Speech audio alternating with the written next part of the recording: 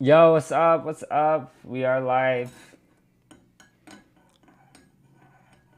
with the first co-stream.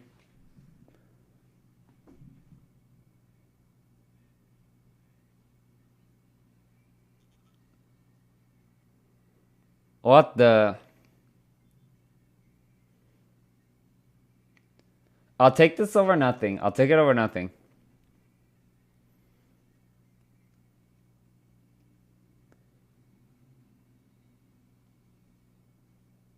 Oh, wow. What's up, Vesper? Yeah, Alcius looks like it's about to... Wow, the new studio looks great. Well, it's the same studio, but they remade it. It looks good.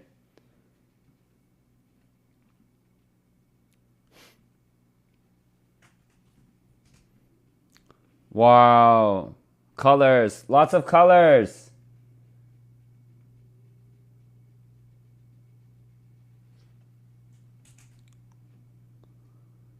All right. I wanted to do predictions. That's where the money for the cinematic. True. Wait, so who's the first match? Oh, I think this is just a ceremony, opening ceremony.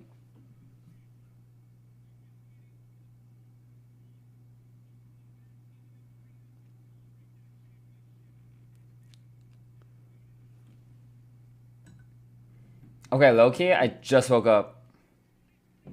I have my tea ready. Well, not ready. I am.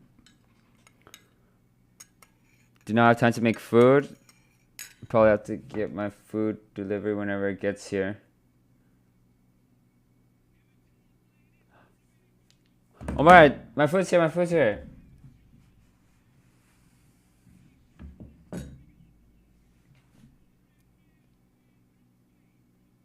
Yeah, wait. This is kind of awkward because even though they were the last winners, he wasn't on the team.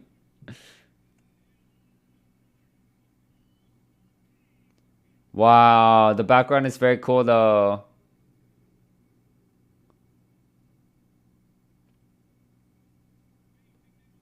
The C9 boys looking good.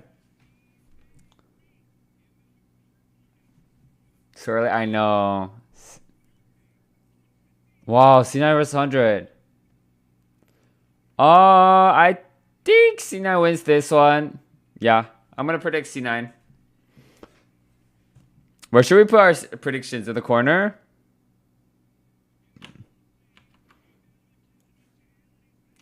Okay, I'm gonna put my prediction in the corner.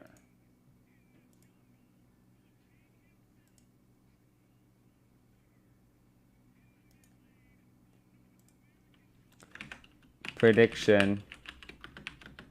C9 greater than 100. Okay, I feel like I'm very like I feel like I rarely predict upsets, but when I do, it's because I have some kind of info. Alright,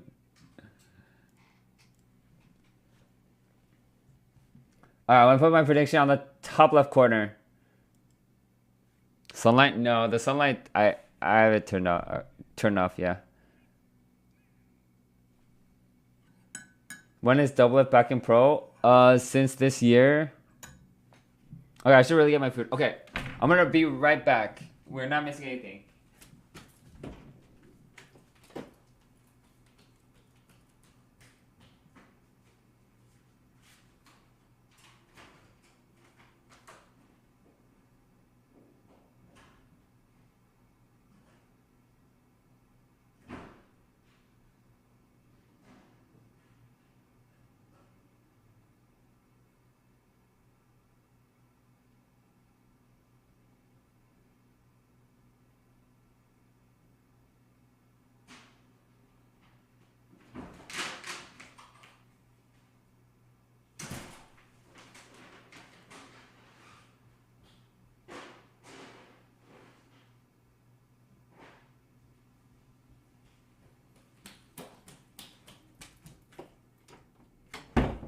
Okay, I got chicken. I got my chicken. Oh my god, sorry, I'm so hungry.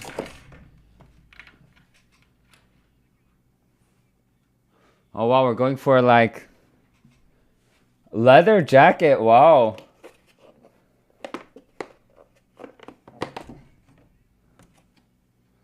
I'm so hungry.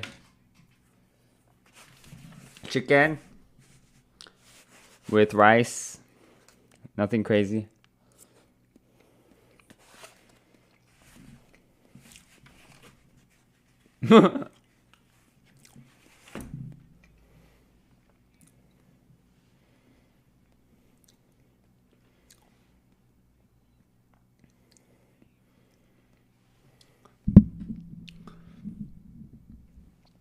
I'm curious as to how C9's mid will play. I don't know much about him. But assuming he just plays okay, like just like average standard mid lane gameplay, I think C9 just has the foundation from being together last year. So they already have all those like the teamwork stuff worked out already. Whereas Wonder T is probably every day like pushing forward and learning new stuff together, how they want to play out certain situations as a team. So for that reason, I think C9 will just win this. However, switching out one player can be a very big deal. Especially if that player was integral to how the team functioned as a whole. But I don't think that is the case with C9.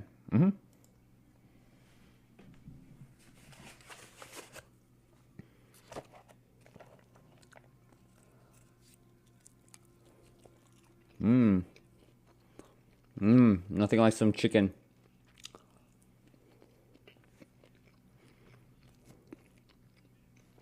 Okay, Brussels sprouts low-key tastes so good. I feel like the cartoons were like lying to us when we were younger. What's up, the desert?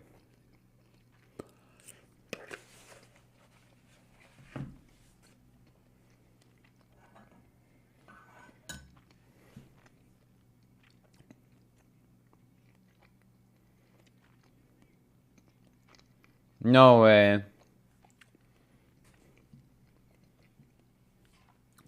Well, NA meta is usually similar to LCK because we copy them. But LCK is not as slow as it used to be. They definitely push the pace of the game. At least the better teams. The same as NA. The better teams will push the pace.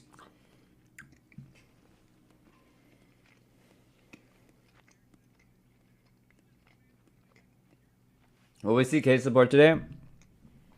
By an NA team? No way. I think NA is usually pretty against off-meta supports.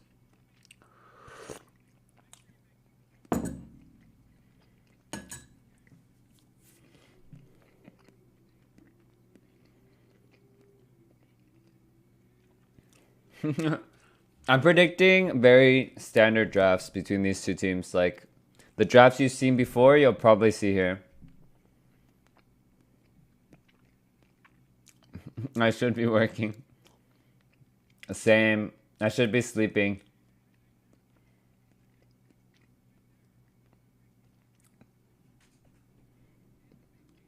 Early bird today? Oh, we're LCS co-streaming. This is live. I repeat, this is live.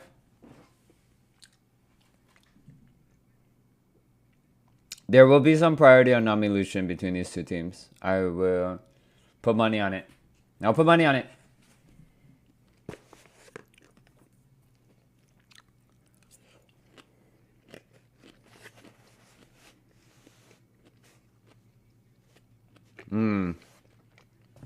We played Berserker last night. Fucking good. He's so good.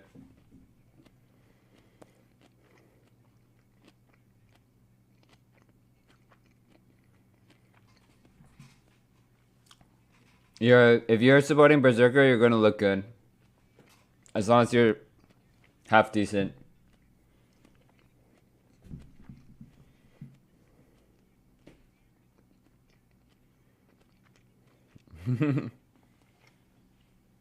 Well, when you're blue side, you can open up a free ban for targets because you have first pick. So it makes sense that they ban Zilean.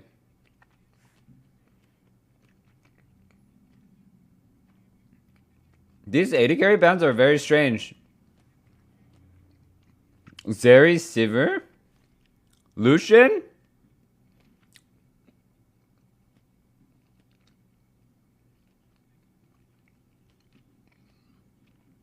I'm predicting Ashe support. Potentially Varus AD carry.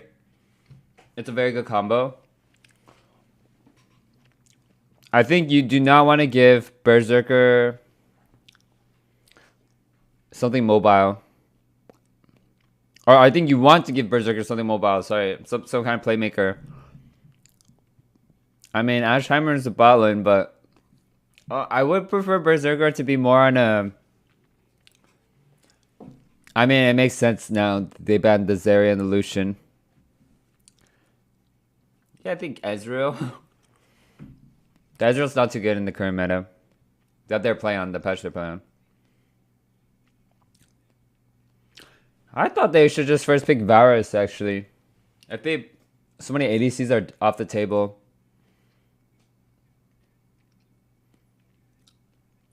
Blind pick Jax, though.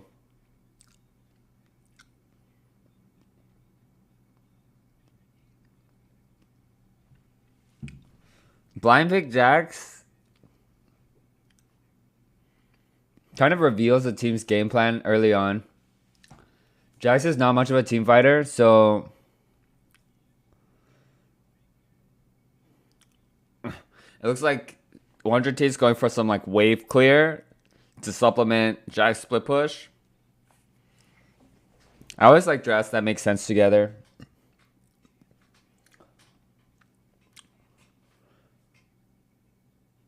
Right now, I'm curious what 100 Thieves will pick for support here. Because I'm thinking they will pick... do you guys prefer with them talking in the background or just nobody talking in the background?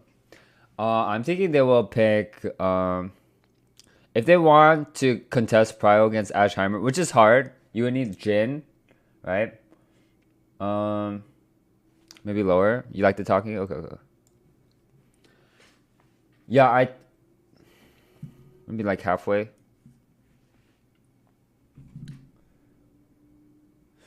Yeah, Jin's a good pairing with Varus, and it can get pushed against... Honestly, if there was any angle to pick Caitlyn support here in the LCS, it would be good. It can get Prio against Heimerdinger too. Okay, so they're saving 5 pick for support. I think it's because they Prio the Sylas more than them wanting 5th pick for support. They're thinking Sylas is the best open jungler here. And as we all know, Jungle Sylas is really strong. He can max W and one-shot you with Night Harvester. But, and he has really good ultis to take here with the Ashe ulti specifically being good. Okay, so we have Wukong Jungle. Solid pick. I would not say it's like a counter matchup in the jungle. But I would say it's just overall solid. So 2 solid picks in the jungle here. What's our 5th pick support? Oh no. Is Sylas support? Oh no. Cut the draft. Cut the draft. Oh, Azir support. Okay. That makes more sense. Okay, Azir support was played in LPL as a counter to Heimer. The win rate is low. Heimer did end up getting Prio on the Azir. The Azir got a lot of kills. The Heimer got Prio, got the first turret. This is from the LPL games with Azir support. And then won the game. So, something to think about. Azir made good plays in the game that they lost, but in the end, if you're getting shoved in as Heimerdinger support and you're Azir, Heimerdinger does better with less gold. I don't like it. I'm C9 prediction even more now. However, I think it's awesome that we're picking Azir support.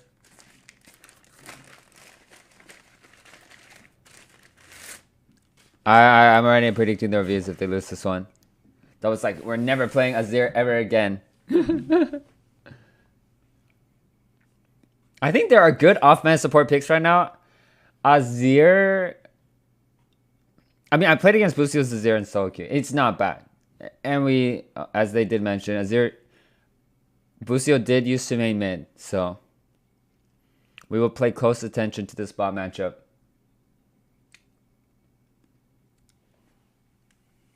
Will I always do this? Oh, the co-streams? Oh, not always. Because this is a little bit out of my time zone for streaming. But for the opening day, I'm down. I'm always down. Okay. So they're 5-manning the bot bushes for lane control for timer turrets. Notably, you can only do this if your level 1 is stronger. So, Azir is not a very strong champion level 1. He doesn't get his, like, poking spell to level 2. So it makes sense that they gave up this control. However, this means they're going to get shoved in.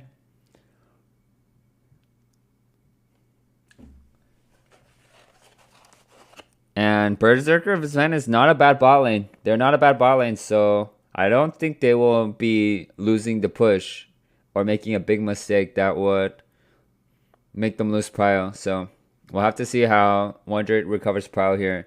Could they involve the junglers? We know Doublelift loves to call the jungler. Morning chicken and rice.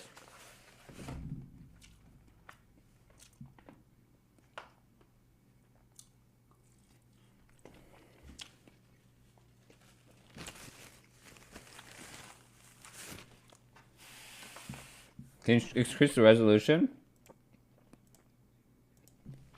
Oh, okay. Yes, I can.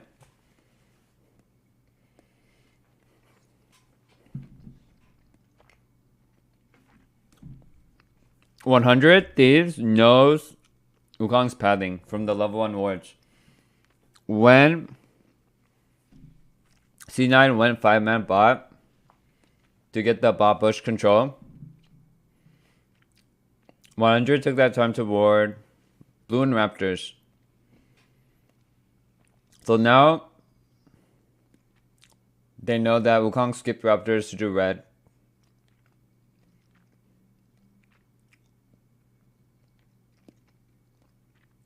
Oh, both junglers spiked up. Wow.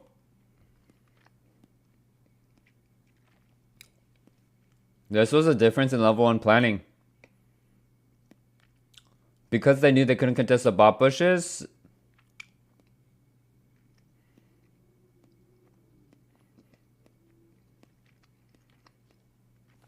this will draw a lot of pressure for bot lane.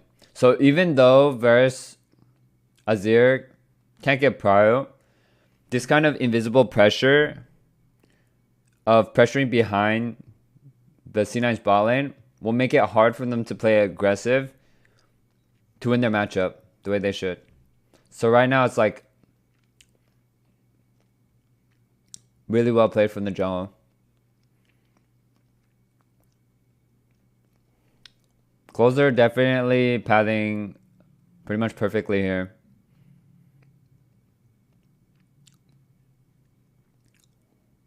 Again, I just want to stress the fact that if this stuff in the jungle did not happen, this bot lane would be playing out way worse.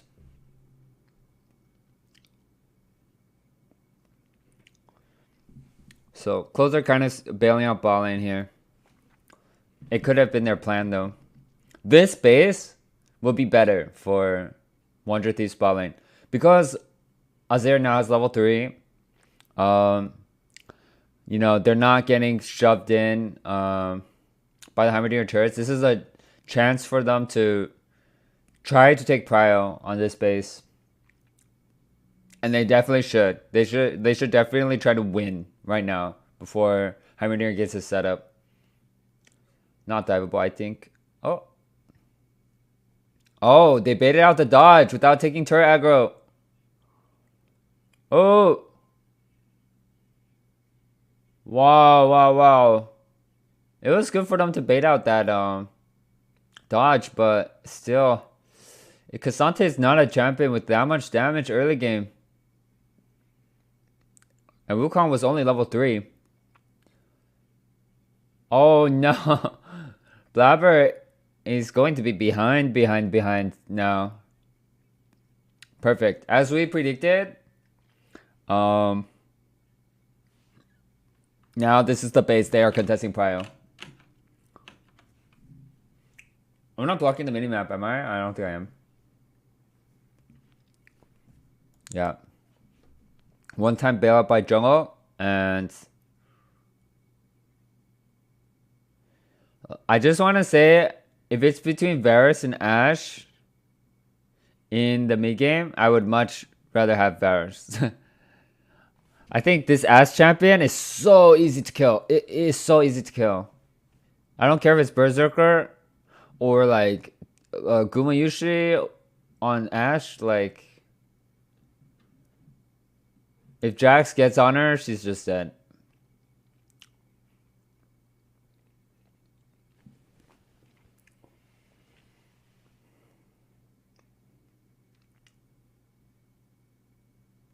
Was there support? Yes. This is a counter pick to Heimer in LPL. They did play it in a series twice, but even though the Zir was doing well, they lost both, and they also lost bot turret. So I would say not the best counter, but they did get bailout from jungle. With Closer's early pathing being really good, and since they were able to get that first base off, the second base is a lot more favorable for them. So that's kind of what's going on here. The baby is here. What are we naming it? Oh, integrating thank you so much for the 9 months. We should name our baby Carrier. Oh, no flash. No flash. It's dead. Oh, wait.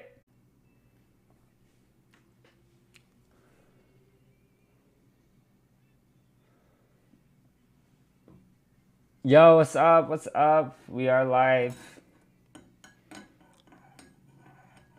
with the first co-stream.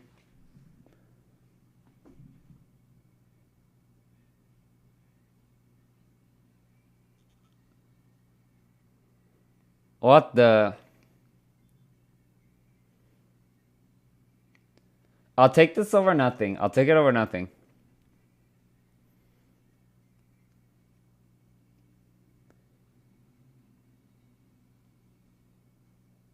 Oh, wow. What's up, Vesper? Yeah, Alcius looks like it's about to... Wow, the new studio looks great. Well, it's the same studio, but they remade it. It looks good.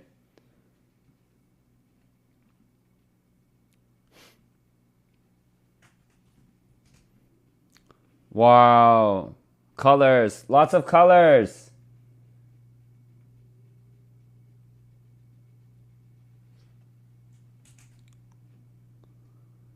All right. I wanted to do predictions. That's where the money for the cinematic went. True. Wait, so who's the first match? Oh, I think this is just a ceremony, opening ceremony.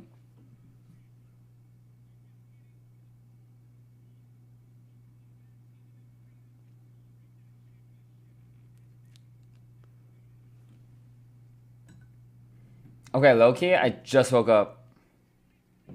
I have my tea ready. Well, not ready. Do not have time to make food. Probably have to get my food delivery whenever it gets here. Oh my, my food's here.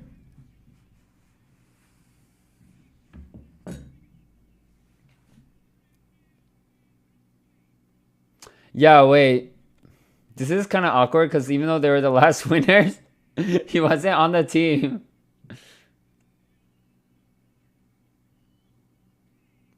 Wow, the background is very cool though.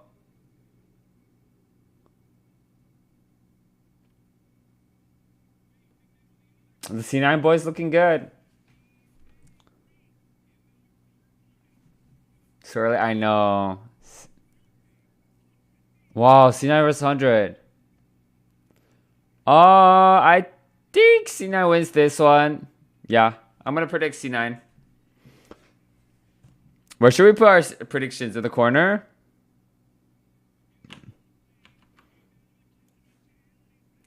Okay, I'm gonna put my prediction in the corner.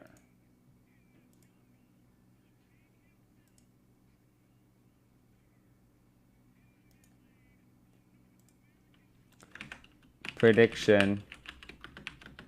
C9 greater than 100. Okay, I feel like I'm very like I feel like I rarely predict upsets, but when I do, it's because I have some kind of info. Alright,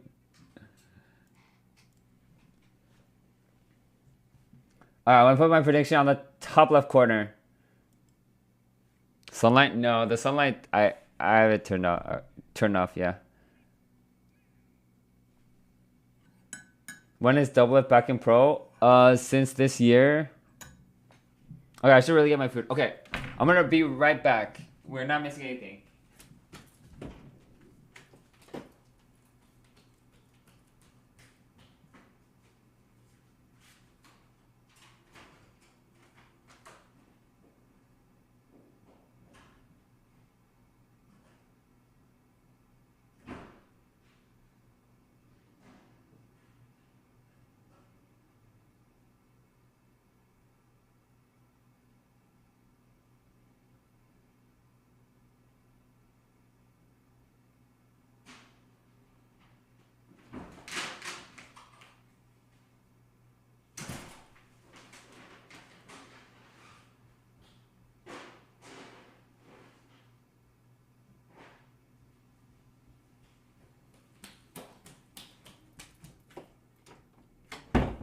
Okay, I got chicken. I got my chicken. Oh my god, sorry, I'm so hungry.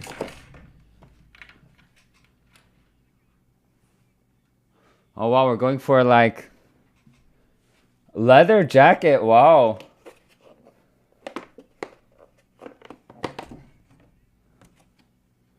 I'm so hungry. Chicken with rice. Nothing crazy.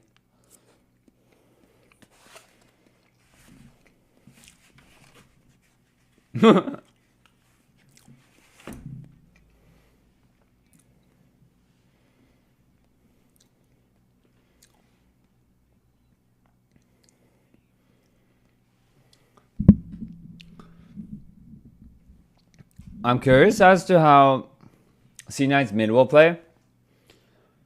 I don't know much about him. But assuming he just plays okay, like just like average standard mid lane gameplay, I think C9 just has the foundation from being together last year. So they already have all those like they already have all the like teamwork stuff worked out already.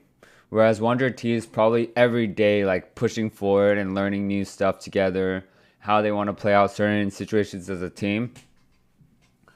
So for that reason, I think C9 will just win this. However, switching out one player, can be a very big deal. Especially if that player was integral to how the team functioned as a whole. But I don't think that is the case with C9.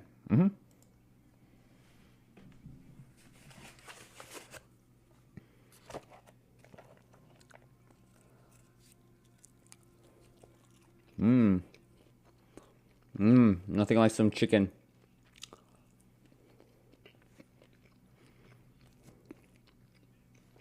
Okay, Brussels sprouts, look here, this is so good.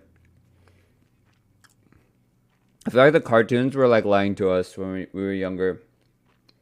What's up, the Desert?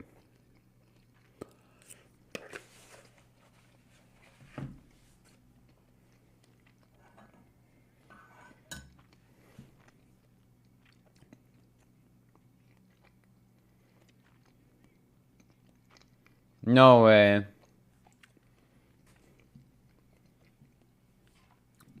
Well, NA meta is usually similar to LCK because we copy them. But LCK is not as slow as it used to be. They definitely push the pace of the game. At least the better teams. The same as NA. The better teams will push the pace.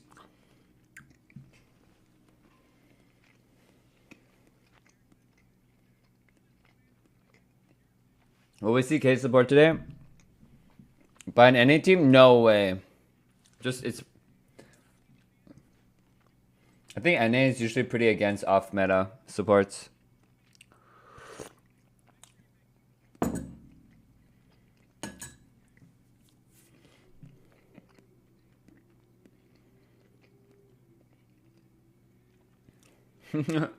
I'm predicting very standard drafts between these two teams. Like, the drafts you've seen before, you'll probably see here.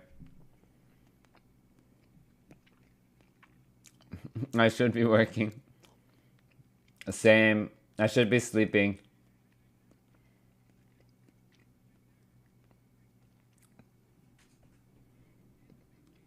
Early bird today? Oh, we're LCS co-streaming. This is live. I repeat, this is live.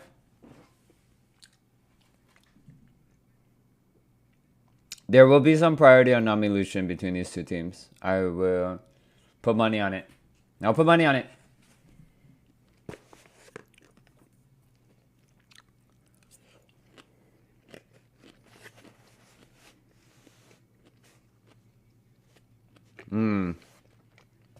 We played Berserker last night. Fucking good. He's so good.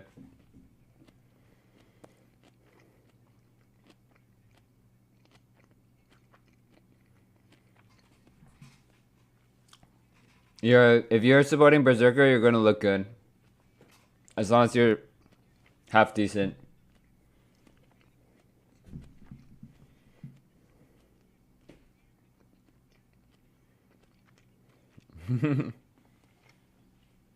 Well, when you're blue side, you can open up a free ban for targets because you have first pick.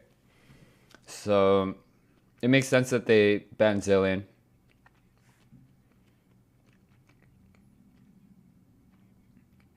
These AD carry bans are very strange. Zeri, Sivir, Lucian?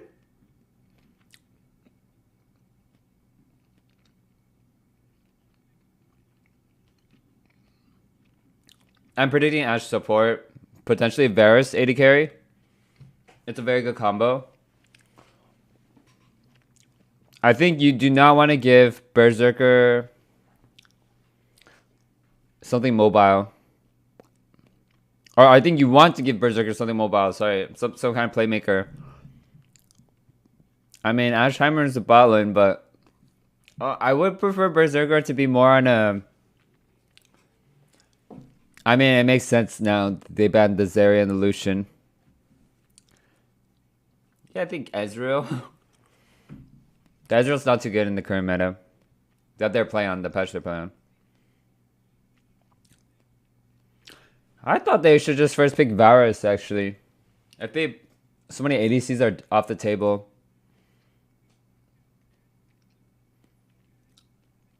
Blind pick Jax, though.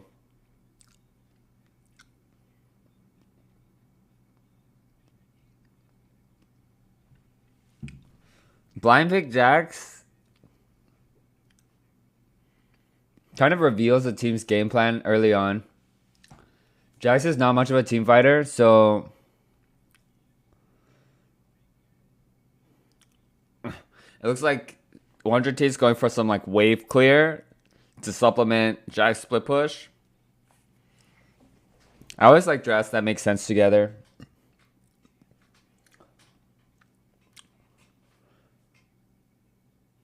Right now, I'm curious what 100Ts will pick for support here. Because I'm thinking they will pick... do you guys prefer with them talking in the background or just nobody talking in the background?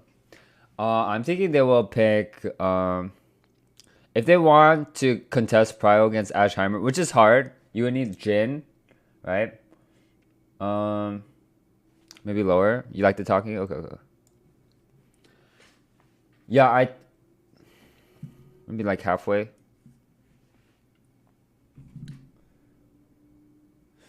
Yeah, Jin's a good pairing with Varus, and it can get pushed against. Honestly, if there was any angle to pick Caitlyn support here in the LCS, it would be good. It can get power against Heimerdinger too. Okay, so they're saving 5 pick for support. I think it's because they prio the Sylas more than them wanting 5th pick for support. They're thinking Sylas is the best open jungler here. And as we all know, Jungle Sylas is really strong. He can max W and one-shot you with Night Harvester. But, and he has really good ultis to take here with the Ashe ulti specifically being good. Okay, so we have Wukong jungle. Solid pick. I would not say it's like a counter matchup in the jungle. But I would say it's just overall solid. So 2 solid picks in the jungle here. What's our 5th pick support? Oh no. Is Sylas support? Oh no. Cut the draft. Oh, Azir support. Okay. That makes more sense.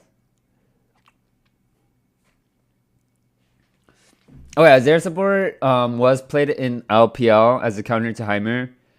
The win rate is low. Heimer did end up getting prio on the Azir. The Azir got a lot of kills. The Heimer got prio, got the first turret. This is from the LPL games with Azir support. And then won the game. So, something to think about. Azir made good plays in the game that they lost, but in the end, if you're getting shoved in as Heimerdinger support and you're Azir, Heimerdinger does better with less gold. I don't like it. I'm C9 prediction even more now. However, I think it's awesome that we're picking Azir support.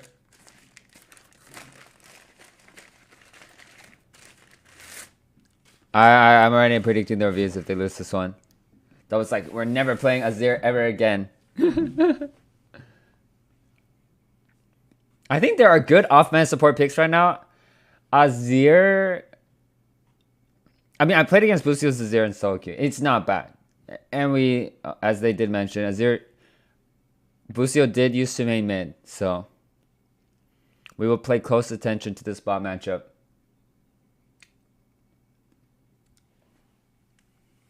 Will I always do this? Oh, the co-streams? Oh, not always. Because this is a little bit out of my time zone for streaming. But for the opening day, I'm down. I'm always down. Okay. So they're 5-manning the bot bushes for lane control for timer turrets.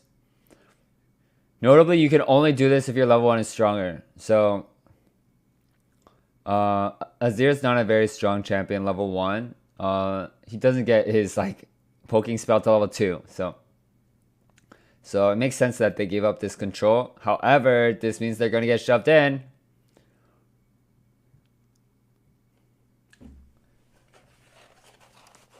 And Berserker of Zen is not a bad bot lane. They're not a bad bot lane, so I don't think they will be losing the push or making a big mistake that would make them lose prio. So we'll have to see how Wonder recovers prio here. Could they involve the junglers? We know Doublelift loves to call the jungler. Morning chicken and rice.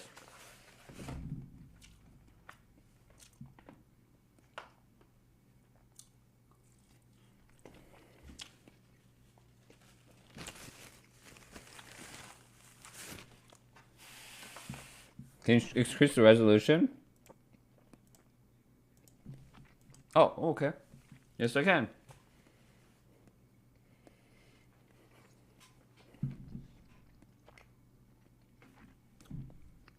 $100 Thieves knows Wukong's pathing from the level 1 wards. When C9 went 5-man bot to get the bot bush control, 100 took that time to ward Blue and Raptors. So now they know that Wukong skipped Raptors to do red.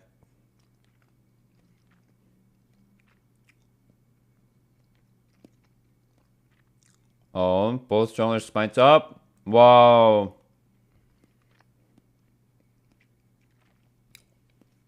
This was a difference in level 1 planning. Because they knew they couldn't contest the bot bushes.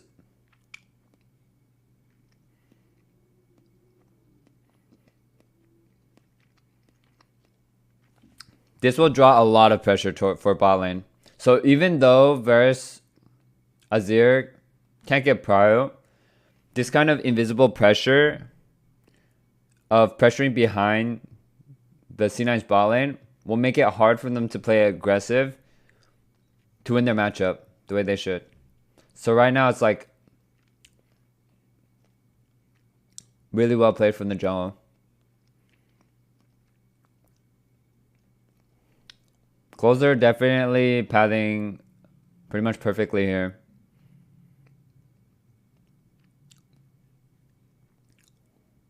Again, I just want to stress the fact that if this stuff in the jungle did not happen, this bot lane would be playing out way worse.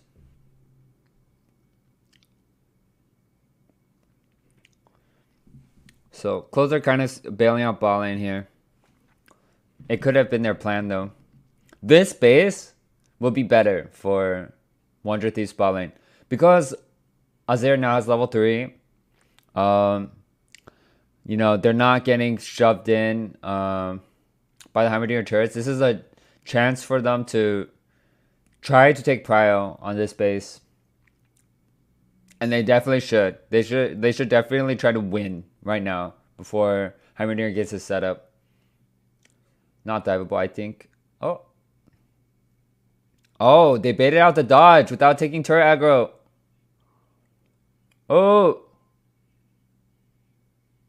Wow, wow, wow. It was good for them to bait out that dodge, but still. K'Sante is not a champion with that much damage early game. And Wukong was only level 3. Oh no. Blabber is going to be behind now. Perfect. As we predicted, now this is the base they are contesting prio. I'm not blocking the minimap, am I? I don't think I am. Yeah. One time bailout by jungle, and I just want to say, if it's between Varus and Ashe in the mid game, I would much rather have Varus. I think this Ashe champion is so easy to kill. It is so easy to kill. I don't care if it's Berserker or like Gumayushi on Ashe. Like, if Jax gets on her, she's just dead.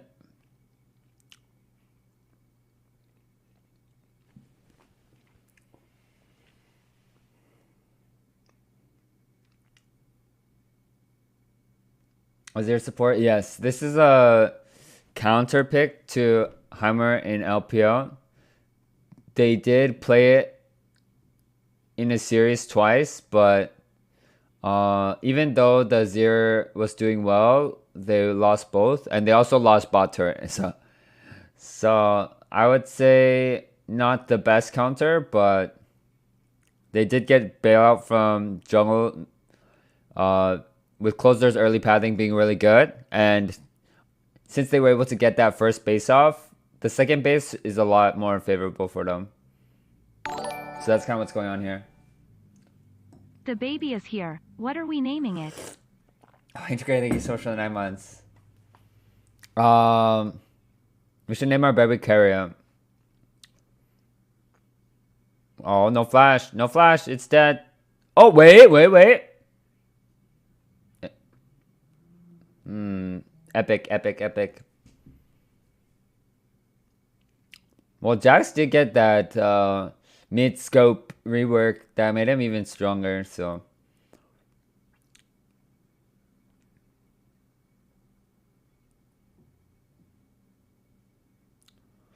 Damn, that was really close. Do you want to play Kate support? I mean, I've been saying Caitlyn support is playable. I can't believe that one guy, when I played Kate support in solo queue, just like decided to not even play laning phase. I played Caitlyn support in any solo queue, and he just ran top level 1. I didn't even get to lane. Made me CS by myself with the support item. I'm telling you guys, Kog'Maw support. I'm telling you guys, Kog'Maw support with the Hail of Blades. It's very similar. And it can be useful later.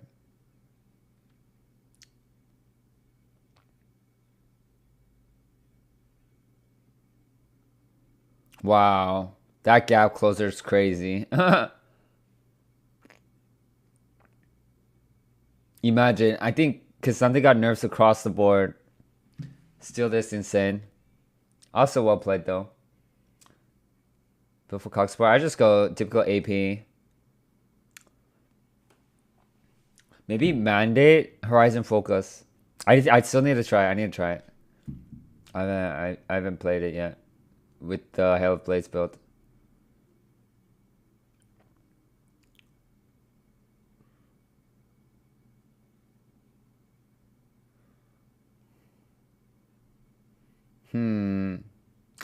The thing is, whereas I would rather have Varus over Ashe in the mid game, I also would rather have Heimerdinger over Azir in the mid game.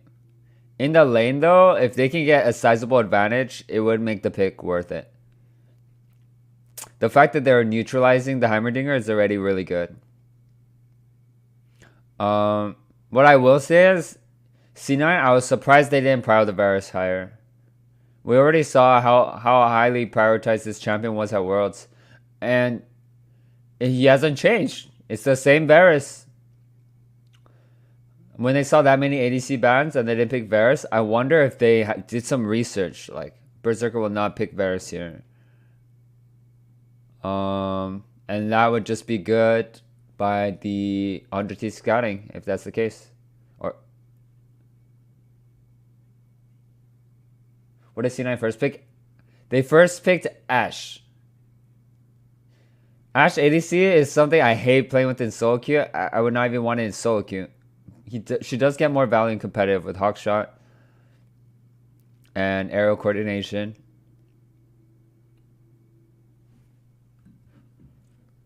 Is Azir support the new meta? I mentioned this before, but he was played in LPL. In the first tournament.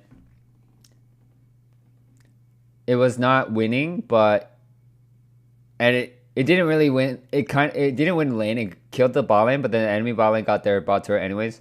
This game, you're seeing a 5 plays to 2 right now.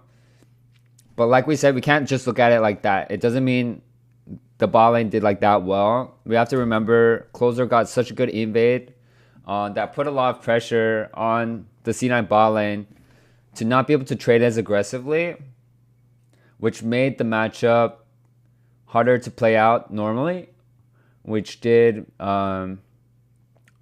let Wonder T's bot lane get a free recall and then win the matchup. So there's context is everything here. If it was just Azir Varus winning straight up the 2v2, then we could call it a counter pick, but it was not the case. Oh, spotted. Did not hug. Crucially, did not hug the wall.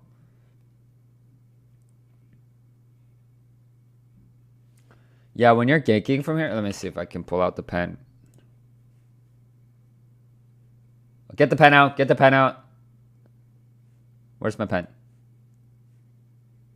Usually, oh.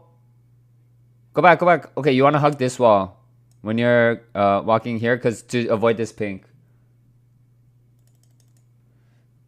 These kind of small things is something you always have to, small habits is what you have to keep in mind in competitive.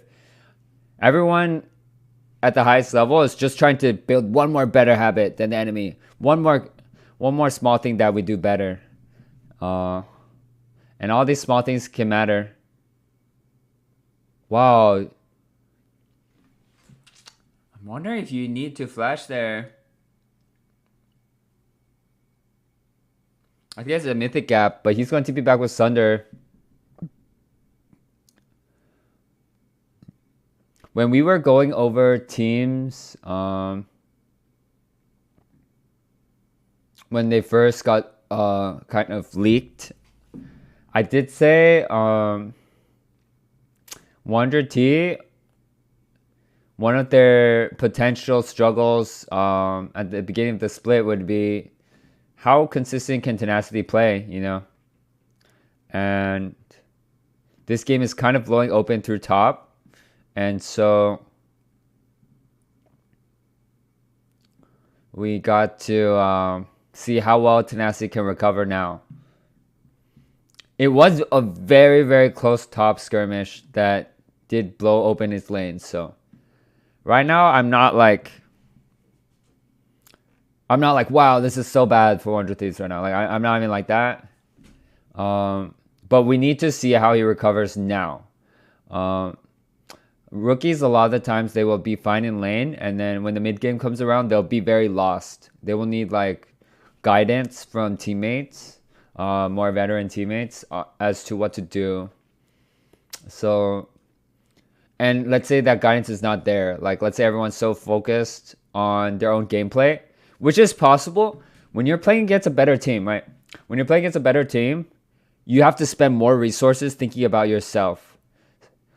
For example, like in some game, if I'm against a bad bot lane, right, which happens sometimes in LCS, I can spend more time being like, okay, you do this, right? I have more time to think about other people. But if I'm against like C9 or like Core JJ or something, like I'm spending all my thought processes like on what's directly in front of me. It's really hard for me to coordinate for other people.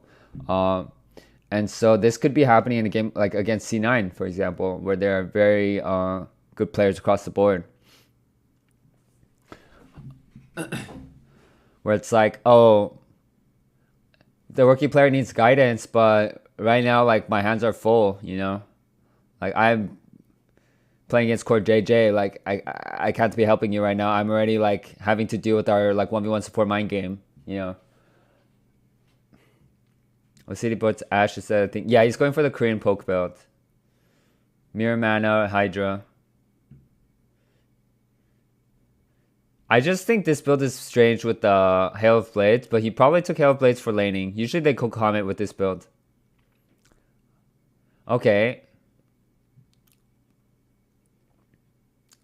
Fudge is no longer able to contribute to this fight.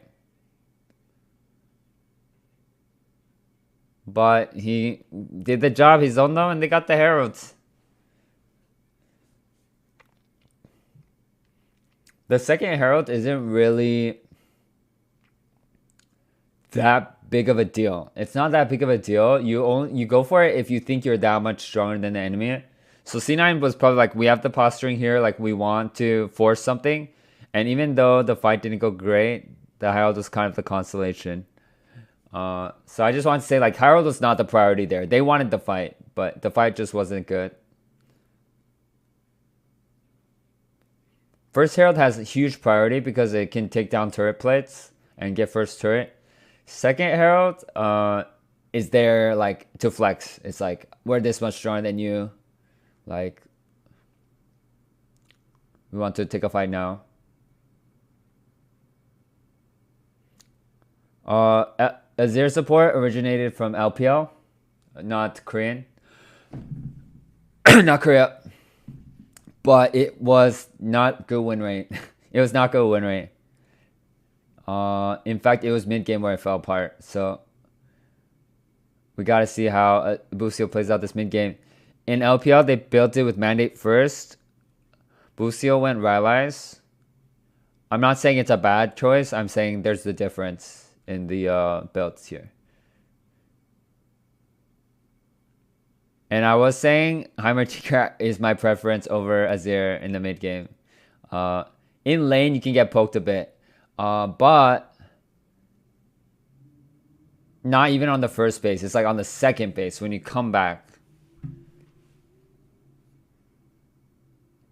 I will say if you're going to try something new, try it early.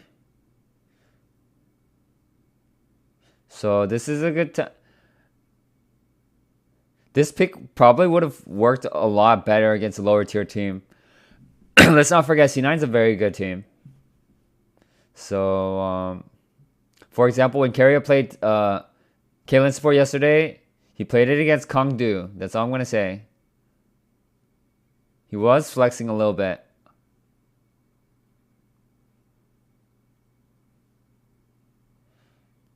Damn, this K'Sante is a problem. Look at that HP bar.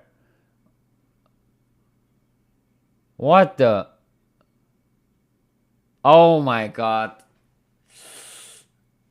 I just realized Varus has no cleanse. That makes him a target for arrow the whole game. Azir support? It's looking useful.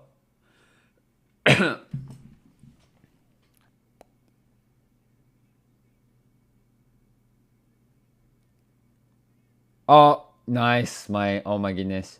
Okay. It's kind of top gap this game. Did you see that? Through 3 people, K'Sante like was able to just like take closer to 1 HP and just walk out. That's, I don't know if that's Fudge being amazing or K'Sante being broken or both. I'm going to say both here. Execution was good by Fudge, but also this champion is crazy. Look at this. Look at this K'Sante. And look at Azir support, crucially. Look at what it's contributing here. I don't think Blue Seal is bad. I do think there's a better champ to showcase his talents.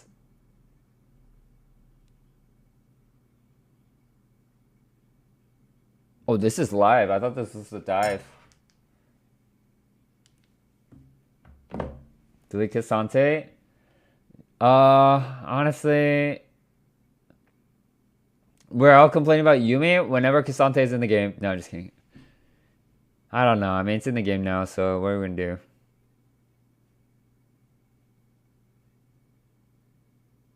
Okay, at least he's LGBT, right? Nice. Good job. Okay. Is mid just... I feel like both mids invisible this game. I can't get a good read on Diplix.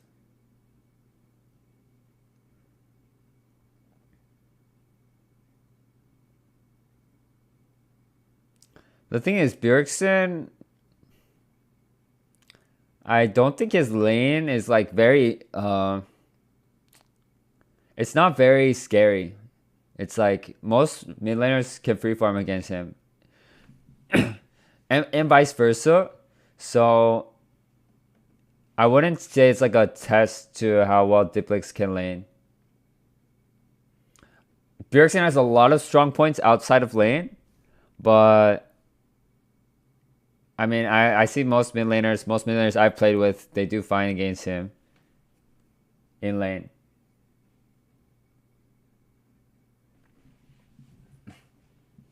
What's up, Suvi? It's 13.1. No, they're playing on 13.1. I think maybe hotfix included, but probably not, considering Yuumi and Zeri were proud so highly globally.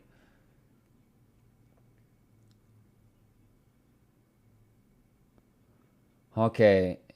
Azir supports only plays the Shurima Shuffle. We need to see... Okay.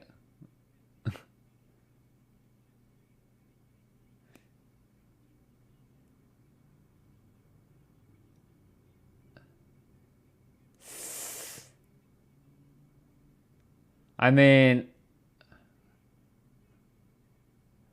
Closer had such a good early game. Like, I think Wonder Thieves fans can be happy with the early game. They can be happy. It was very good. As we predicted in the kind of when we were talking about the rosters is it doesn't seem like Busio and Doublelift have much synergy. Uh,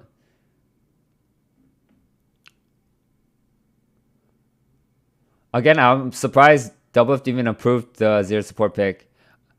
And again, I'm not saying Azir support is that bad, but it's just historically, I don't think Doublelift plays with off meta supports. I rarely see him play with off meta. He's always been like a very traditional player.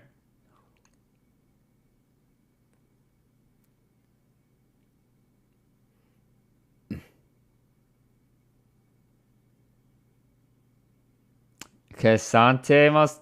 Okay, I mean, all right. Let's talk about who's playing well. Okay, so who's playing well? Closer, Fudge, right? A good recovery from Blabber, which was enabled from his teammates pulling it back. So Blabber got into the game, back into the game because of Fudge. That's something to think about. So I would say top performance to each team, probably Fudge and Closer.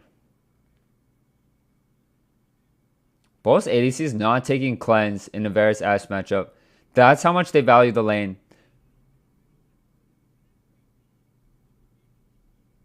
I mean, at this point, Azir is just a glorified Janna.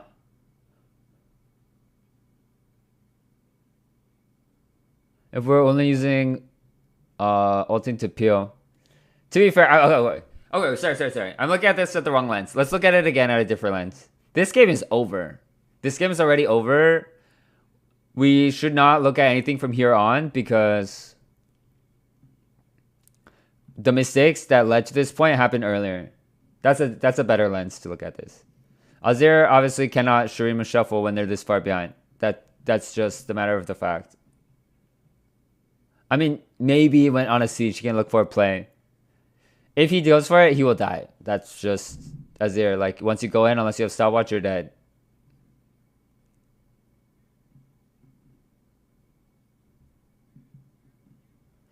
Oh, you watched Players? Yeah, I was in Players. Did you like it? Did you like my cameo?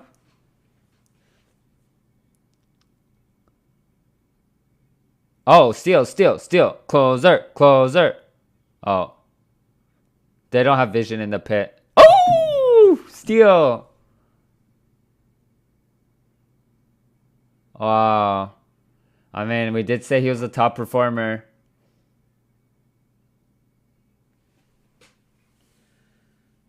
Oh, Diplix giving the Akali body. Crucial. Crucial there.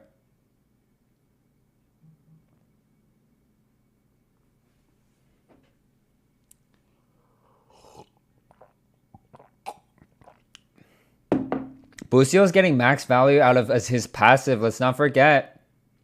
Losing all these turrets, he can create a new one.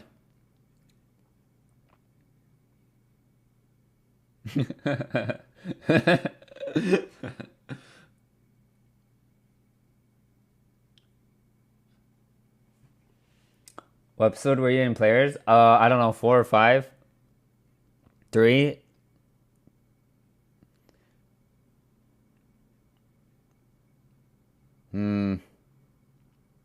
Jax, if it came down to team fighting, K'Sante is just 10 times Jax. Jax needs to be winning split push. Like, I can't stress this enough. If Jax can't win split push, he certainly can't team fight. Then what is this champion going to do? I will say that 1v1 where he lost was very close. It was very close. So like maybe on a different day he gets the kill there and wins the split push. You know what I mean? So again, I don't think there's any like. Let's go back to our LCS rankings that we did have. I did not update these yet, but we did have C9 pretty high. I will need to update them.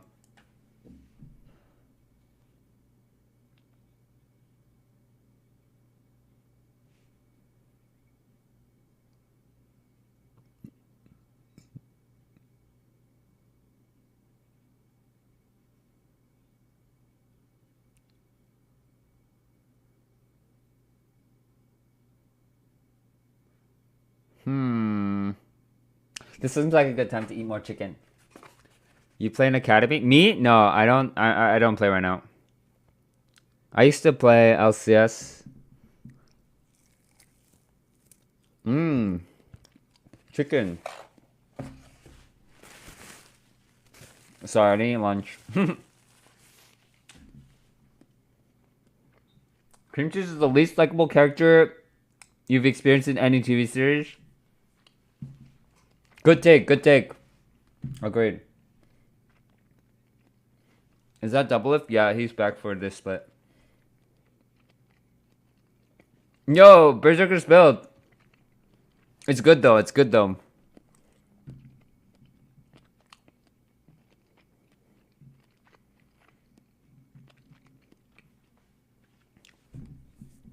Alright, I'm gonna finish this chicken and I'm going to talk a bit about the drafts.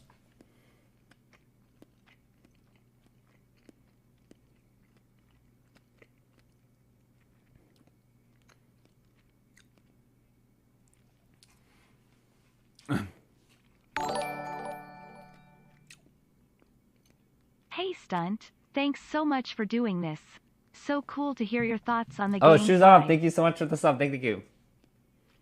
Oh my god. K'Sante is real. Oh my god. He's not. He's not. Stopwatch. Oh my god. Fudge is playing out of his mind this game. Whoa. The thing is, they had to have known he had stopwatch. That's like the number one thing you check before skirmishing competitive. If they didn't check that, that means they're in panic mode. That means they're not thinking rationally right now. But I think they probably checked. I think they checked. They're desperate now. They're just desperate. Okay. What I do want to say is in the draft, right? For C9, I didn't like that they didn't take the Varus first. Even though they won this game, like, I do think Varus is just overall a better pick than Ashe. And it does fine with Timer. It's from 100 Thieves side, I think the 1-2 Jax, you have to really think Jax wins every matchup. Like, because this champion, if the enemy team has one thing under their belt that counters, then you just can't win by split push. And then if you can't win by split push, then Jax can't really skirmish. Then every single objective fight, you're just losing, you know? So I did not like the 1-2 Jax. And I definitely did not like the 5P Azir. Or was it 4P?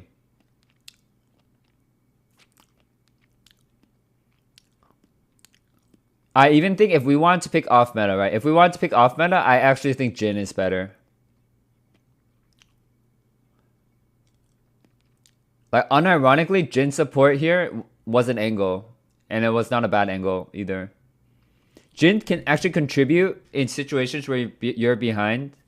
But in a game like this, Boostio can contribute. Like, it has nothing to do with his competency on the champion.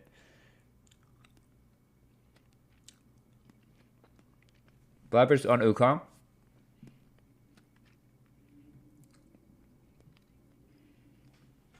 Oh, Rainbow, sorry.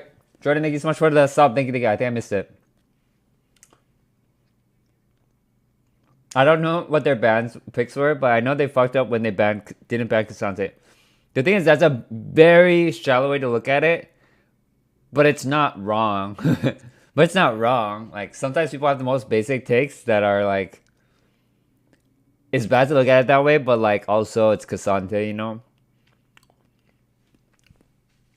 K'Sante, I don't think it's unbeatable.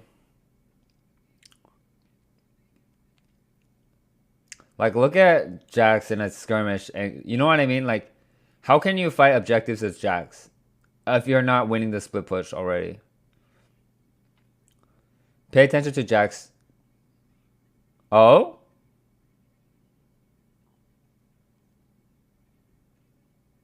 Wait, where did he go? Is he alive? Oh, he is. He's popping off. Okay, Jax is actually good in these situations. Penta! No, I'm just kidding. He lost.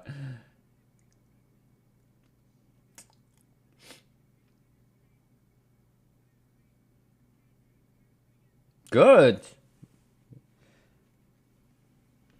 Bad. Very bad. Very, very, very, very bad. GG. Okay, nice. Oh my god. Busa, double smile. He's like. He's like, where did it all go wrong?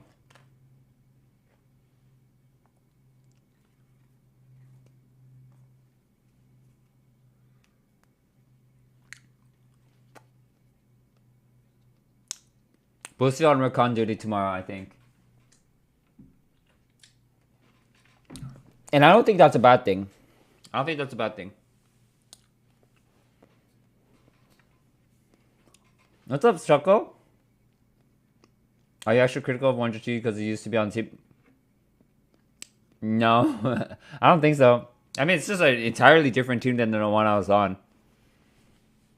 You can be critical of like your old team if they only replaced one person, but like it's a whole new team now. I was not teammates with any of them.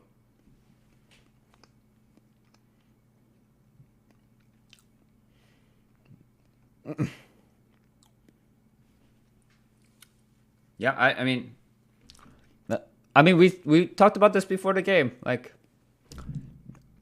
C9 has a team already with good foundations. From last split coming into this split, Wonder T still learning like important things every day. It's just natural. It's new team versus old team. And they need to figure out like what's our winning formula. Are we just gonna? They're gonna figure out what works for them on stage, and they're just gonna follow it to a T. That's what these players will do. I guarantee it. That's Doublelift and Bjergsen love to do that. Once they find the formula, they stick to it.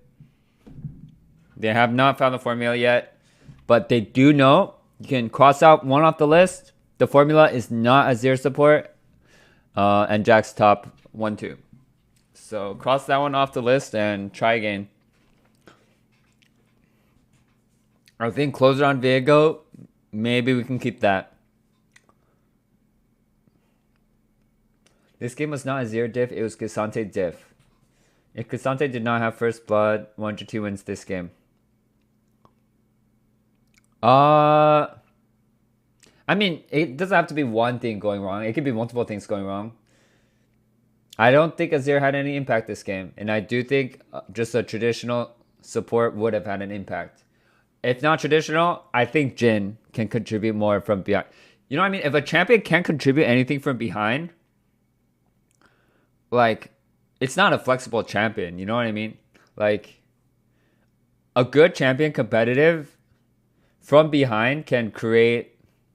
I mean, at least in NA, you know, maybe at the highest level, I say, like Worlds Finals, like, you pick like something that can purely bully lane, like let's say like a Caitlyn support from Keria, right?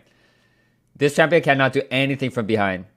But if your team is that good, and can snowball reliably off your lead, then it's fine, right? And if you don't, your team doesn't make mistakes. But 100T is a fresh team. Like, they should know that they will be making mistakes.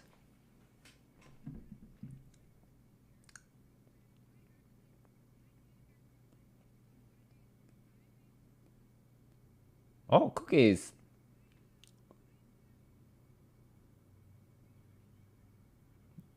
Oh, it's a 100T cookies.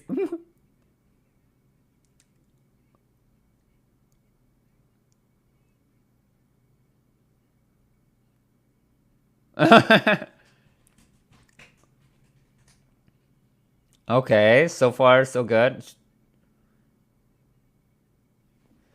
Cutie was a good host for her streamer awards.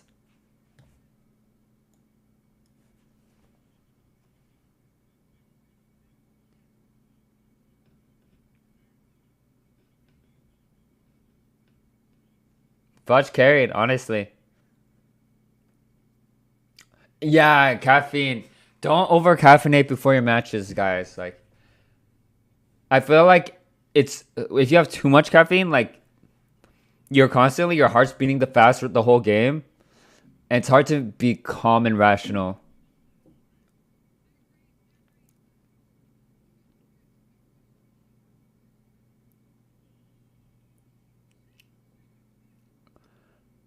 Cutie, she thought 1-2 was gonna win this one.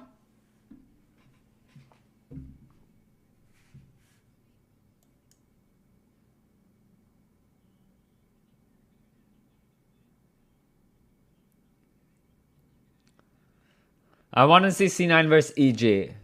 If they beat EG, then they could go 18-0 maybe. You guys didn't hear that, did you?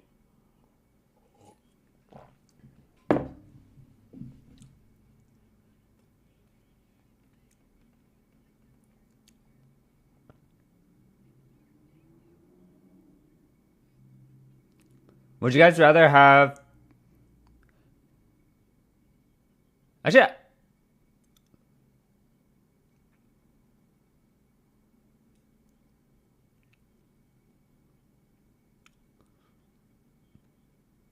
I honestly think Team Liquid might have a slow start as well. Not just on. I think Team Liquid will as well. I would say I don't mind this interview because it's like variety. You know, like sometimes we can have some Latigris, sometimes we have some of this, sometimes we have somebody else. I think that's fine. If it's awkward but it's only one time, then it's a little bit of fun.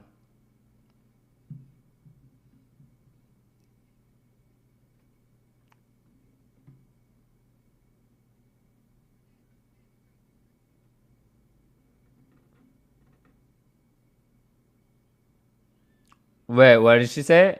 What was the question? Do we need to go back? Most overhyped player? Oh. I actually think it would be one of the rookies, low key. These rookies get hyped up so much. I'm like, I think people are just hyping them up because they're new. In the end, they need to catch up in experience.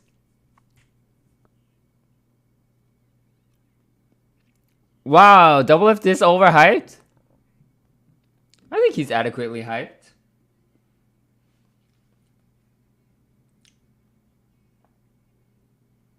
Doublelift mental boom after this interview, seriously. You know, in the back, in the team rooms, they have this playing. They have this playing on the TVs. And then anytime the interviews happen, the coaches go to the TVs and then they close it. And then you guys have a serious discussion about why you lost. I'm just imagining they're in the back room and they're like, most overhyped player. And everyone's like, don't turn off the TV yet. Don't, oh, turn off the TV, turn off the TV.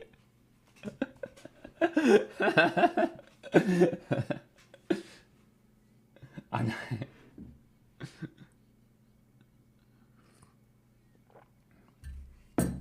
I don't think he's overhyped, honestly. With Doublelift, you know what you're getting, and you need to play around it.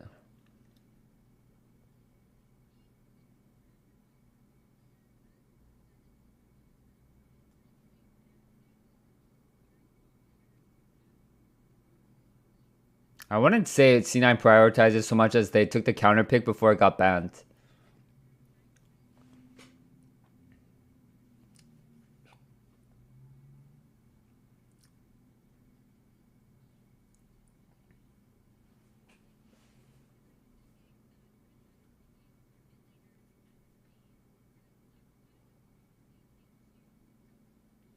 Oh, so Zero was picked on 3.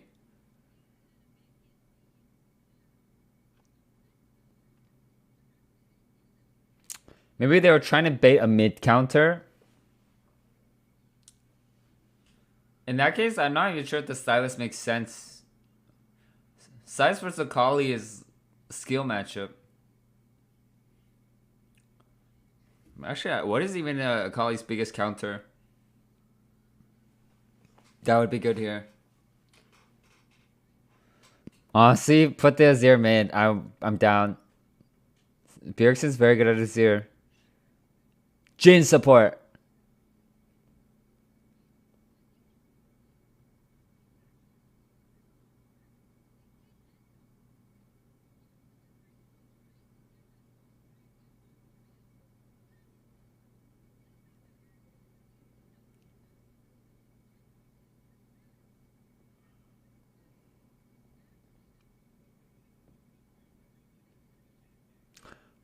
What? Everyone predicted 100T? Wait, I thought I had the most basic prediction. I predicted what? C9? Wait, I thought that was just the standard. What? Wow.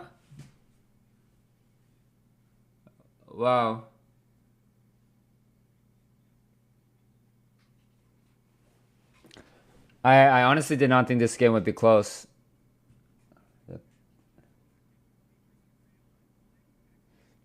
Oh, that's right. We should do predictions before and after draft. I do think draft is kind of fake in NA. There are some very big gaps between teams. Always. It's always like that. I would take the better team with the worst draft than the bad team with a good draft every time. I've played so in LCS, a lot of your wins are from like how many mistakes the enemy team makes versus like how many plays you make. It's like sometimes you can just play most standard gameplay and then wait for the enemy team to just throw the game to you. It's very common strategy. Especially if you're the better team, you like to do that a lot.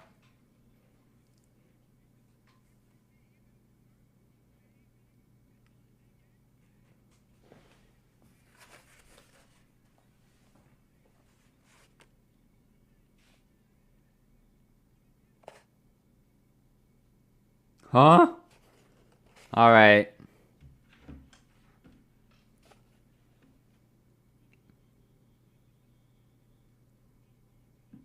Who oinked?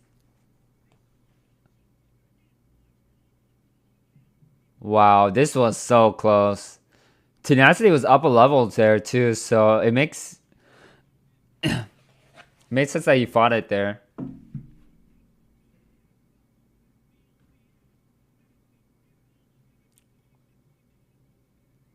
Wow, fudge factor, fudge factor.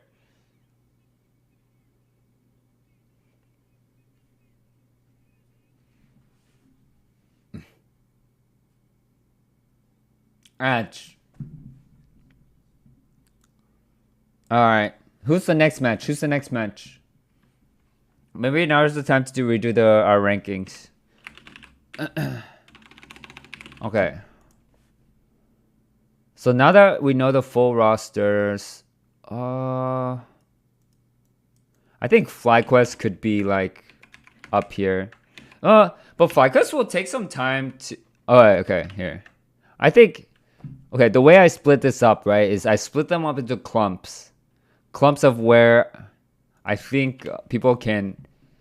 Where I think they will place, but you can move up and down within the clump. So, for example, C9 can be 1 or they can be 2. And FlyQuest can be anywhere from 3 to 5, like that. And this is kind of how I'm envisioning this split to go. Like, honestly, we can put CLG and Dig in this clump too. Their rosters are pretty okay. Yeah, I think this is where I would place everyone. Let's see what the next match is. EG versus GG. I mean, okay. I'm already predicting EG over GG every time. Don't get me wrong, like, I don't think GG is like bad across the board. I don't. EG or GG has like very good pieces. Like, I think their bot lane is actually good. I think Stixxay Huhi is a good bot lane. Who else is on that team? Do you see Pyosik say he'll retire if he loses FlyQuest? He's just joking. When they lose, he won't actually retire.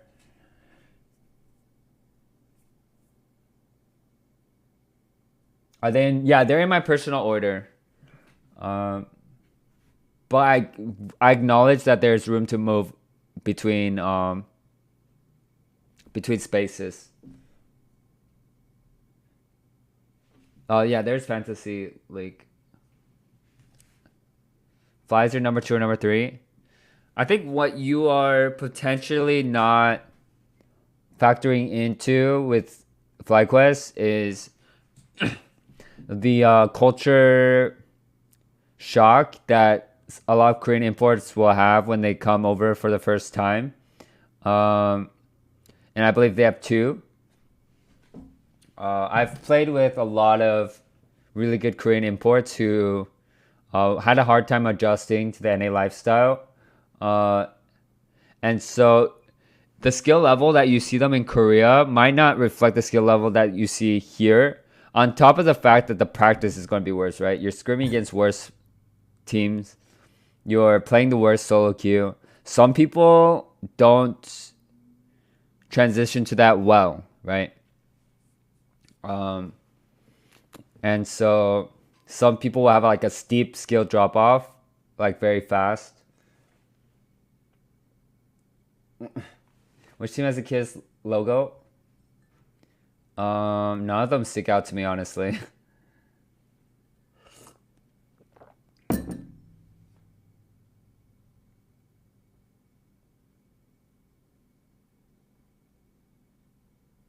Well, I think they're really trying to push Jojo Pyun as like a face of LCS.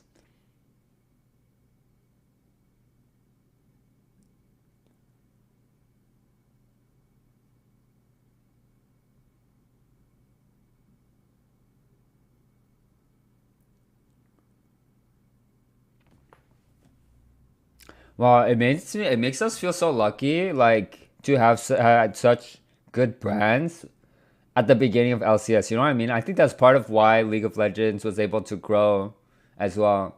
We were so lucky to have like I'm a Cutie Pie and Double Lift and you know whoever else was in the LCS early, like Alex Ich. Like I feel like that first generation of LCS just had like really good brands.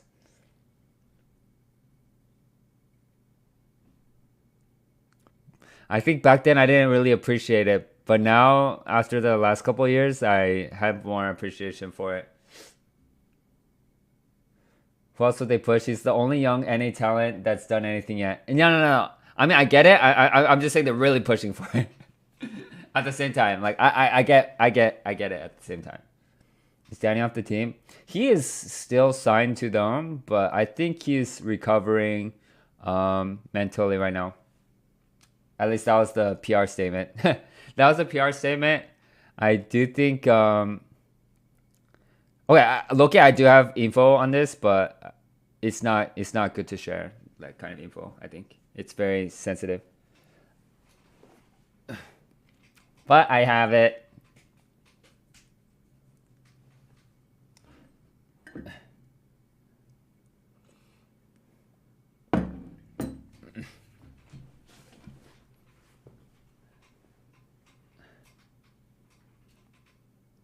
Okay, let's see. Weird flex. Danny's a very good player. And I do think sometimes he's like ahead on the meta a bit. Like I feel like Seraphine is a very good pick right now, but I only think he would play it out of all the LCS AD carries.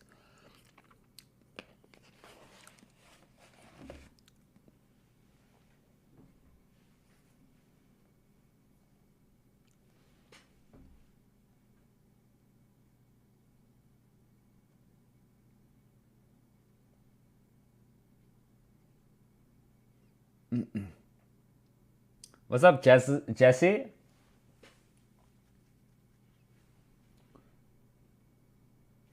Who are some of the best player Browns right now out of the newer players?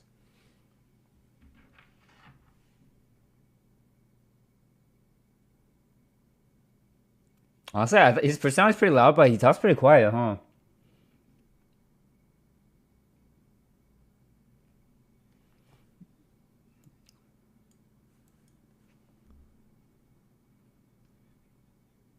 Wow.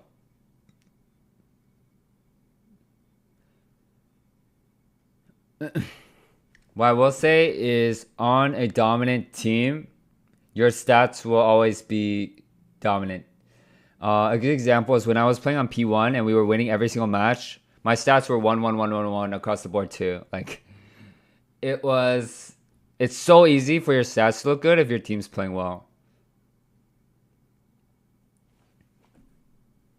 Oh, we watched this.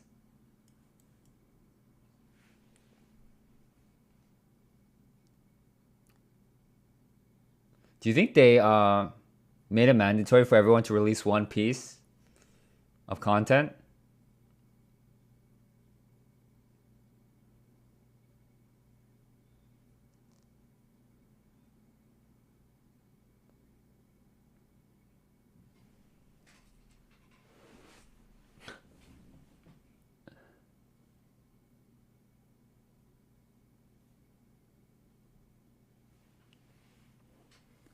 How many teams did he play on before LCS?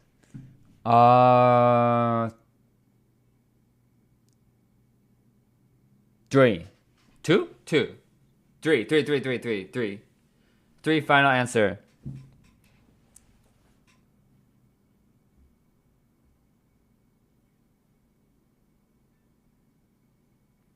I thought it was a well-produced video. It was well-produced. But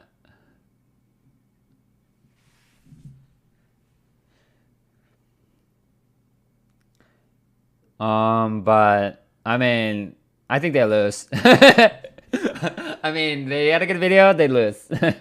I'm sorry. Who's on this team again?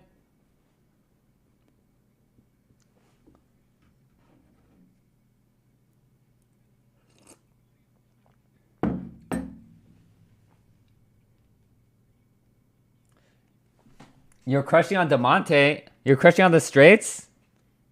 Bro, I don't know what to tell you.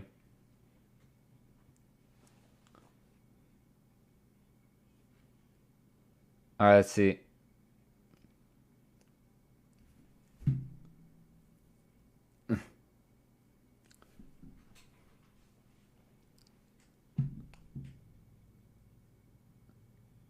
EG is going to be so good this split. Wait, what was their team? Young? Oh, no. Guys, I have bad news. I don't think they're going to win.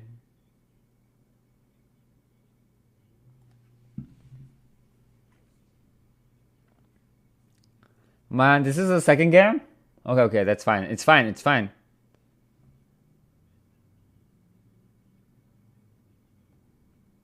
Maokai ban. Maokai ban's good.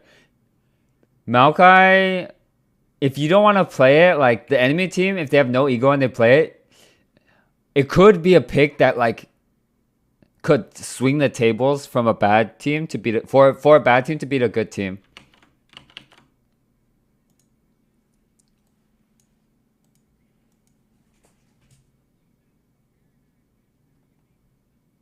Oh, Curry's also had a bit of a childish attitude, I thought. FBI is a bit more mature. I'm not surprised they went for FBI.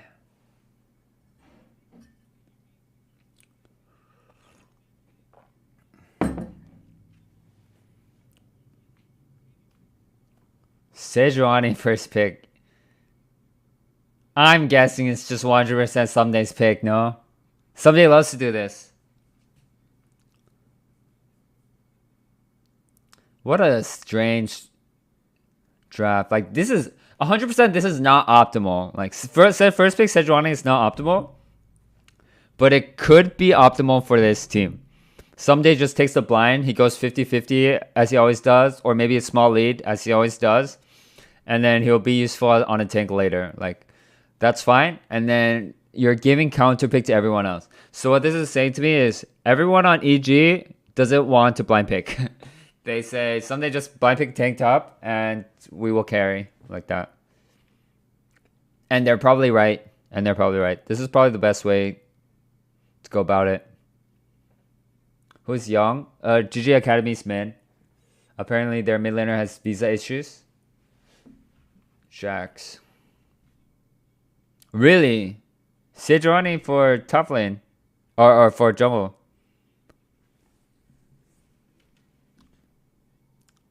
Okay, some days Jax is really good. Okay, so from this, I'm guessing EG Skirnt Wander T. Why? Because they both first rotation or pick Jax early on in their draft phase. So I'm guessing between the two teams, they think this pick was good enough to pick early. That's important to realize is between scrims between certain teams, certain metas will form. And it's very easy to see that reflected in the draft. And if you can kind of see what team is picking what, and if you can guess they scrimmed each other, you can kind of use that to predict what they will draft tomorrow, which is helpful if you're the team playing them tomorrow. So something to think about.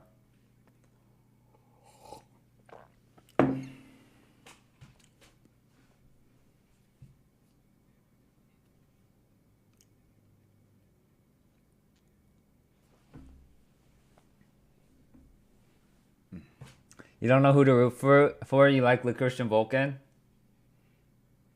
I mean, I hate to spoil this game for you, but EG's gonna win.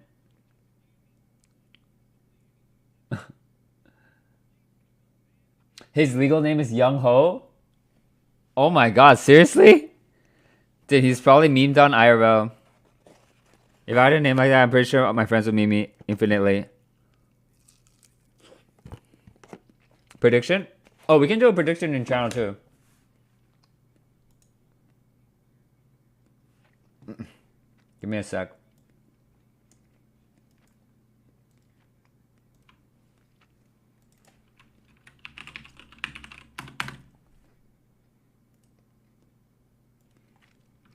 EG or GG. I'll give you guys like 5 minutes to vote.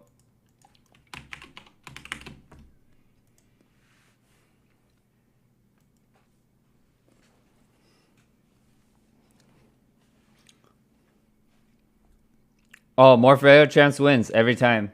No, Sylas is a good pick here. Why don't people put Sylas into the jungle? I thought it was so OP.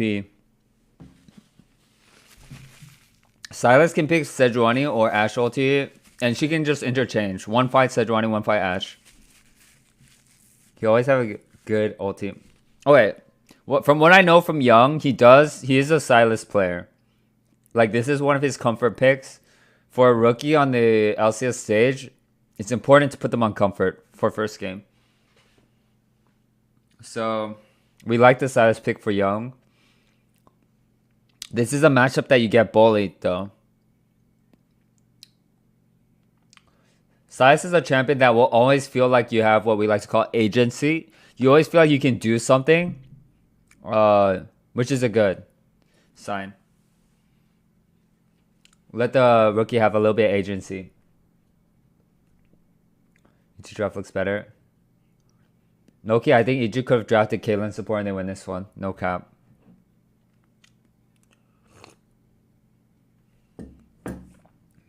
Ashe and Jhin. Honestly, it's interchangeable. You can put one support, one AC. It doesn't. You can flip it around. I don't think it matters.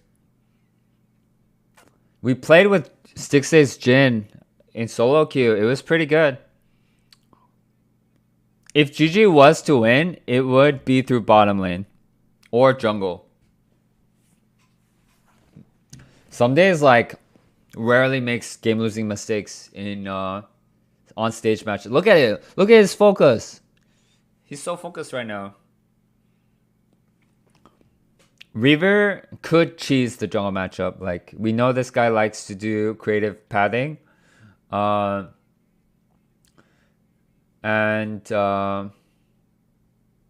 I don't like about River is it feels like he doesn't have good communication with his laners. He's kind of doing his own thing.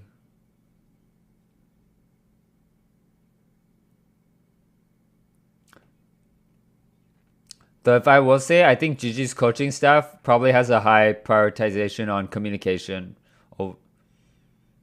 from what I know. So maybe that's a good place for him to grow that skill. Um,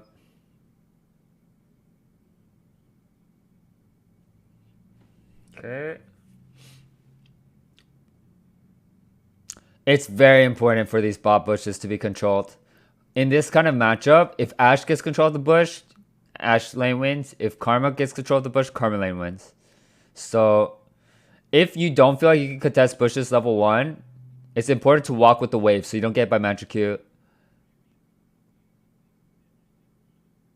Karma missed the first magic Q, by the way. We can see that that's a big effect on the bot lane. If you miss the first magic Q, she missed it off screen, so we didn't see it. That's a sign, if you're the enemy bottom, to hard contest level 1. Magic first Q, I don't think I've ever missed that one in competitive. I put so much emphasis on hitting that one. Missing it is devastating.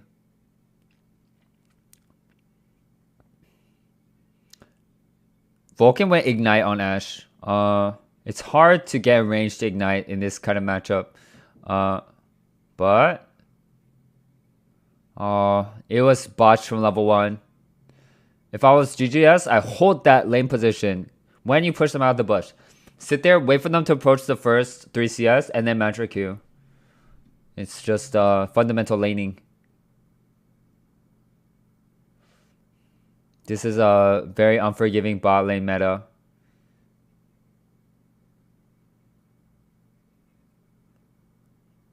Cleansed. Ashe slow. That is not a good look right now. It's looking like a bot lane dive. Potentially. On the menu. They could even send mid to bottom with mid prio. But it's not recommended. If I'm EG's bot lane, I'm crying for dive. Please dive bottom. Freest the bot dive ever. No cleanse. Varus. I have ignite. Thank you. See, this is how we know EG's a good team. This is the most traditional play and they make it. Oh my god. The game's over. The game is so... Oh my god. We can't miss Magic Q level 1. We actually just can't.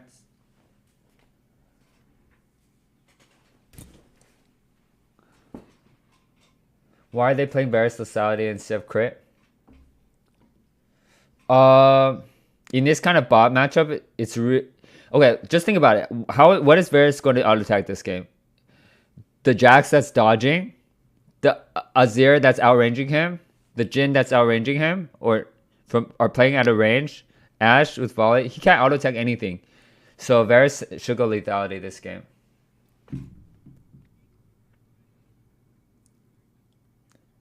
If it's like he's only hitting like frontliners, then I think it's fine. But if you want to be able to pressure the backline at all, you need to have lethality. They're kind of outranged this game. But to supplement for laning phase, the lethality Varus still takes Hail of Blades. So it's something to think about. Hail of Blades is going to make your lane a little bit stronger, even as the lethality Varus. Very high burst to build. So Olaf TV bottom, got to catch the wave, and going top, he's going to catch another big wave. So Olaf will get an experience advantage from that.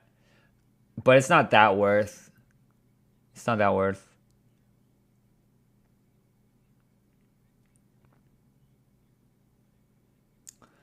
Low-key, I thought GGS bot lane would be a strong point this game, but they're getting wrecked. And this is not like a...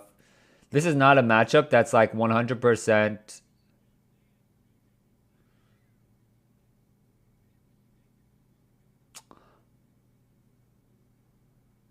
I wonder if flash was necessary there. They already used all their burst.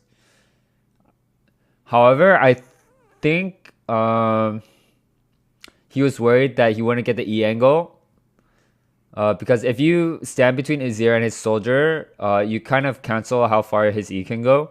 But I I think it was just nerves. It was just like, oh, I don't want to die to a gank right now, so I'm just gonna flash. I think he was out. Because even if they block his E, then he can flash, after the fact. But he flashed before. I think, a bit nerves. It's not a big mistake. Azir isn't like a champion that necessarily needs flash. There's certain champions where blowing flash is a big deal.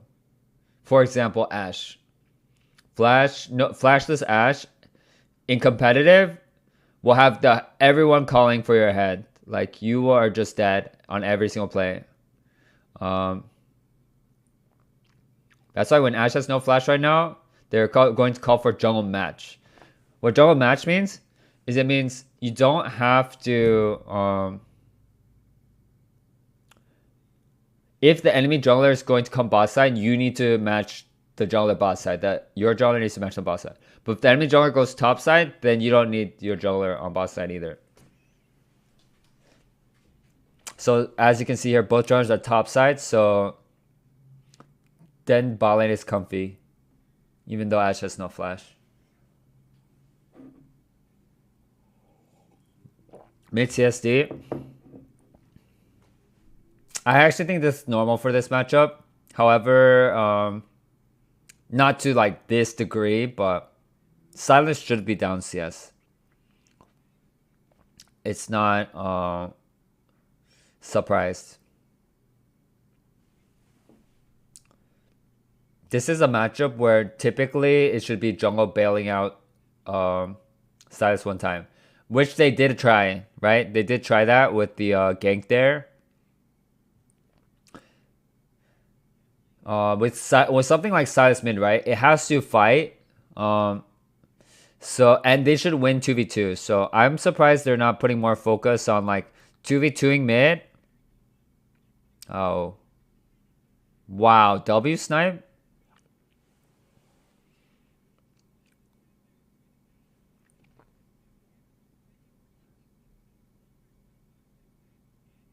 This bot matchup is a disaster. It's a skill matchup. They're going to be looking back at this bot matchup, and they're going to be thinking about that level 1. I guarantee it. Where they had the lane control, they just had to hold it. Oh, ooh, double swoop. Yeah, this bot matchup should not be losing. And if they are losing, they should not be losing this hard.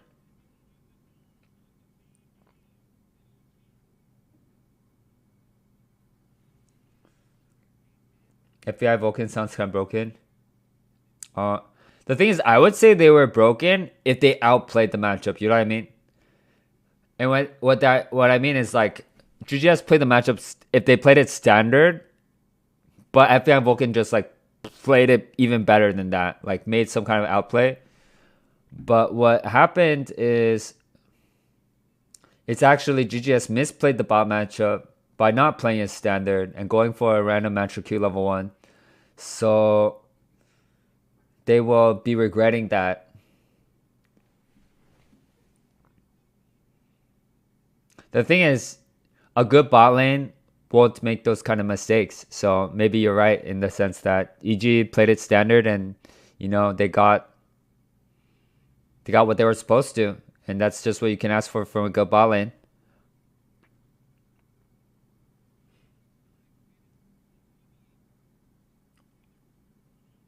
Yeah, what I will say is, again, they need to play from middle, create the fight middle, or pressure the fight middle so that mid can get pressure to roam. This is what GGS needs to do, and they should continue to look for that. So, Wukong, pressure middle. If Azir doesn't contest the wave, send Sylas and Wukong as a combination to the side. You need to rescue these side lanes right now, especially bottom.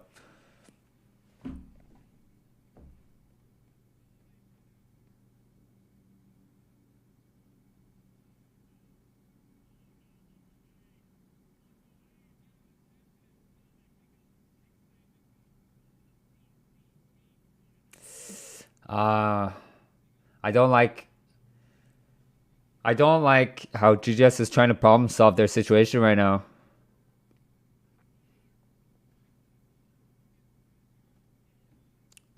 Somebody needs to identify. They need to go through mid first.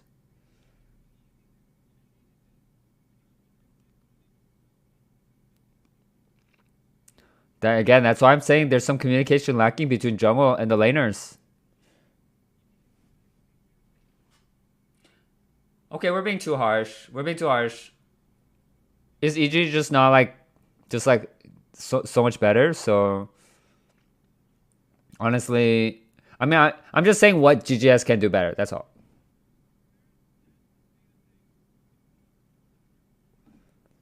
When you're a team like just starting up, you need to find these mistakes and you need to fix by next week. Else is not very forgiving. You need to fix your mistakes fast. GGS wants to say F you. They hated him because he spoke the truth. Is Biofrost in this tournament? I don't think so. Wow.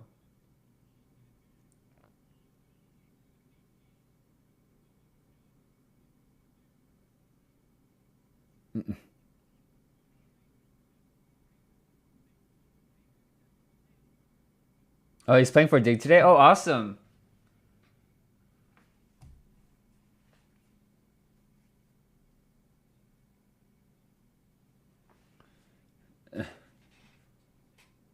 Wait, what was the question? Posting tilts me.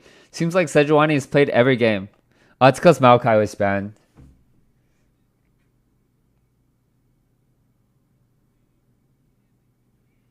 Okay, if you were playing on a pro team, would you not want Sejuani on your team? Come on now. If my jungler's talking about any Sejuani, I'm already so happy.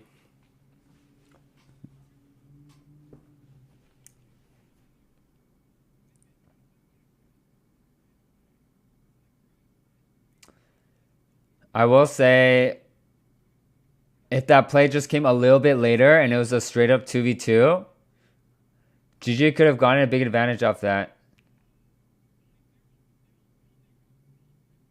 Oh no.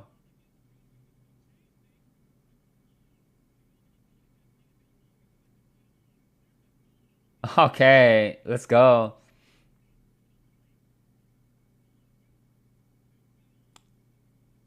Oh my god. Disaster. Could they not have like walked back while blocking?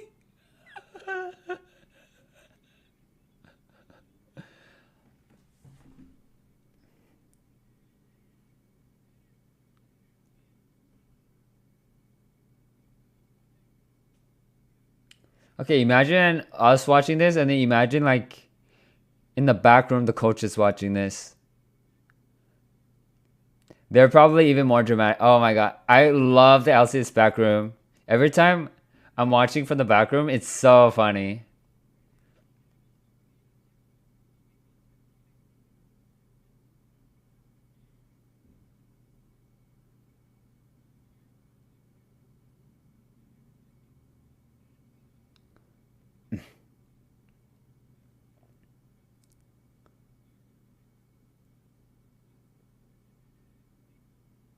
Oh wow. I want to see Vulcan's build. Did he rush the mandate or did he go for Umbro? I need to see.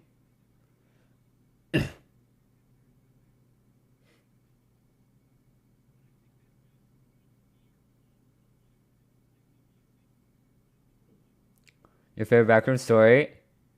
I mean, it's just like coaches doing what we're doing, where they're just like freaking out over everything. You can't control at that point. Like, I always tell this to my players when I was coaching. I was like, the best we can do is we can just trust that we practice properly and we're going to play according to how we practice, and once it's in the game, it's out of your control as the coach.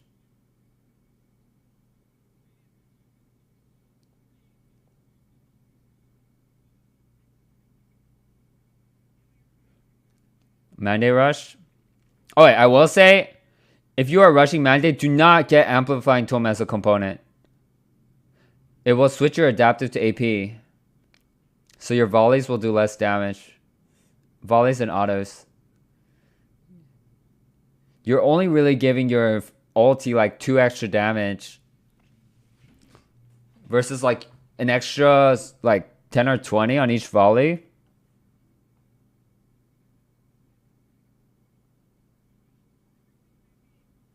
It's a very small adaptation, but you would get the Fairy Charm or you would just not buy it at all.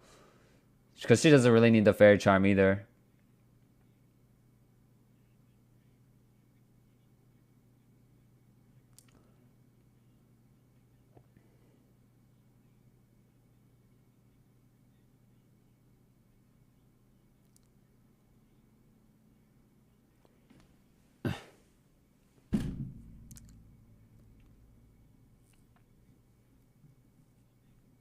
All right.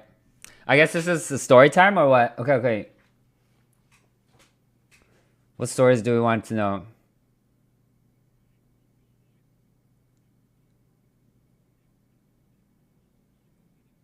Damn, this is going to be a fast day of LCS if the games are this fast. LCS stories. Maybe I should bring them out as they come naturally. If I give all the stories today, then will we have any stories for later? Okay, what does Silas's ulti do with the new Jax ulti? Does he get like empowered autos every 2 autos? Or does he only get that swing?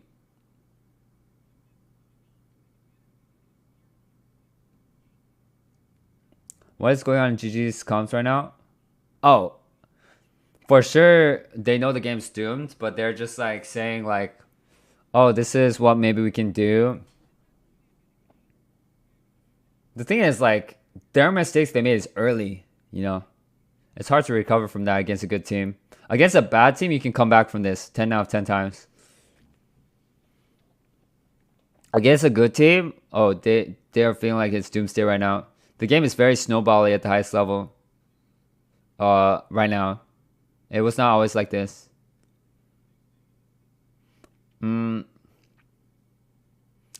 It's probably a little bit quiet. It's probably like Huhi. It's probably like saying like something that he thinks might help them win, even though he knows it's not going to help them win. That's kind of what's going on in comps right now. And then Young is probably like unable to stay in the zone, so he's probably like thinking about how this is his LCS debut and it's not going well. And he's like, it's really in his head right now, so it's hard for him to focus up. That's probably what's going on right now.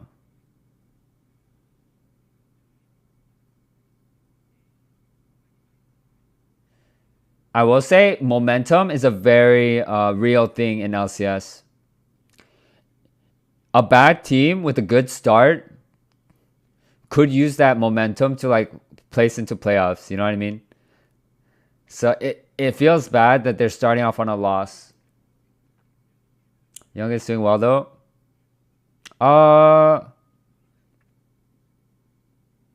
would actually say no. I don't think. I mean, I definitely don't think he's LCS. I know the phrase LCS ready. I don't think so yet. He needs time, more experience. This experience will help him. If anything, it will motivate him more. Jojo's inting, but Loki, his inting is kind of pressuring at the same time. He's inting, but he's still winning his 1v1, right? So that's all you need, really.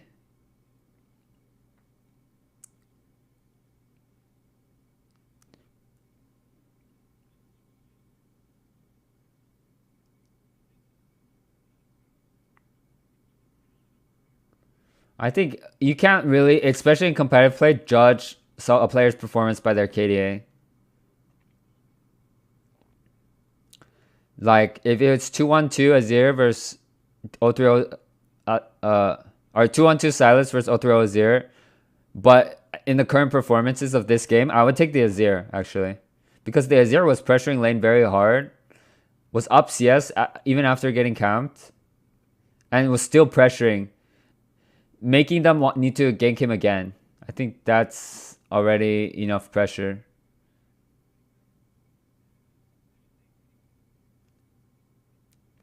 I will say JoJo's incredible intern solo queue. But I mean, I'm not going to like hold that against him in like a competitive setting. He's doing his job.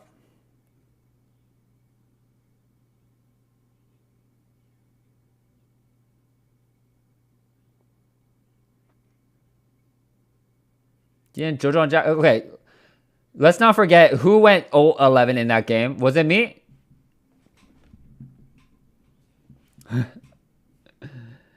Even if I'm running it, he was 0-11.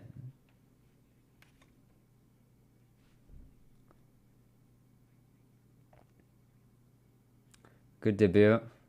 I feel like people always give rookies like this,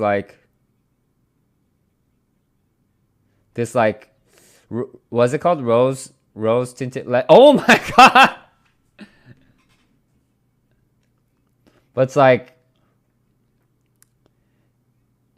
in the end, like,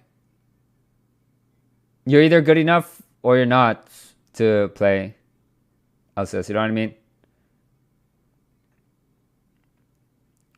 When I had my LCS CB, I wasn't like, wow, I'm so happy to go down in CS. I'm like, not only do I want that, I want to win. You know, I want to win. I want to shit on my opponent too. I want to win through my lane. I feel like people are setting the bar so low right now.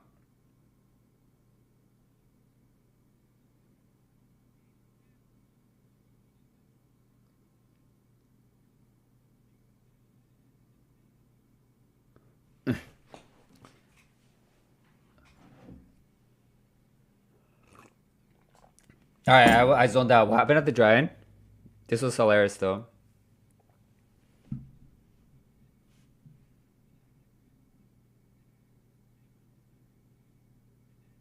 Oh, wow. I'm surprised that W didn't kill. Wait. Go back.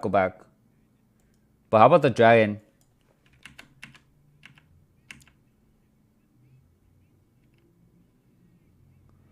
Varus ulti and they chain killed the Sejuani.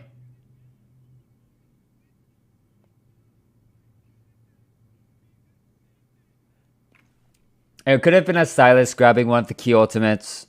Sejuani and or Ashe. You know, from this game stage, you just can win.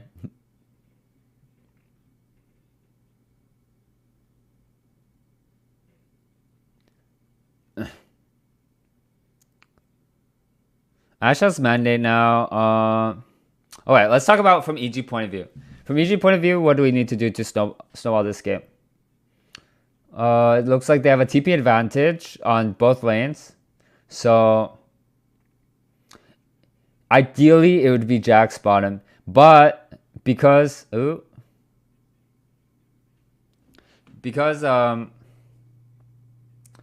probably how the lanes were before, they probably assigned the lanes before just to catch waves, and now they don't have time to fix it, so they're leaving the waves as it is right now.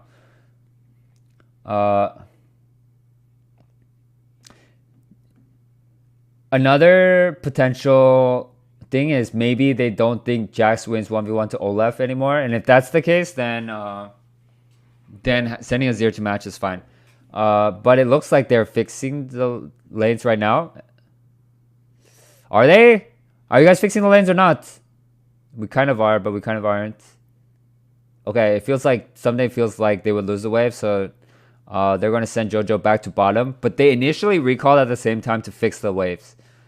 Fix the lanes. They were going to send a 0 top and Jack's bottom. So even though that should be the game plan, if you do that at the wrong time and you lose a wave, it's not worth it. Okay. Looks like they're saying GGS won't be able to do the Baron, so they want to get bot turret first. Whereas GGS is saying, let's try to blow their TPs. So GGS is potentially going to pressure the Baron area to force a response. But EG is a good team, so they probably won't fall for this. So they'll probably continue to push bottom and force GGS to actually start the Baron. So right now, GGS is like, okay, we're not going to start the Baron, so we're just going to send Sylas bottom and lose 2 waves already. This is the difference between a good team and a bad team, is how they play out situations like this, you know. The action in front of your face, like team fights and whatever, is important. But how teams manage a game state like this, where it's both sides is just neutral, no objectives being played for. Or no, I want to say no objectives played for, sorry. Where the objective you should play for is not clear. It's where a good team will separate themselves from a bad team. So here, if you look, the gold and experience is going in the favor of EG within the last couple of minutes. Not by much, but GG dropped a wave here and there, which adds up. However, if they have to fight directly, honestly, this game is kind of banging right now.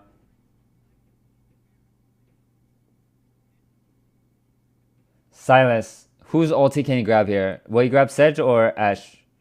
Ashe. Aim at Jhin. Oh, such a good Sejuani ulti. I can't believe that's up again. No Radiant Virtue versus Radiant Virtue. Is it winnable?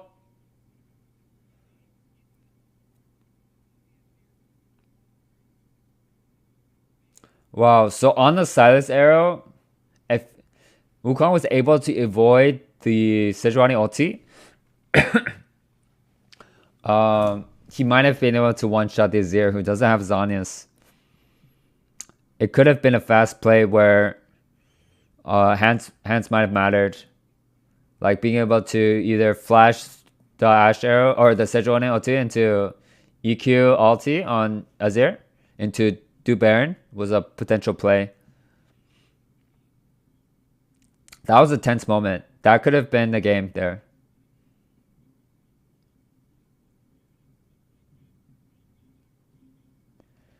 I will say EG is playing pretty disrespectfully to have the game state become this from what it was before. And on the flip side, we have to give credit to GGS for finding the right windows to get back into this game. Especially the 4v4 at Dragon was very crucial. Okay, let's talk about who do we favor for late game. I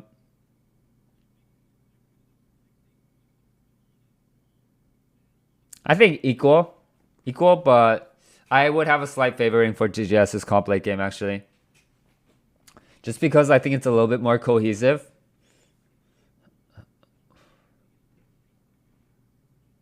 Oh my god, good minus 75 gold. Cheering for Young Ho. Have you considered playing pro? I played pro for like maybe 5 or 6 years. 7 if you include amateur. Yeah, I'm pretty old.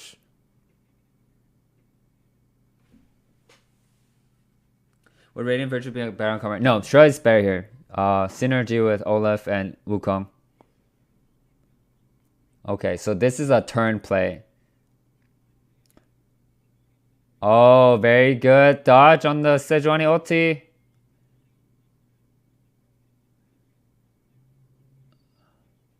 I don't like this fight for GGS. But wow. They're focusing the Radiant versus Sejuani. It's good.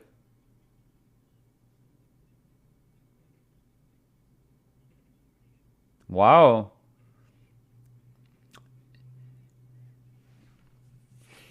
Where is the damage?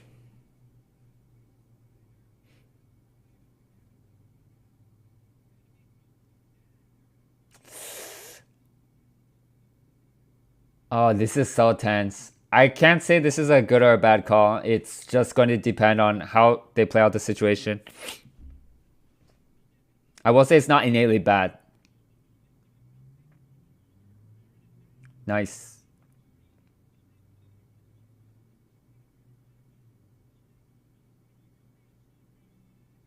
Wow. Young.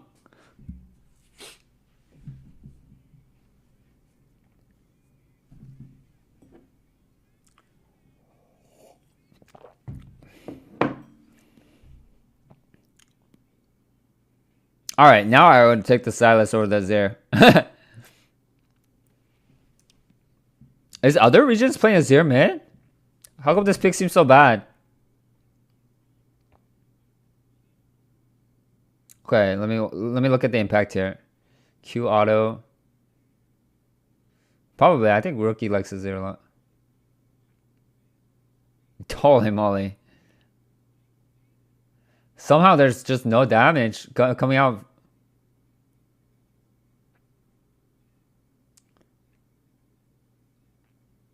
I mean, I much prefer to be in DGS's position right now, by the way. Stopwatch still up, maybe? Oh. FBI open up. That's more than just the push. That's the dragon.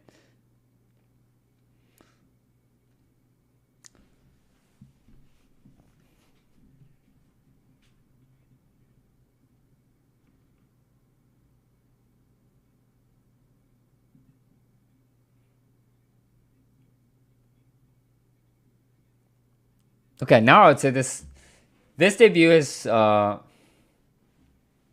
for Young. Before I would not say that, but now I'd say it's not bad. Even like the mistake he just made is kind of like a understandable one.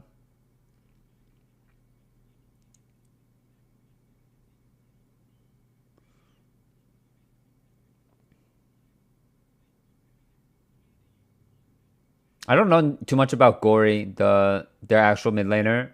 I know he played on FPX for a bit. Okay, Crucible is a big completion for Karma.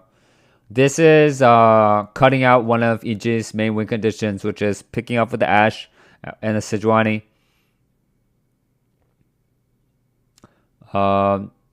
What I do think is interesting is the Sejuani build. Radiant Virtue is something that scales off HP. So, not like it's like you get more value because I think it gives you a certain amount of HP and also heals a percent of missing HP. So I really like this Sejuani Warmox Radiant Virtue build. What I will say is I don't think he'll ever be able to use the Warmox passive because it feels like in the fight he's dying in one rotation. I think Sejuani might need to space the fight better.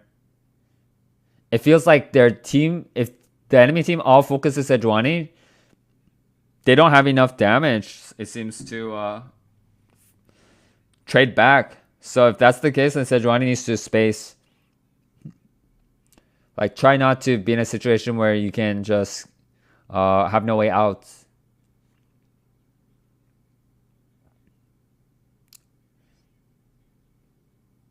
Both teams have good range with Jhin, Ashe, and Varus Karma.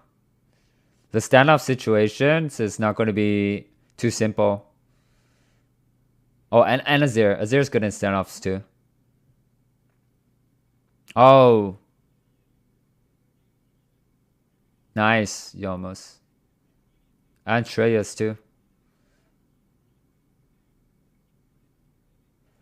Oh my god. Okay. What are they playing for first? Let's identify that because right now it seems like they're playing for bot side control in anticipation for the dragon. Wow, Wukong. Was that a Crucible? Okay, these Varus ultis. It's okay, it's good to look for. I mean, it seems like the cooldown's very low. Okay, I will say if EG loses this, their recipe did used to be having Vulcan on playmakers. Ashe is a playmaker, but not so much like a frontliner.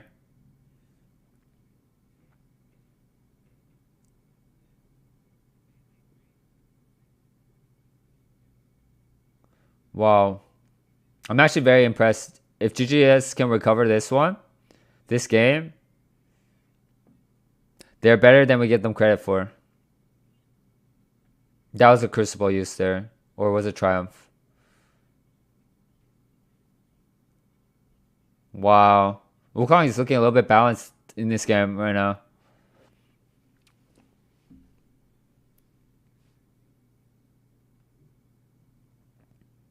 Just bad as a champion. The lead they obtained from the Jhin pick should have been enough to win the game. So if they were not getting this lead, then we can start to question Jhin. But the fact that they got the lead and then it was thrown, they need to think about why the game was thrown rather than picks. At least that should be the focus of their review. They can talk about both, but because this game was pretty much very secured for EG up until that third dragon fight. I think they got a little bit too, not greedy, what's it called? Too overconfident. And they went for the dive mid simultaneously with the, some kind of, we didn't get to see the dragon contest, but what it looked like was potentially an overstep by Sejuani.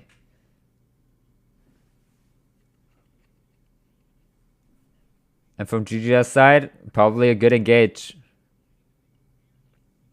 Wow, so this is saying to me, GG thinks they are way stronger 5v5, and they also think that since enemy team with Pyro the Giant Soul, that they want to make something happen before. Big ultis are down. They burned 2 Freljord ultis on 1 cleanse. Oh. Stealable. Wow, he can grab another ulti. Oh no. Wow, his shit is up again? Sedge no Q, Sedge no Q. Oh my god. Okay, let's just watch this fight first and then I'll talk about it after. Oh, headshot. Okay, I'm gonna talk about what constitutes a good skirmish. Also, yeah, woo! Like, let's go. What a big fight. Good job.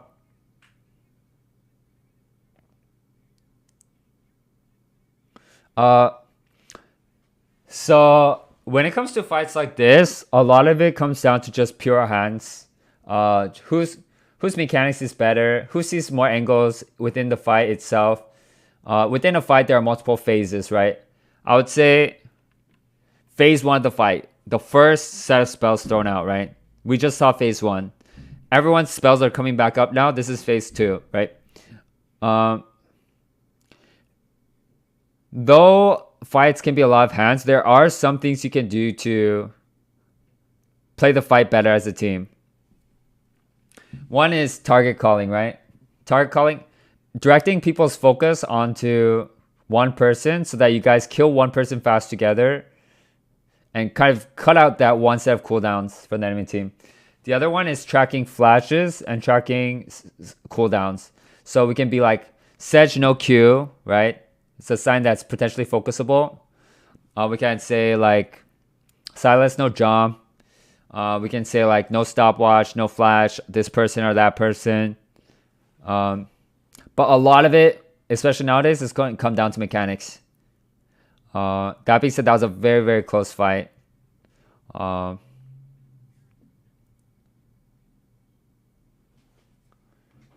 And when it comes to people like just taking random 1v1s, that's the angle they see for themselves a lot of the times. Like they know, okay, this is my angle and I'm just going to go for it.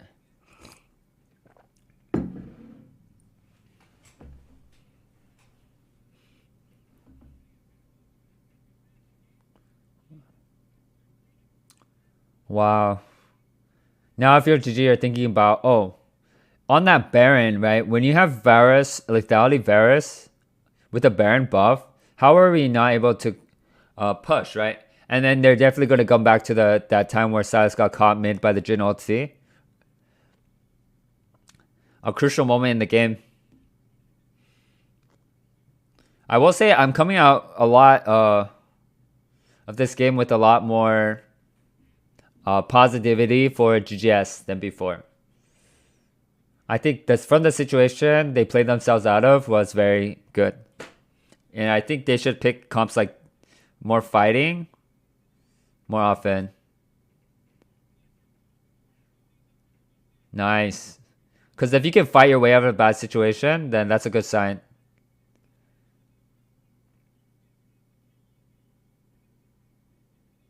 Oh.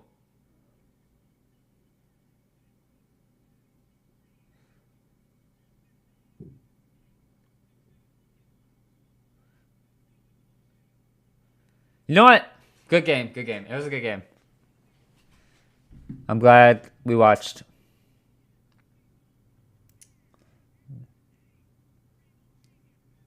Is it Shiji that's good or EG that plays bad? I will say EG did disrespect a little bit to get to the situation where GG was able to come back, but the way GGS took that comeback and really put that pressure onto EG was very good and showed that they could be a good team. I think a lot of good signs for GG here.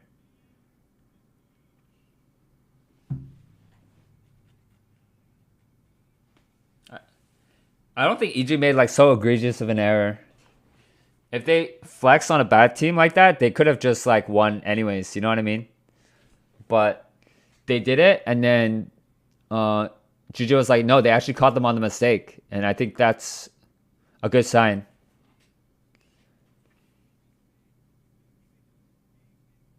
Are you gonna watch all the games? Yeah, for today we'll watch all the games. Okay, I'm going to give out the points. Oh, GG channel point predictors almost won out big. Almost. What do you think of Azir's support? Oh, I personally think it's really bad, but I was trying to give it. I was giving it the benefit of the doubt the whole game. That's all I'm gonna say. And I mean, that's just my personal opinion. Like, I'm pretty open-minded when it comes to off-meta supports too. I just think this champion doesn't provide much from behind. That's all. You know, I think a good support should be able to provide from ahead and behind. In competitive, at least. What's your opinion on Crocs? I don't like them. I don't like the look, and I don't like how they feel on my feet. People say they're so comfy. Are they really that comfy? Like there's literally holes in my shoes right now.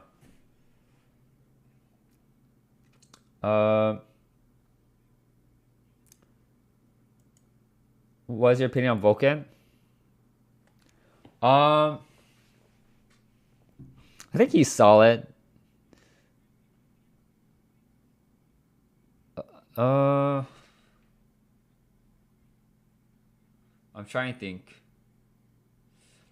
I do think he has a really good engage sense, but like for example, on an Ashe support, I would probably pick someone else to play. But yeah, for his thresh is like really insanely good.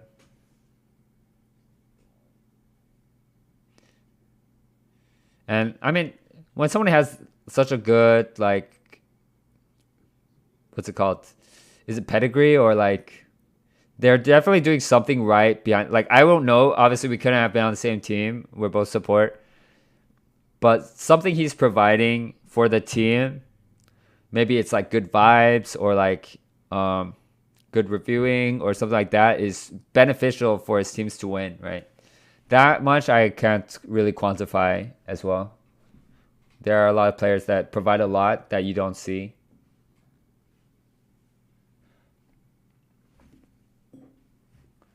Where's Danny's now playing LoL? No, he still plays LoL. We played with him a couple days ago, or against him. I think he's just taking a mental rest. Maybe. But at the same time, I'm not sure if we'll see him play either. I think he's still signed to EG. But yeah, I don't think we'll see him play this split. And then maybe next play he might find a new team. I'm not sure, just guessing.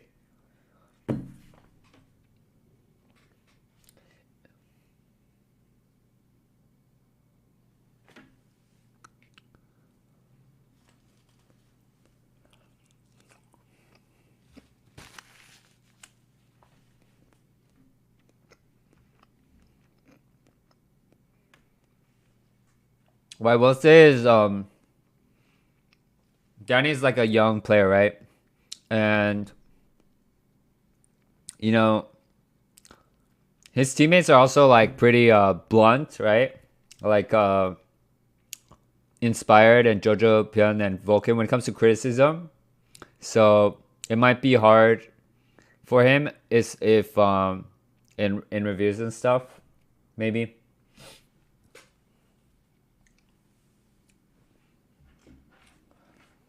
I'm so sad about Heimer nerfs. I won 9 matches in the last 2 days as Heimer. I don't think he's completely unplayable right now. He might still be fine. I haven't tried him yet. Is the B patch out? Alright, what's the next match? Team Liquid versus FlyQuest. Okay, let's make prediction.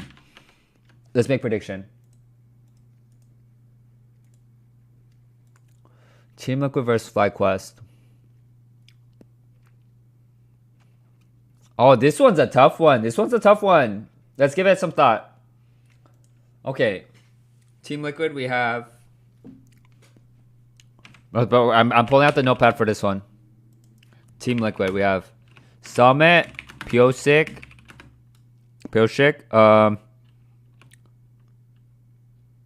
Harry, right? Young, Core, JJ.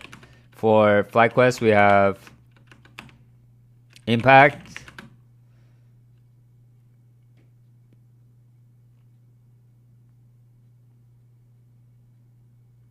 Speak Up,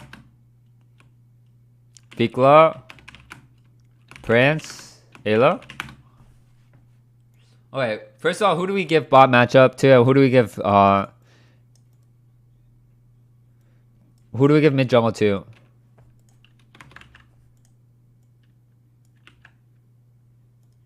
Okay, Prince Ayla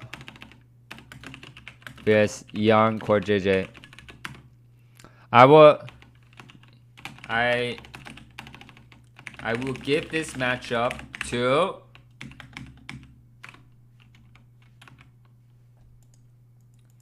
Yan Core JJ, assuming drafts is not bad.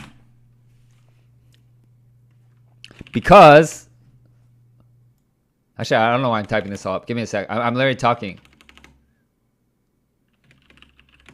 Wait, what are these power rankings? Let me see. Wow, people have Cloud9 so low. For what reason? Wait, let me compare it to mine's.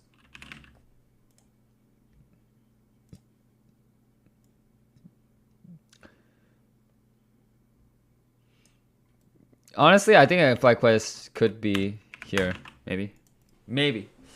I mean, we're about to see. Aren't we about to see? And maybe Wonder Thieves can be like here. Actually, no. I think we'll see. Stick to my guts here. Okay.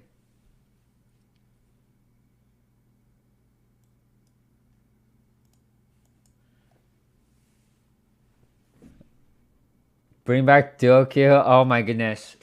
I'm down. Fuck it. I'm down to bring back duo kill.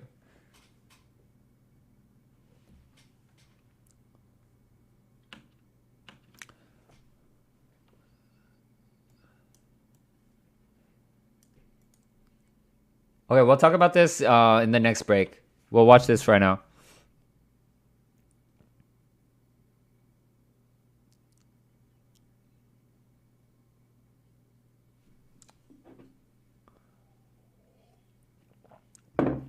Get him started.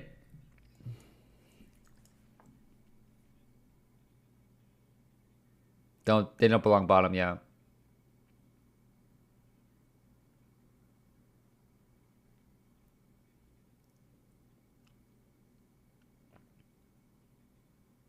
Vulcan's vouching for engaged champs. I told you. He just wants the engaged champs to be meta again. Boo! Boo! I'm down for Heimerdinger to leave bottom, but I'm down to keep some of the other stuff.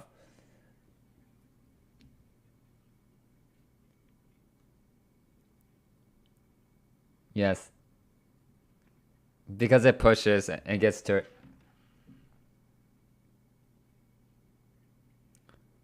Yeah, exactly.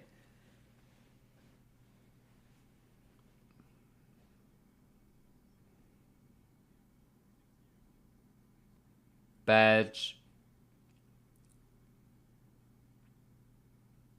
Oh, that's true.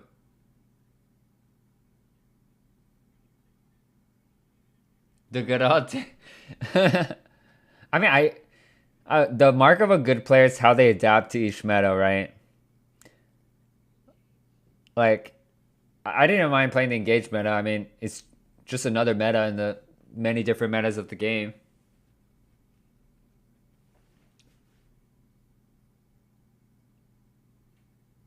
Yeah, it would change. It would change.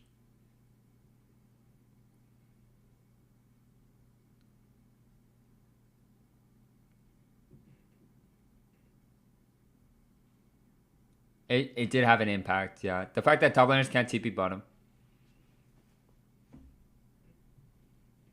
Wow, Jazz so smart.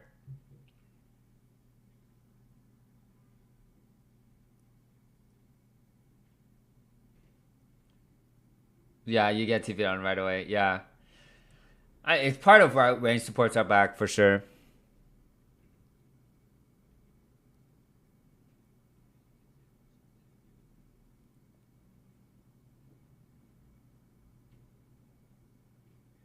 Just bot push. It's just like the nature of it is if the moment they're stuck on a turret, they're stuck there forever. Assuming no mistakes are being made.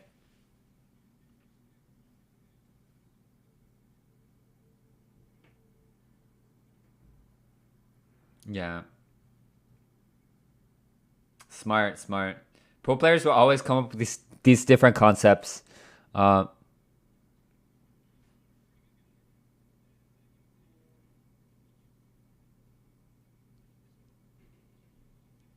who's MVP for summer? Sorry, I didn't hear.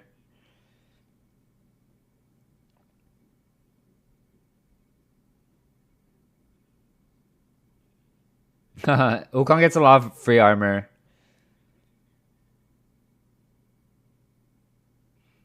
A lot of GGS's comeback plays are also proactive too, which I like.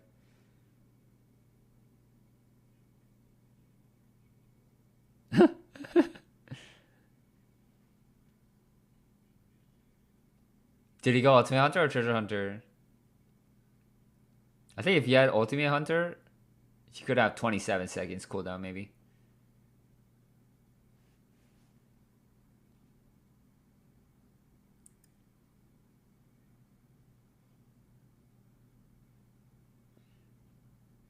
No, it's because of how the lane played out. Yeah.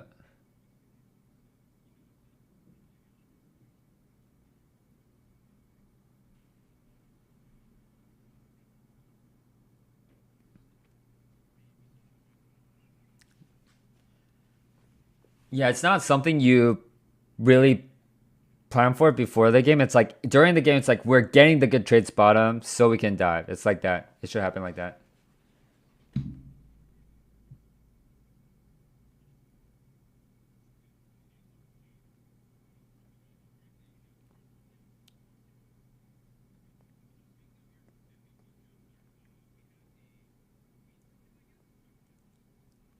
Jojo going 06 to give us more stage practice.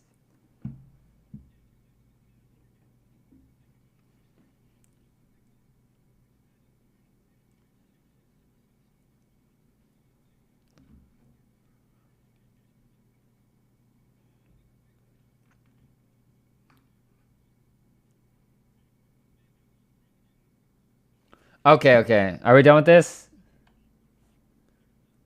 I do like it when the players are talking, so I don't want to talk over them.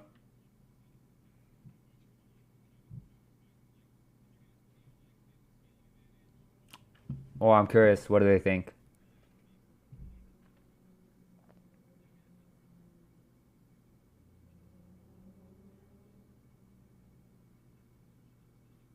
Yeah. They did have a damage fall. I was asking where's the damage when they were focusing Sejuani and there was no trade kill.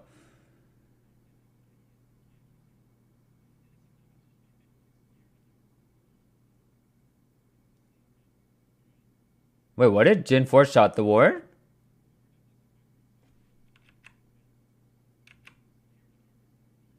Ah! It was the ward.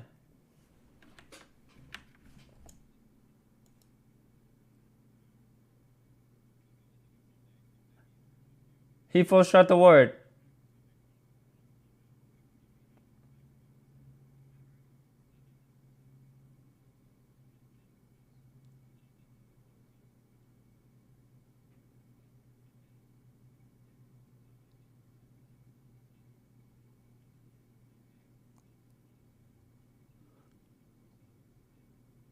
Who is he talking about?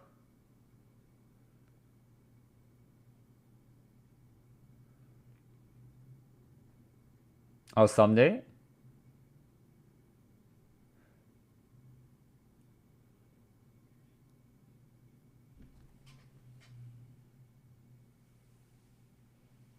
Is it quiet? Wait, how quiet is it?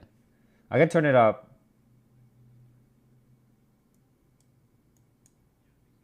Okay, you guys are hearing at the same volume I'm hearing it now. Are you guys trying to hurt your ears? You only have one pair of ears.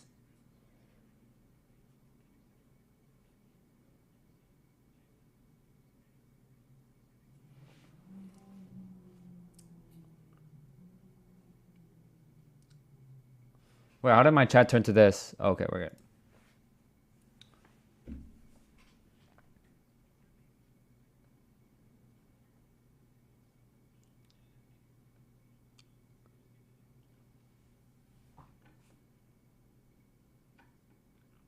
Mm-hmm.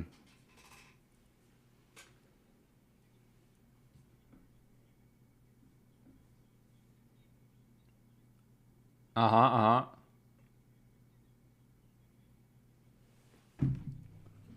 Win some.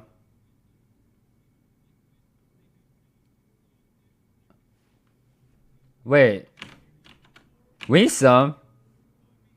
Wait, we have to change it. Win some. Maybe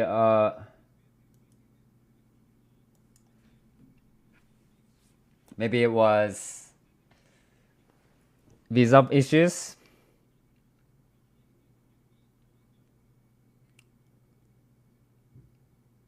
What are they doing?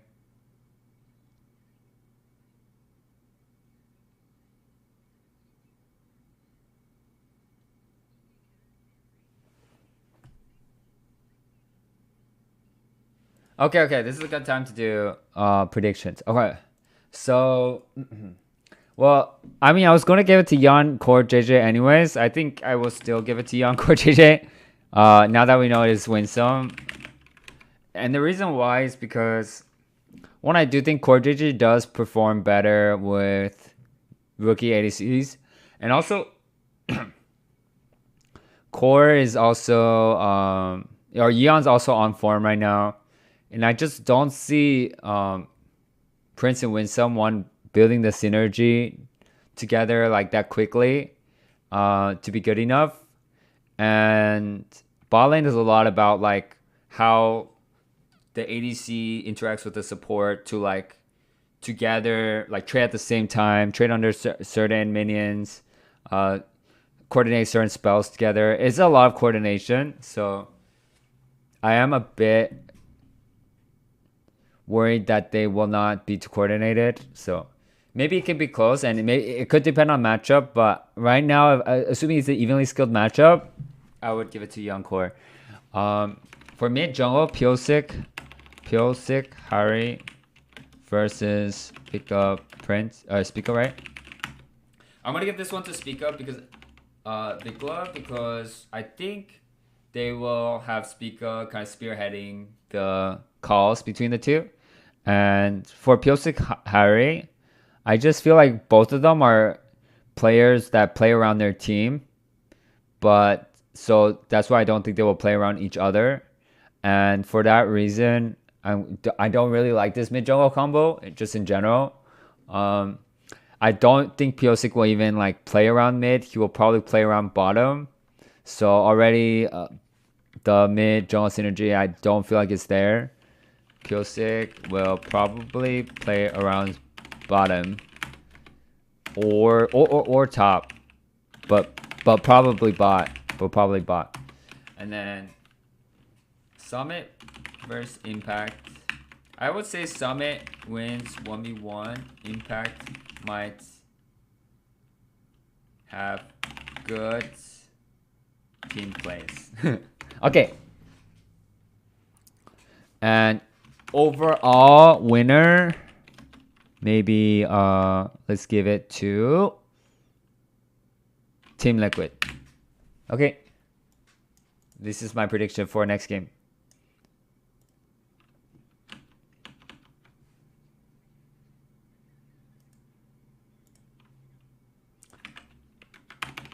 TL over Fly.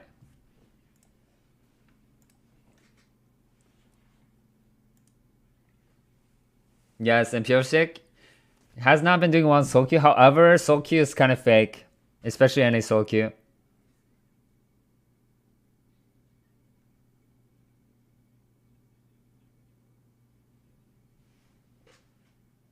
That face is just so big.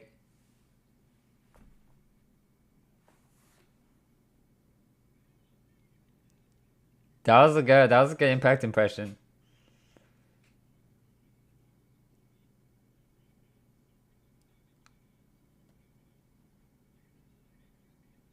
Wow. Poggers. TriCast. I'm gonna eat some chicken. I'm sorry, I'm hungry. I didn't eat lunch.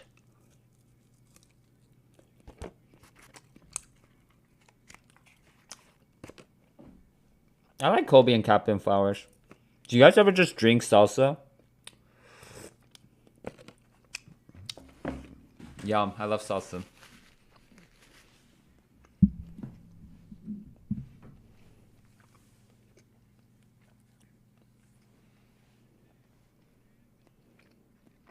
Let's speak a cook.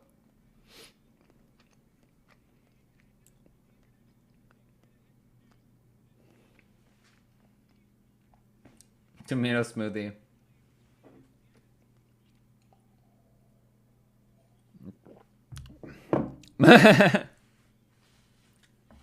Yeah, most recent world champion. 2 world champions, one game.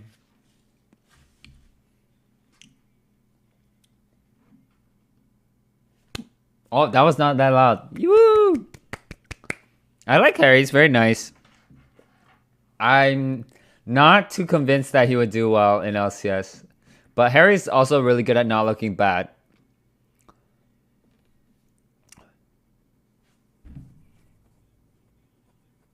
Oh my god, what happened to his hair?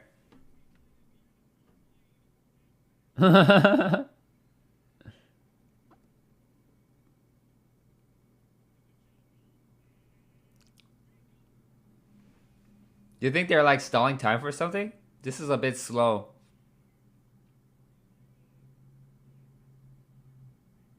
Do they do this every champ select? I don't remember them doing it for last one.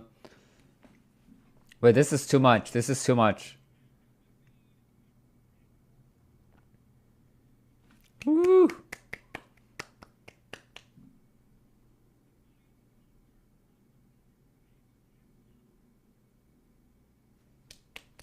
Oh, I like the fleckless jackets. They look nice.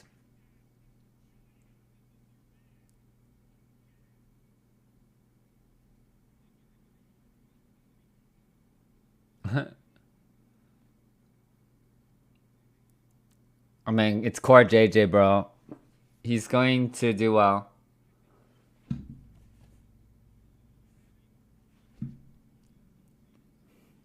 Supports no. Like the supports no, like when you play against core, you're always on edge. He's always thinking of another play to make on you. If not, he's always doing something. He has very little downtime in the game.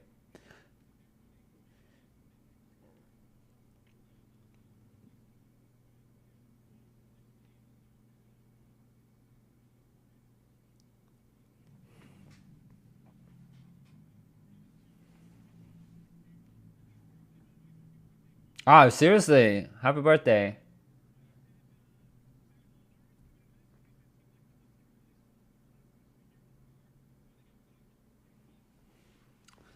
Oh, wait. FlyQuest is close to Sasong? Oh, I love Sasong. I mean, FlyQuest is looking good. I just think they will not be going out the gate as strong as Team Liquid. Especially support is OP.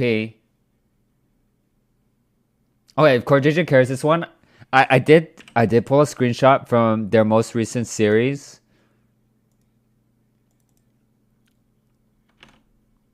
Look at this. Support is weak. This is perfect if they win. But how do I get rid of this? Like YouTube, like I'll figure it out later.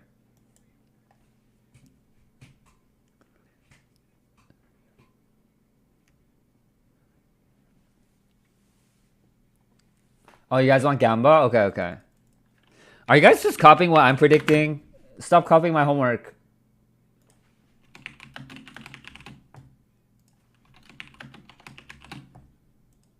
Oh, Lucian Nami.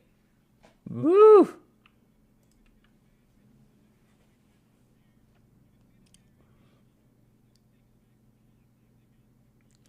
Oh my god. This is not even trade. Like I don't know how many times they have to trade this matchup worldwide.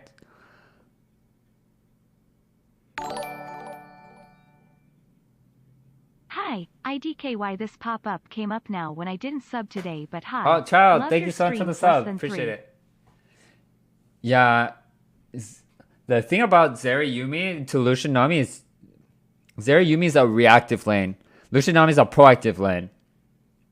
In competitive, usually I would take proactive. In solo queue, you can take reactive, it's fine. But proactive, usually you're choosing the play, and so you'll choose it at the time that's most favorable for you. Whereas reactive, you don't know when they're going to make the play. So when they make the play, you react to it, but you're probably already reacting at a disadvantage. If that makes sense.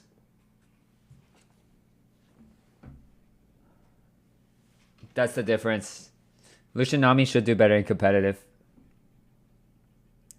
Maokai is so broken. We don't have an answer to Maokai? Oh, it's not even Zeri Yumi, it's Zeri Lulu. Okay, this draft is... It would be reportable if it was not for Maokai. Anytime I see Maokai, I suddenly like their draft a lot more. This Maokai champion is 1v5. It's 1v5. It does not need to interact with players.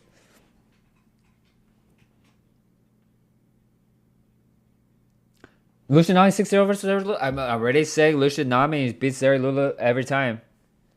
Unless there's a big skill gap.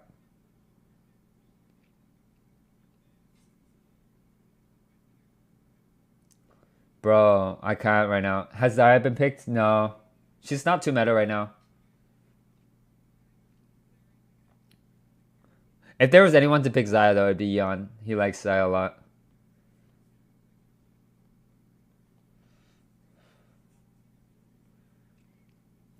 Even though Zeri Lulu always loses to Lucian Nami, what I will say is this Maokai champion is very, very, very, very, very, very, very, very, very, very, very, very, very broken. And has very, very, very, very, very, very, very, very, very, very little counterplay.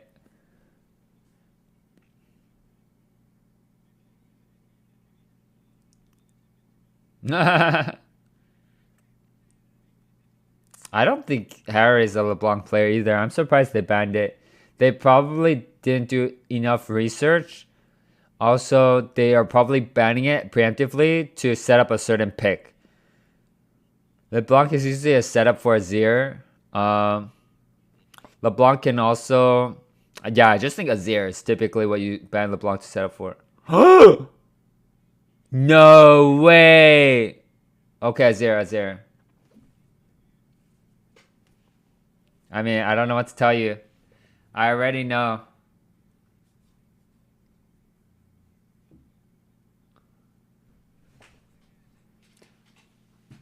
Dude, Pro Draft's too easy. It's too easy to predict. If you see LeBlanc ban, it's just like they didn't even do their research. They just banned LeBlanc for the sake of banning her to pick Azir.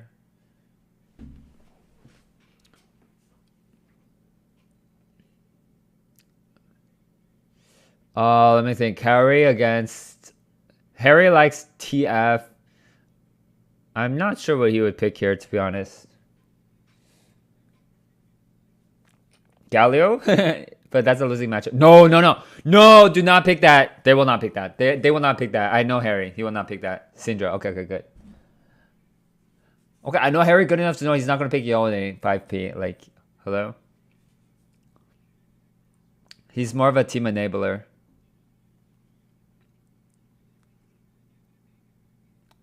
The carries for this team will be Eon and Summit.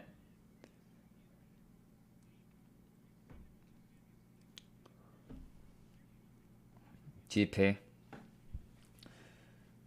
Okay, let's talk draft. I actually really don't like this Azir champion right now, but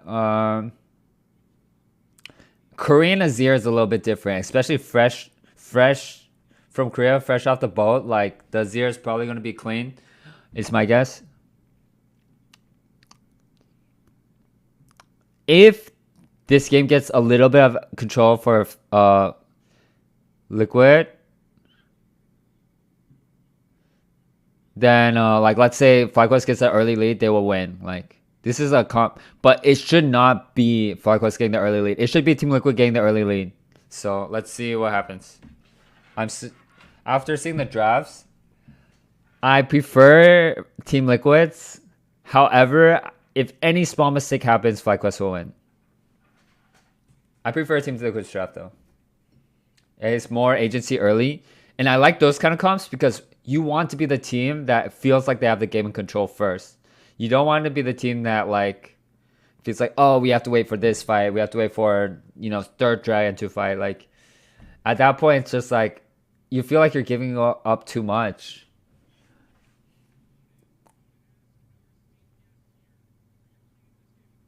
Look at the channel predict. Wait, what happened?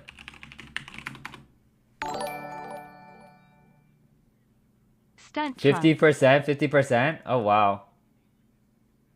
Well, I saw the prediction. It was a 5-minute prediction window, so I guess 5 minutes passed. Fitz, thank you so much for the sub. Thank you.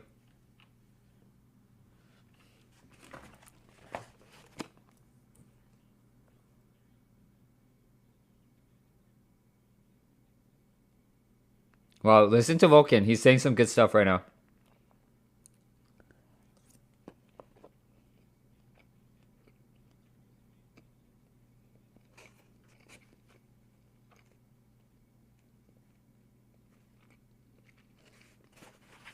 With every meta bot lane, you need to come up with your set of rules as to how you think the matchup should be played. And you want to try to follow those rules.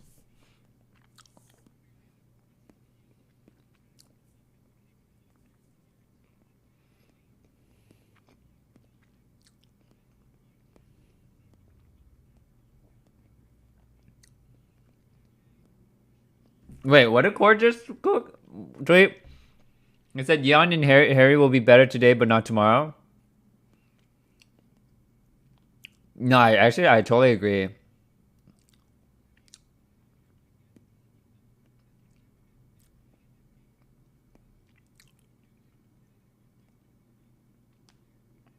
They must have won like a lot of scrims against FlyQuest or something.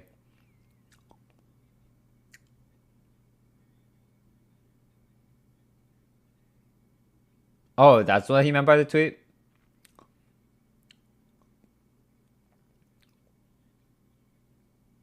Yeah.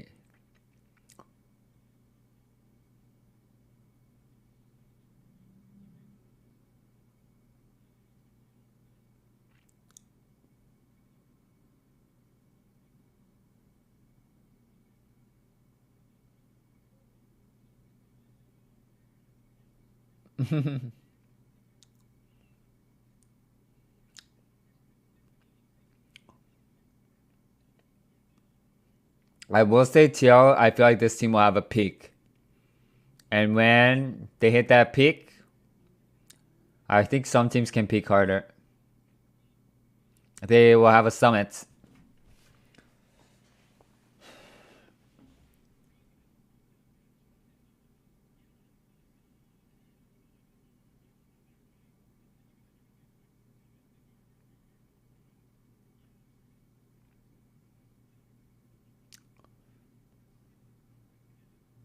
I like this Vi pick right now. With the Radiant Virtue, it feels like it's a lot harder to kill her when she goes in. Before, Vi's too squishy. When she goes in, she just dies. Wow, mid jungle, mid jungle.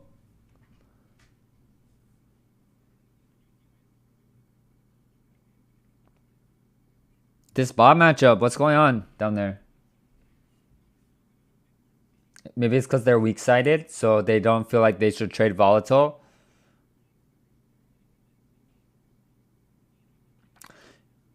Zeri with barrier is actually not that bad because... Oh, die. Bye-bye. Oh, oh, oh! Nice. What I want to say about barriers, I think Zeri has some interaction with shields where she gets extra movement speed or something. So barrier is actually really nice on her.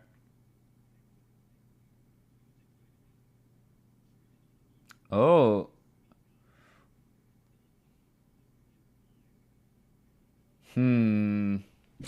With this current game state, playing how it is, I would prefer to be FlyQuest right now. Oh, this is smart. They thought he recalled. Oh my god. I think, I obviously hindsight, but Spica could have cut longer. It would be a flash blown, but it would not be a kill.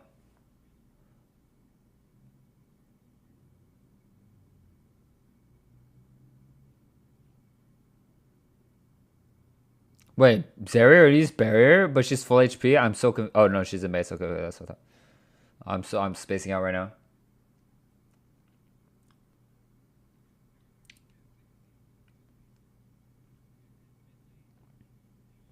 Oh, that base free call is pretty clutch by Winsome. That angle on the Q.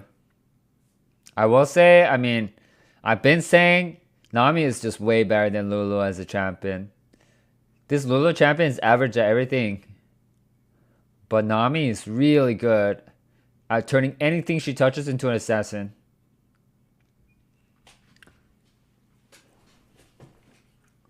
At Imperial Mandate, this will be a big base for us to... for Team Liquid to try to win the game. Lulu's Mythic Power Spike is very, very weak. It's very weak. I'm curious as to whether Winsome will go the Redemption Radiant Virtue build, which I think is actually better than the Shurelya's build right now on Lulu. But if it's Shurelya's versus Mandate, like my god, Lulu's like way weaker than Nami.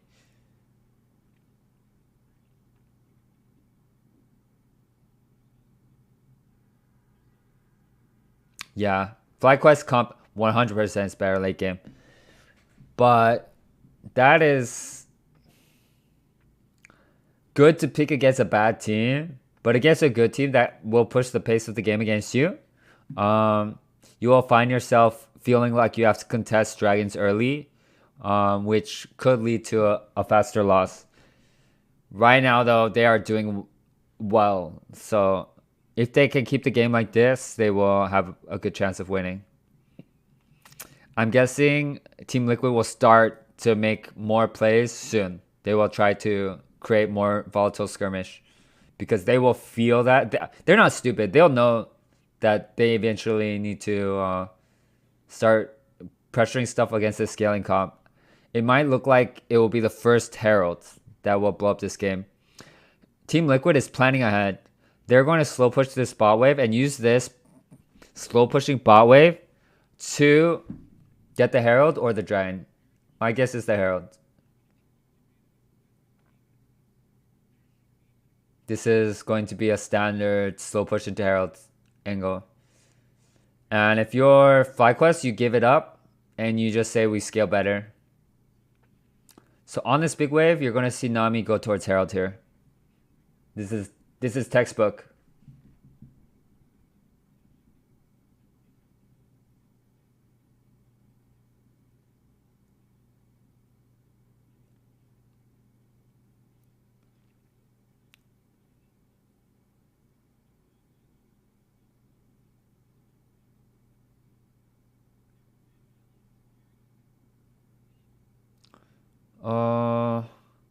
I think me and Vulcan, we've been in NA for long enough where it's like we've seen these import super teams fail, and we're always very like hesitant to say that they're going to do well. So many times these big names come to NA and they don't play as good as they did in their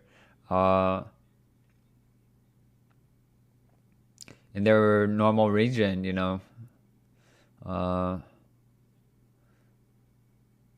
Like names like Prince don't phase me. Even if I was playing LCS.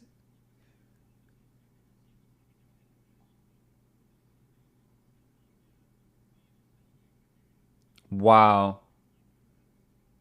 Wait. Whoa, whoa, whoa, whoa, whoa, whoa, whoa, whoa, whoa, whoa. Whoa. We have to go. What happened there? So they shifted Syndra to bottom. For what? Oh, that was a mistake. They will look through that and they'll be confused. Why did they shift Syndra to bottom and give the Herald when they need to be pushing the pace of the game?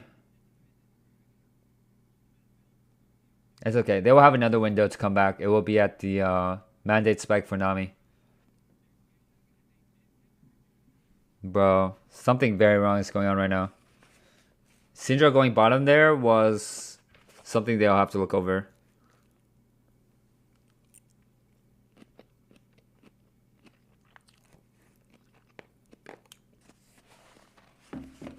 No. He's right. Vulcan's right. Rift was way more valuable. And especially for Tail, they need to take that Rift.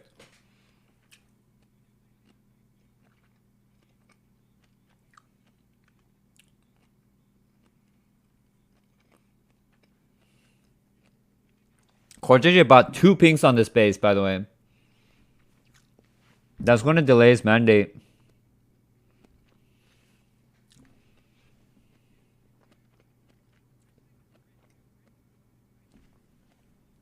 I start to hear me a commentator. Okay. I turned the commentator up because everyone was saying it was hard to hear it, but now apparently it's too loud.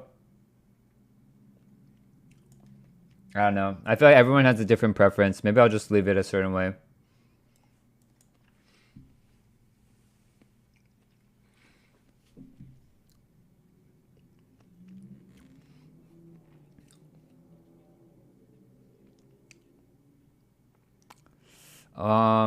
Impact did counter pick. The way this matchup works is you can't really dodge the bear. Jax has to walk into melee range to CS. And when he does, you kind of just drop a barrel on him. you just barrel him whenever every time he tries to CS. That was a good way to play the matchup though, is to jump. But he can't do that every single CS, otherwise he's not farming, right?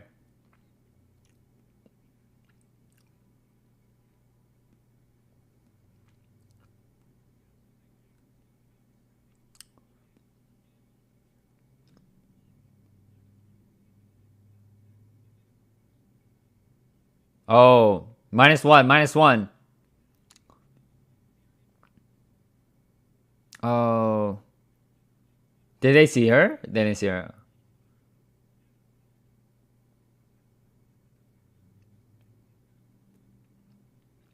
I mean, right now, Impact is having way more value than Summit right now. But we have to see with Jax versus GP outside of the lane. Coordination's off here. Coordination's off here. The stun needed to come after the ulti. Flash W? Flash W. Oh, don't need flash. Oh my god, FlyQuest actually wins. Wait, is he the only NA player? Okay, there's Yeon. There's Yeon too. Oh my god, but that's kind of bad, no? None of these players are from NA. Wow. I didn't even think about that.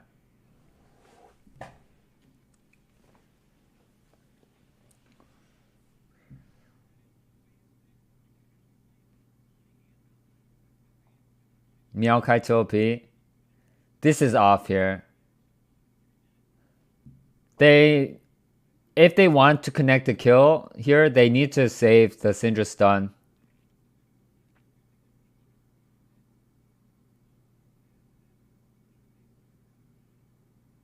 Wow. Maokai is 2 OP. I mean, Maokai is demonic, guys. Is the game winnable?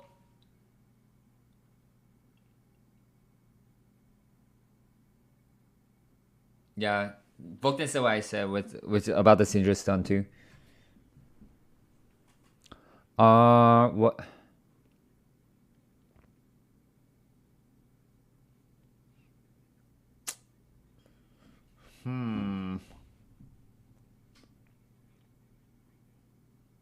Oh no. FlyQuest gonna get the saplings. We all know what's gonna happen here. Core Digits does not have mandate yet. No, Maokai's flash. It's not a good fight here. Oh my god, no flash on the Vi.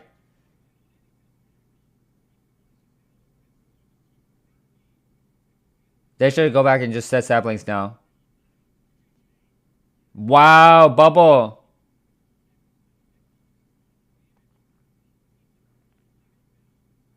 Oh, I think it's a Baron angle or Dragon angle with saplings. Oh my god, saplings. FlyQuest's gonna win, guys.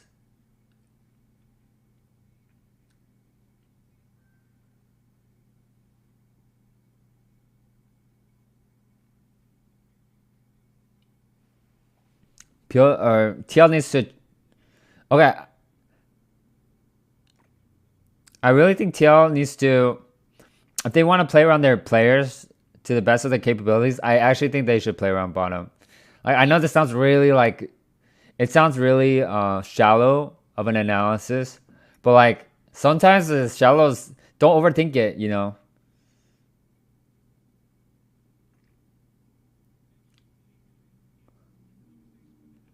I want the vials to be coming bottom, and I want you to be using bot pressure transition to mid pressure, and try to get the dragons that way. And God knows how they lost the first Rift Herald. Why are we sending mid to bottom there? And who called that too? Did Core call that? Like thinking that the enemy team would give it?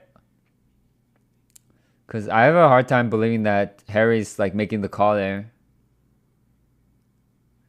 I feel like Harry's probably the kind to like listen to what the call is.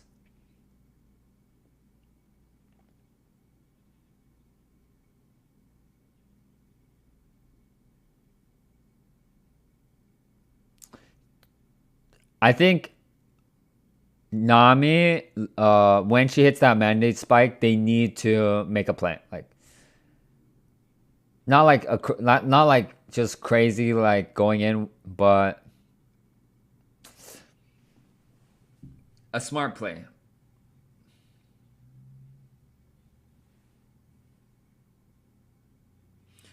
I would not call OS players NA, even though they count as NA residency.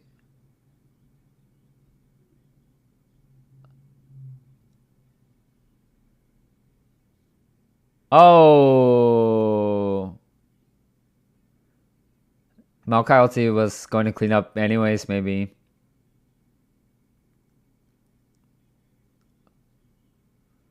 Damn. Good job. Weak side, or killing on strong side.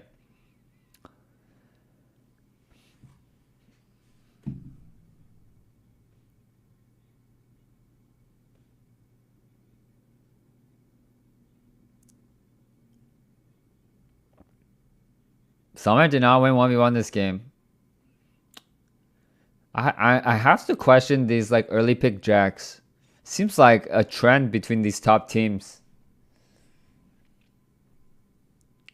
Is this a champion that doesn't have counters? Like, it feels like he's getting countered every game, except actually no, even the Olaf did fine against the Jax too. So Jax lost to Kissant, and then it lost to GP, and it also lost. Oh, I wouldn't say lost. Went even to Olaf. Is this a champion that's first pickable?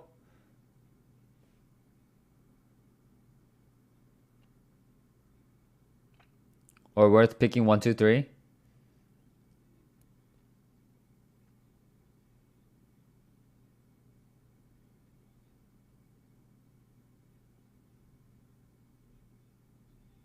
Oh. Perfect cinematic angle.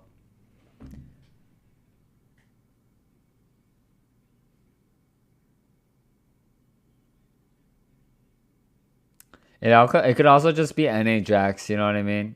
But I mean, these aren't even NA players. Carry tops tend to do worse in LCS.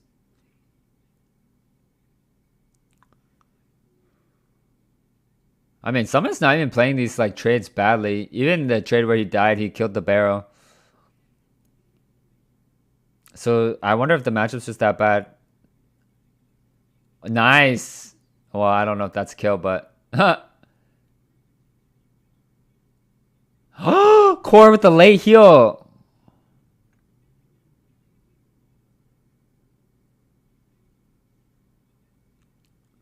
Sapling.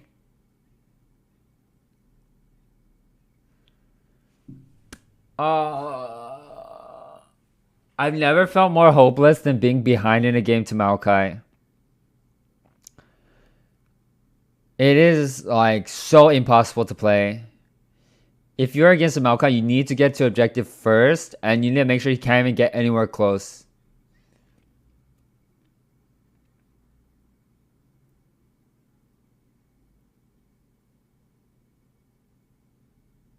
Demonic Embrace on Maokai does more than his mythic. Like, this item has done like tens of thousands of damage per game, like 11,000 from the item itself.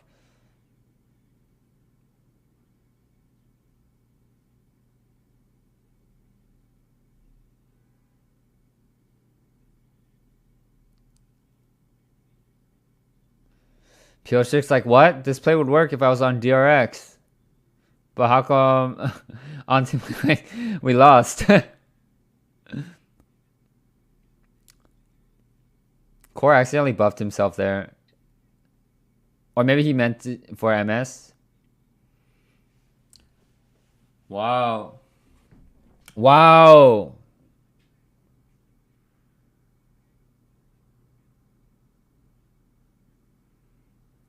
Dude, Maokai is just gonna play Sapling. Oh my god, this game is so hopeless.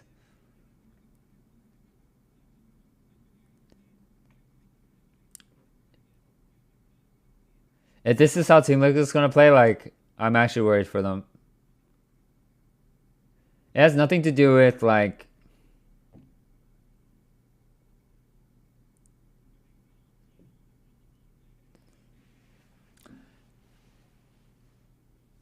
it's just like how they're playing it out. It doesn't seem like normal Team Liquid.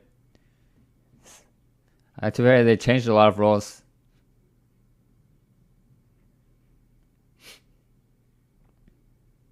All right, all right.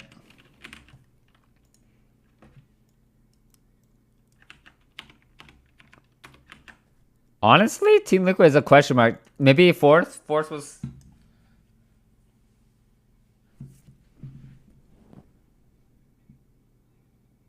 FlyQuest looks good this game. They look good. But also, it's hard to tell. Team Liquid played this game not very good, which is very surprising considering everyone was talking about how good they were in scrims.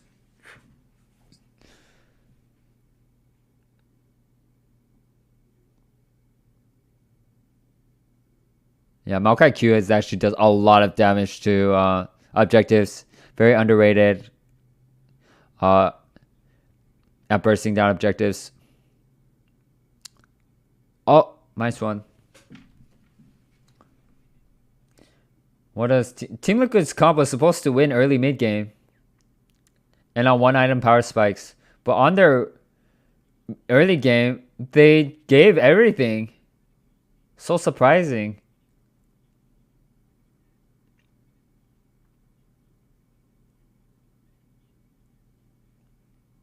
At this point, even the best players in the world will have a hard time coming back from this one. Maokai from ahead, all he has to do is play saplings.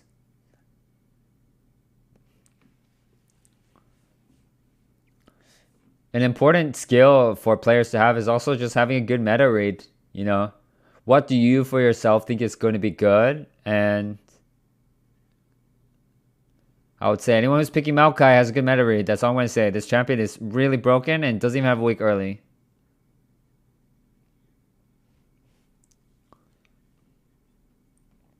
Zeri Lulu might be getting its first win over Lucian Nami, which is also a statement in itself. This game, it was overcoming that bot.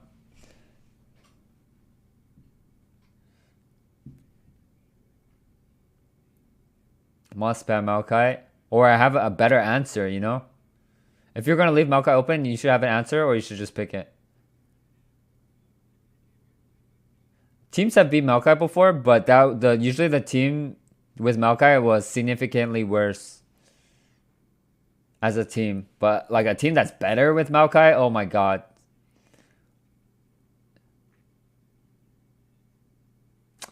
I mean, if you're FlyQuest here, you're saying it's every single dragon I can just sapling, I can just ulti to zone them, and then we just play for next dragon. And if they try to contest through the saplings, they lose, right?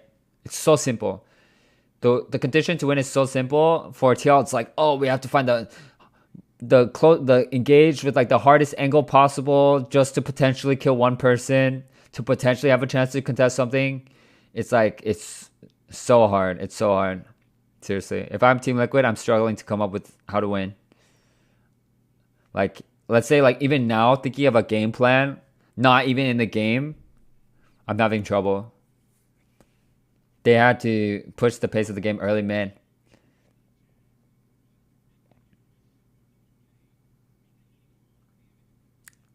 Like, you have to think to yourself, where do we win? Look at Syndra's HP after one sapling. My god. Do you win 3v3 mid? You can win. You can pressure, but you can't kill them. Do we win split push? No, we don't. You actually don't win split push. I mean, Jax, again, like I said, as time goes on, will eventually be able to pressure GP off waves.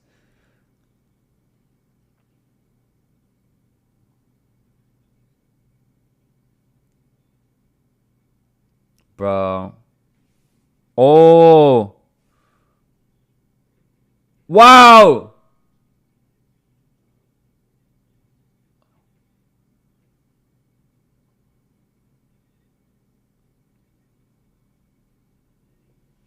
Dude, Maokai ulti hitbox, bro. Like, I can't focus.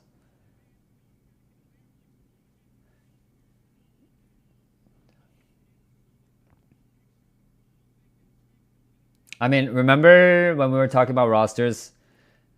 I did predict TL would do roster swaps. Not now, but they will in the future. I've seen this a billion times. I'm not going to say which role I'm predicting it for, but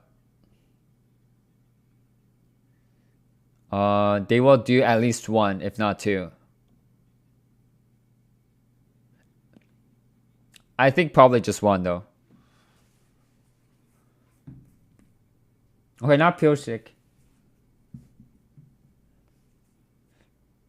The thing is, when they were doing the team building, I would say like Pyosik is a supportive jungler, right? Wait, what's going on? Oh, TP.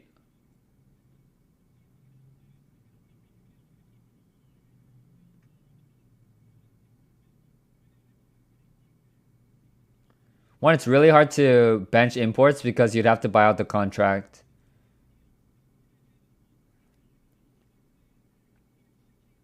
Wow. Falco's winning with a sub, by the way.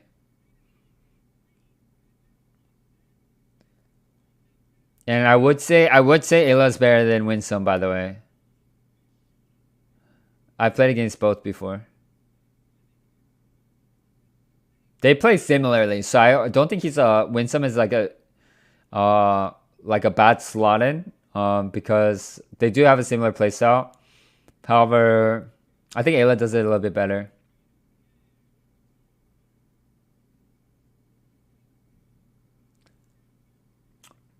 They're not very like creative players. They're very like standard, like, but they play the textbook well. Like Ayla plays the textbook very well. Okay, well, does Piosik have something against Vikla? I swear he's always going for him.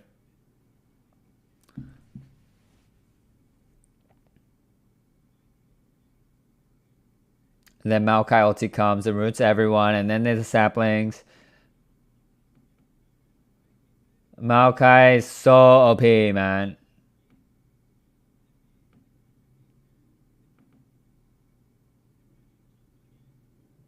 I just realized the support is weak clip could be used for support actually being weak and for it being OP. Wait, I'm just realizing this right now. Maybe we don't have to drop the POC, the support is weak. Wow, he barriers right away every time. And for when it's actually... Did I want GPQ? And an auto. I make it sound so matter of fact. I'm like, oh yeah, just an auto and a GPQ. And he also took a turret shot from the Azir turret. Azir turret, what can I say? That it was getting max value that Azir support game.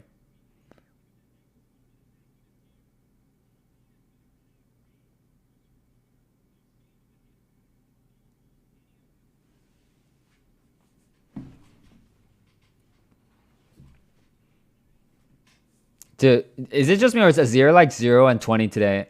Like 0, 6, Jojo, 0, 3, Vikla, 0, whatever, Busio. Like, I feel like this champion's only dying. Are you going to play after Elsius? Oh, I just realized somebody else asked that, but I didn't understand the question. I don't know, should we? I woke up pretty early to do this, so.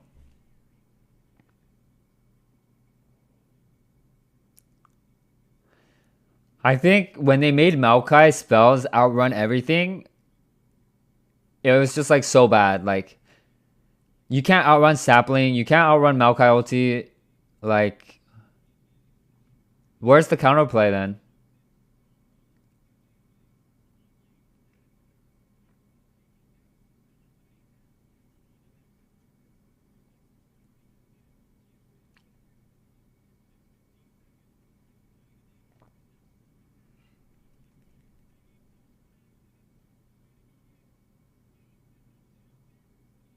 I mean, the thing is, like, we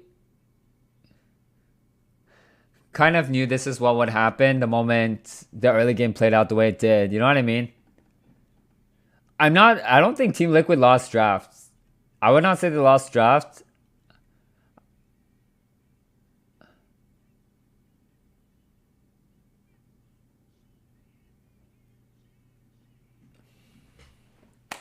Good job, FlyQuest. They look like a strong team.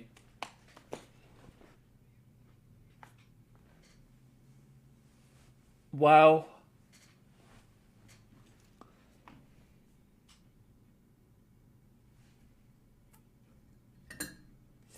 Oh, Sasong Gap, Sasong Gap. We love Coach Sasong. He was one of my favorite coaches. He is just good vibes and he puts in the work. He's a hard worker.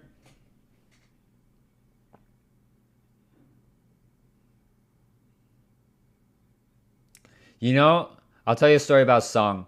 When we were on a flight to Korea to prepare for Worlds, um, Song downloaded VODs of the teams where Immortals was about to play against, and then you just watched it the whole flight.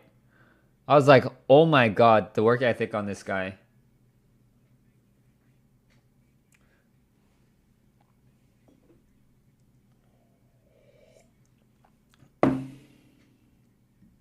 How do you think the new account buffs are going to affect pro players? Oh, 80 buffs? We'll have to see. I mean, I haven't played through them, but I don't think it would change much. Tails overhyped. Okay, they overhyped themselves. I wasn't even hyped on them until they started hyping themselves up so much. And everyone's saying they were winning scrims. So, like, I mean,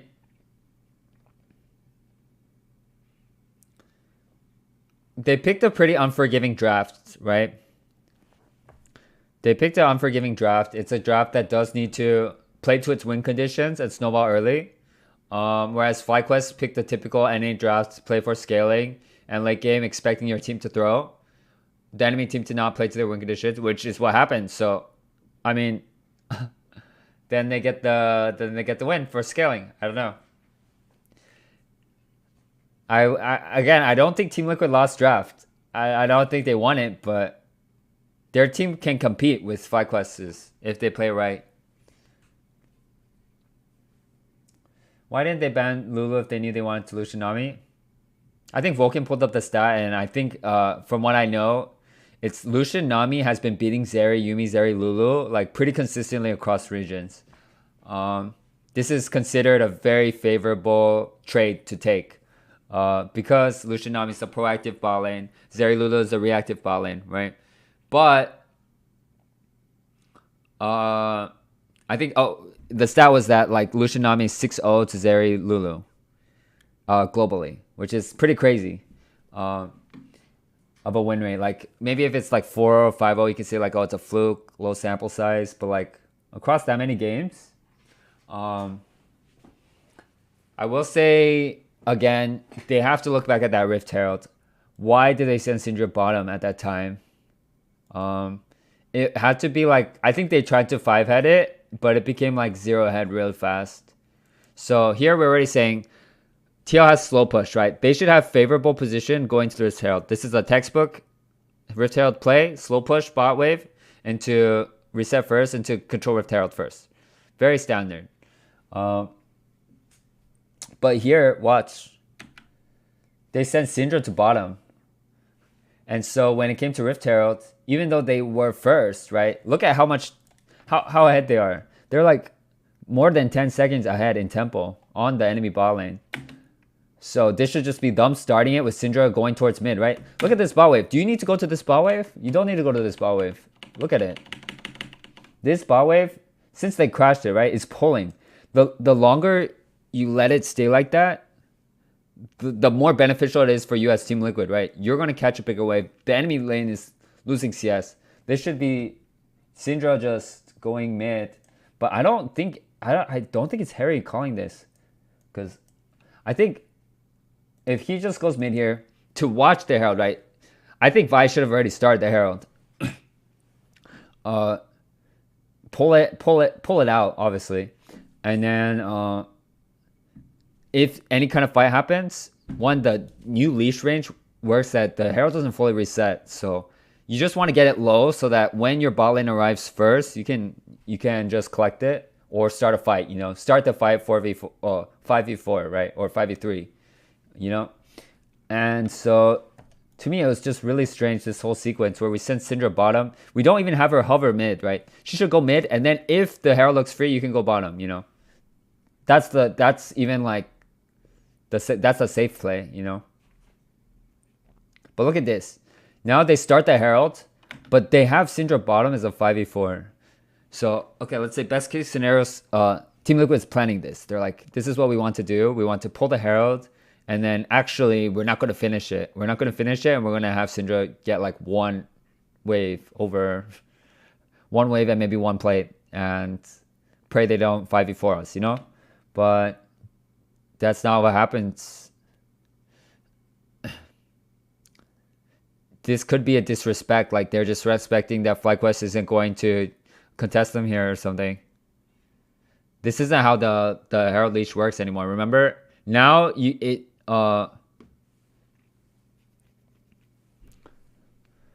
now it doesn't fully reset, so you can't just like pull it out and reset it like you did before. That's the old macro. New macro is the Herald doesn't fully reset and the enemy team just takes it in your face, you know? So what's that trade? FlyQuest now in a situation where they're supposed to lose Herald, they're supposed to lose Bot Wave, and they're not supposed to be stronger at this point in the game compared to Syndra, Lucian, Nami, right? Gets the free Herald, so they don't lose the first turret, so Team Liquid doesn't get to kind of snowball their comp advantage. Then this is kind of the first step where I was like, that's not good. That's not good, because your comp is supposed to be the one snowballing. I don't know. Oh, points? Yeah.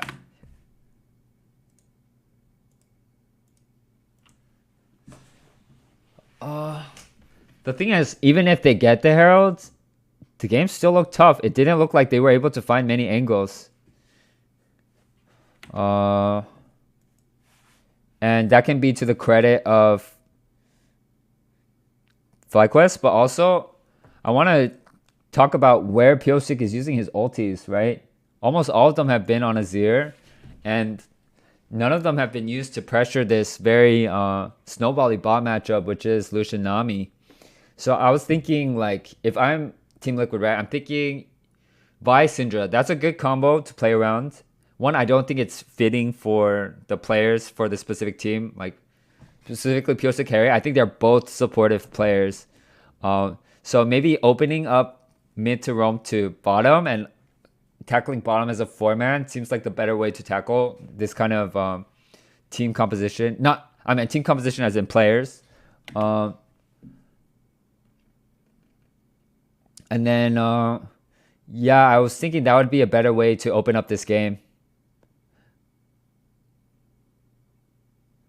And then once Maokai got ahead, like, I don't even want to watch the rest. It's disgusting.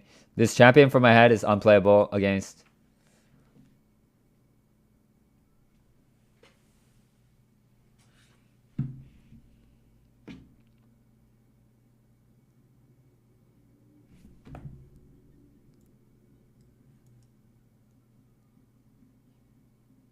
Is it? Okay, Loki, this cake looks nasty. What did they put on top?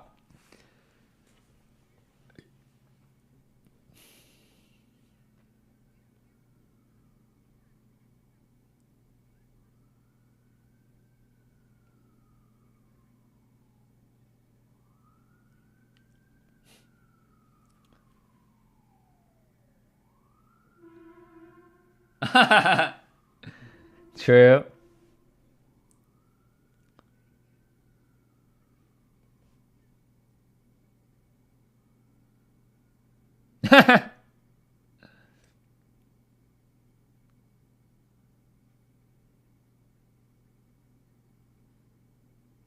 Ask you the real questions right now. What does anything mean?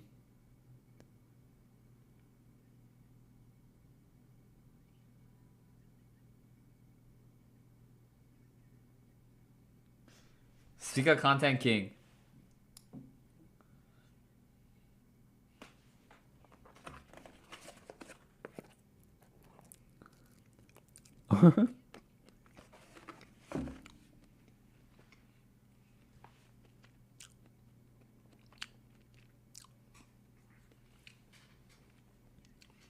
Sometimes, I mean, going from TSM Team Atmosphere last year to FlyQuest Team Atmosphere this year must be a really big positive change for Spica. I don't know, but I can definitely imagine how bad the TSM Team Atmosphere was last year.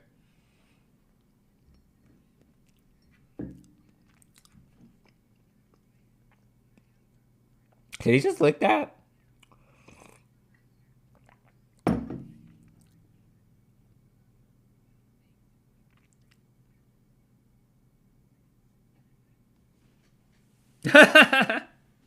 Totally, no drama with this question.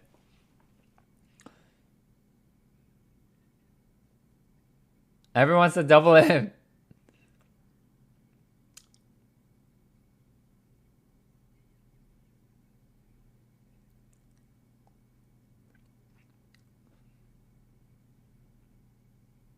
Who's next? Who's next? Okay, what do you, first of all, what do you guys think about this segment? I think I like it better than the desk.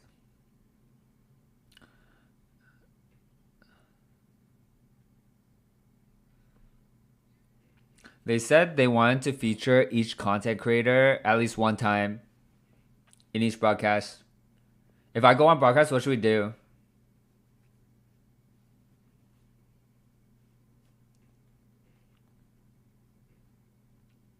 Can you draw? No, I cannot draw. No dancing or hobbies. Okay, how many views does LCS have? I didn't check. Should we check? I'm gonna check. Just for curiosity purposes. 75.3. Is that a lot or is that a little? I mean, I think that's a lot for LCS, right? Normally they have like 30 or 40K. Or am I imagining that?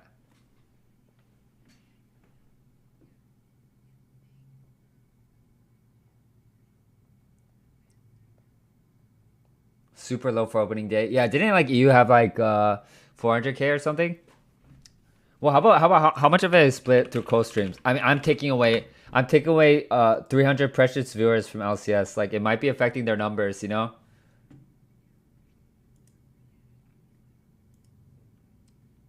Oh my god, Tyler won streaming through LCS. Okay, LS has 7.8K. Sneaky has 6K. So 8 plus 6. We'll be generous with the numbers. 14K.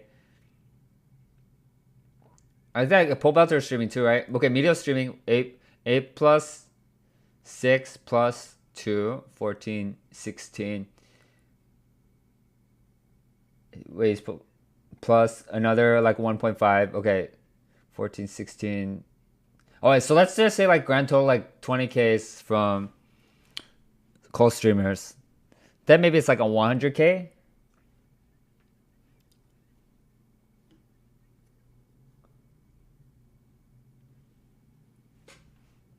Post nerf Yumi. Wait, how did they make the cake that fast? Who's gonna eat the cake? Would you guys eat that cake? If it was free?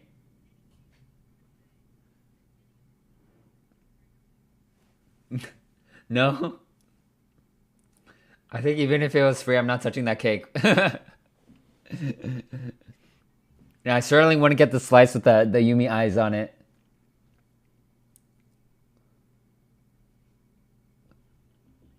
Oh, Rafa's first cast.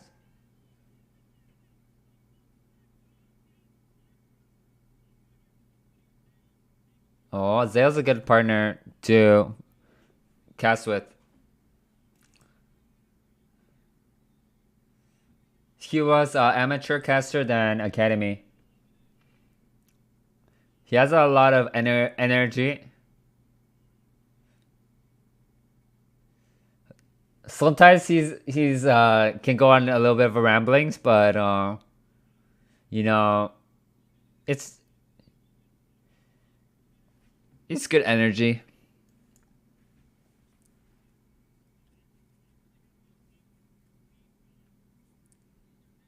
CLG.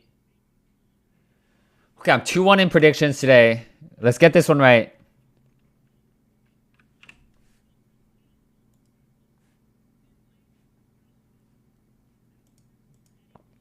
Oh, they're doing these announcements for everyone nowadays.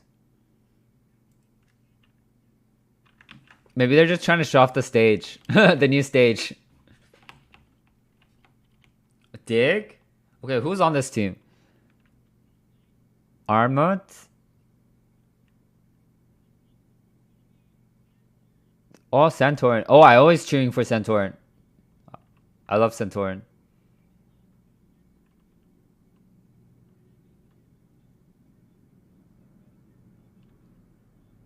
Spawn and Biofrost. CLG versus... Oh, who wins this game, guys? This one's close as well.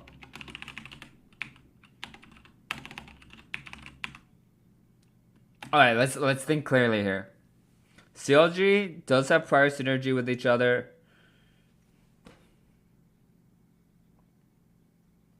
Dig has some like has decent play. Honestly, like Santorin is very good. He's my old teammate actually. I don't know if you guys knew that. I played with him on Ember. One of our very first teams together. Before that, he played for Huma. Jansen.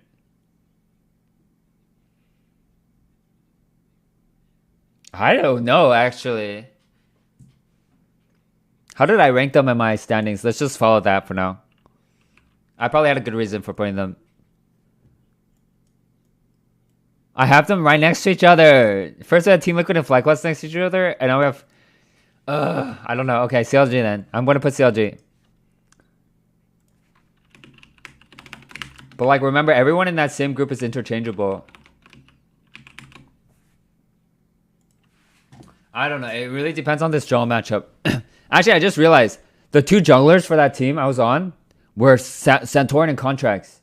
We had to play Santorin over Contracts because Contracts was underage at the time. He was 15. So this is a little bit of a grudge match.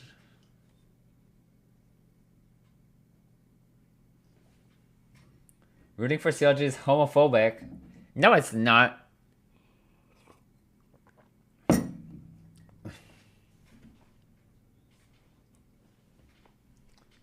Okay. Should we... Okay, I'm gonna give more time for you guys to do the prediction this time, okay? We'll do 10 minutes.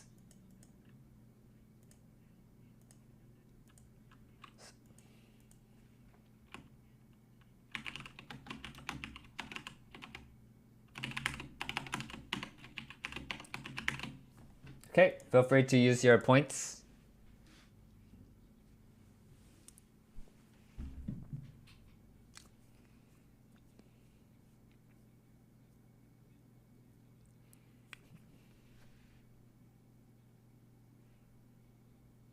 I feel like Dignitas is going to be such a strange team. Like, I don't know why, but the moment they put on under the Dignitas name, like suddenly they look weaker. You know what I mean? Is it just me? The thing about Dignitas is they just have less resources available to you, to them. Compared to like the Alienware facility from Team Liquid, like I've been to the Dig facility. It's actually shared with Verizon, which is one of their sponsors. They share an office, so you will see like the Verizon workers like walking back and forth, and then there's a little esports corner where you're at, where you're kind of you're kind of just and they have snackies, good snackies. The meals were all right. Yeah, I did some consultation for them. Not this split, last split. Last split? For Academy.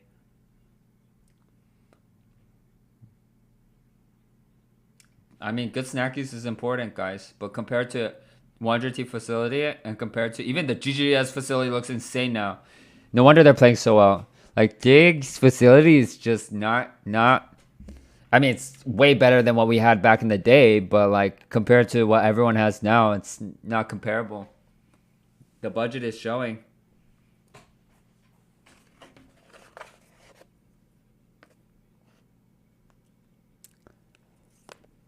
Oh, yeah.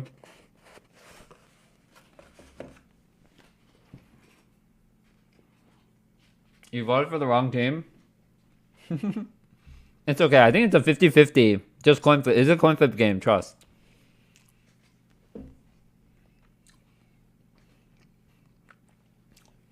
I'm not anti-Dig. I've actually seen CLG's facility too. But that's because I'm friends with some people, Contracts. and some of their coaches. But I think CLG even moved to a nicer facility. Their facility was already pretty nice though. It's in, I believe, Culver or Venice. I think Culver City.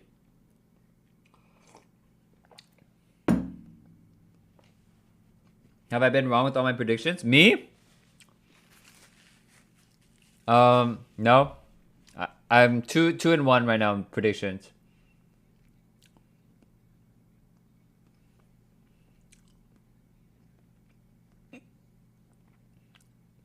Spawn and Biofrost were bot lane in Academy last year.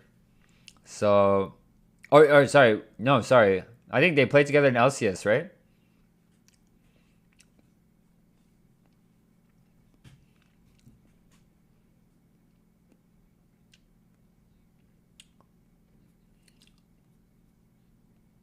He has a Nar1 trick. Okay, Armet's not a Nar1 trick, guys. He can also play Wukong.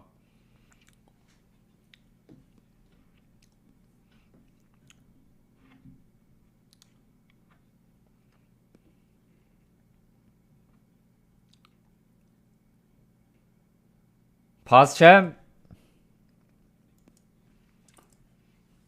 Alright, let's talk bot lanes. Luger, Poom versus Spawn Biofrost.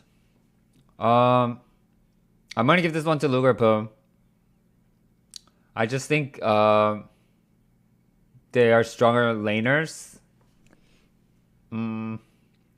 Jungle mid though. Centaur and Jensen have played on a team together. Team Liquid, right? So this is importing a synergies. And Santorin is a supportive jungler.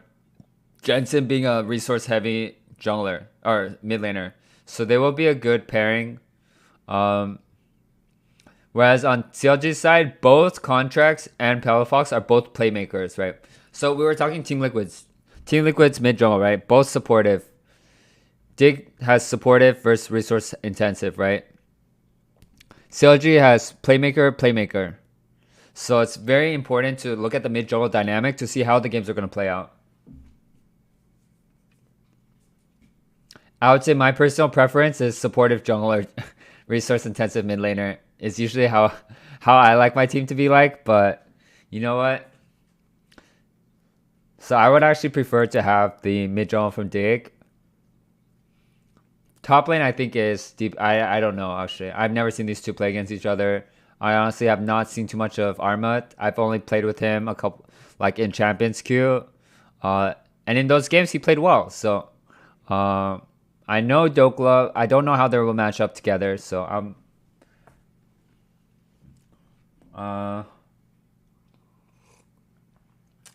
looks like Cassidy is just permabanned, as he should be. We haven't seen any Cassidy or Rise today. So if we're judging by the draft today, people are going to first pick an AD carry here.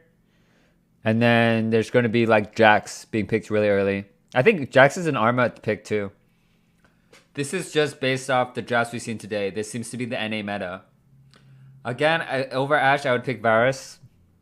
But maybe they think it's a flex pick, so it has more value.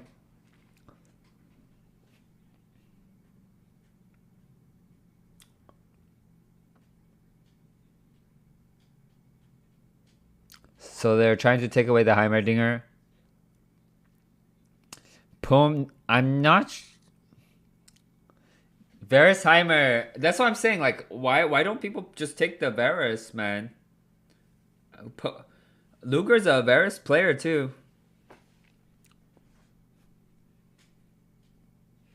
Do we really think Ashe is better than Varus? I just don't see a world where that's true. Varus outranges Ashe in lane. They might... Ezreal. I don't get it. Why would you first pick into a losing matchup? You know what I mean? Like when you play first pick in AC, you're planning on winning. You know, you're planning on using your first pick to get an advantage. But we're first picking to have a losing bot matchup.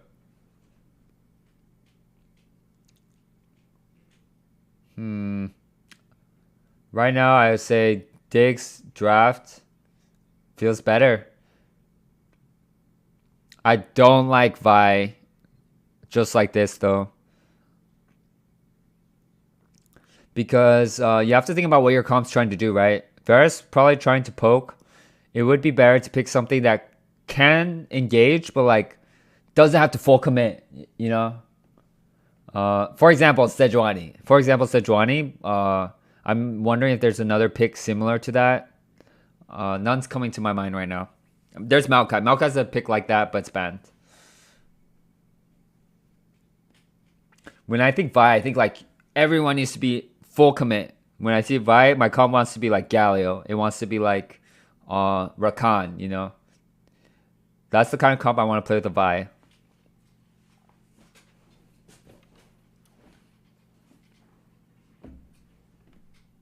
Swan looks like Fevian. A little bit. I think Fevian has puffier cheeks.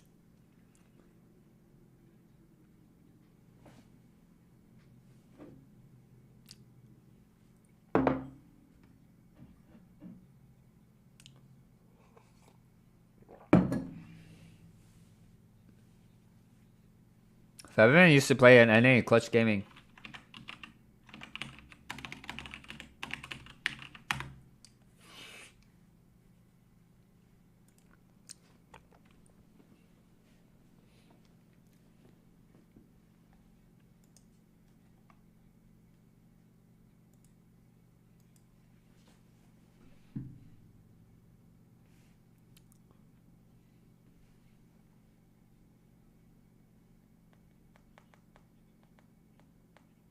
We need a biocam.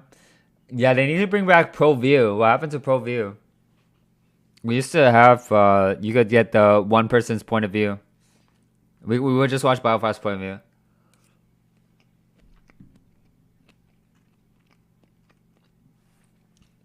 So Jax has picked 1, 2, 3 in all the other drafts, but gets through ban phase here and picked on 4.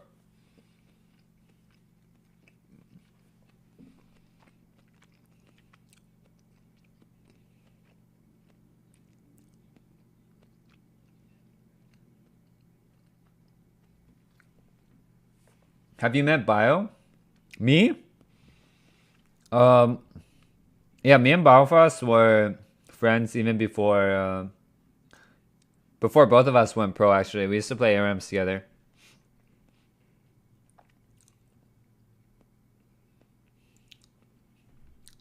We went pro around the same time. Our generation of supports was me, Biofrost, Hakuho. I don't know if you guys remember Hakuho. That's crazy. He was playing for so long, but he kind of just disappeared. That was our support generation. The generation after us was Vulcan. I don't even know who came after that.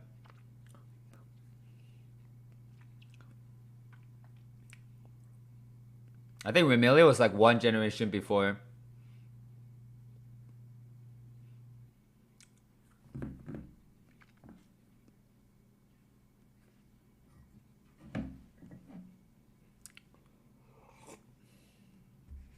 Both these comps look weird. Yeah, Loki, I don't like both the drafts. If I was to say which draft I would prefer in NA, I would prefer CLG. But I could see either draft winning.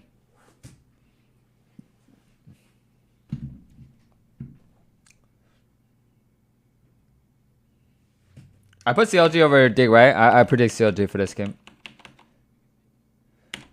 For bot matchup though, it should be very Dig favored, so they need to play around that. The bot prio to get Herald, to get Dragon, stuff like that. If they play a very strict game, bot prio into Vi taking Dragons, I think they can snowball the game that way and pressure CLG into a situation where they feel like they have to contest when they don't want to. Why did you think Bao wasn't support starting out? I think he's just filling in for the support who isn't here yet.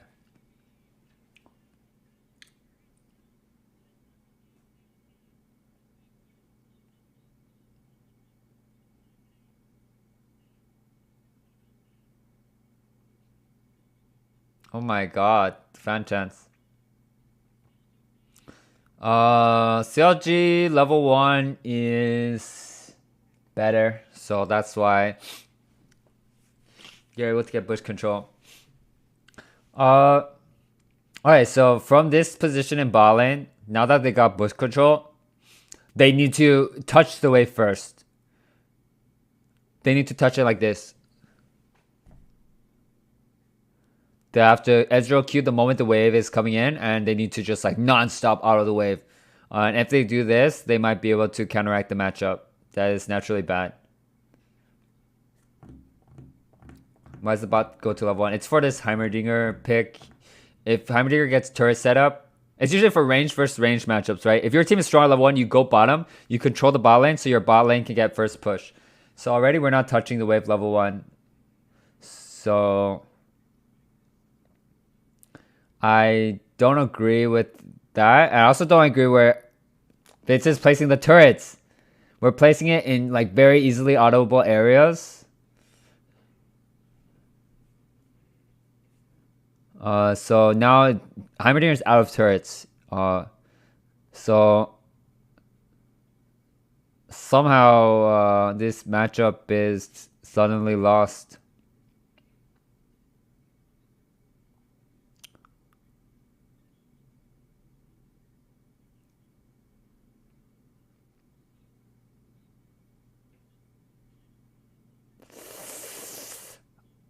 Bro, this is not good.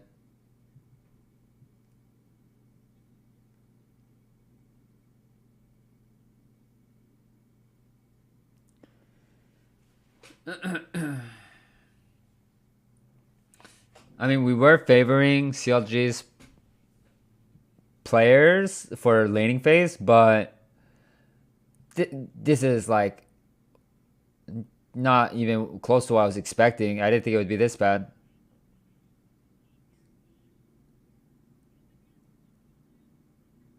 Oh, cannon? Jensen loves cannon. Jensen loves cannon. He's going for it no matter what.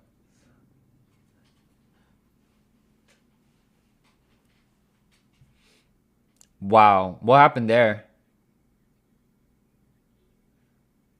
Luger is probably going to recall for tier here.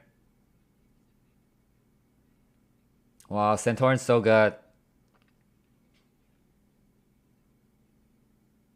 Also, top prio.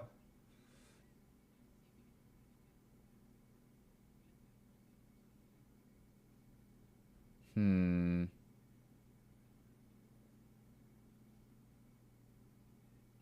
Do they win this?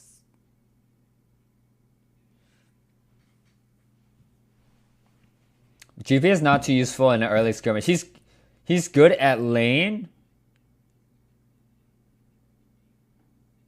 but he's not useful in like a river skirmish, if that makes sense. Like in lane, he can just spam Q, but in a river skirmish, that one Q is not going to contribute more than like infinite Jax autos and like a Jax stun.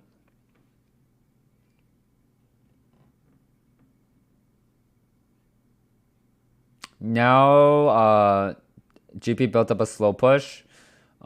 He's contesting right. It's actually smart, but it's going to be a double crab. Luger used TP.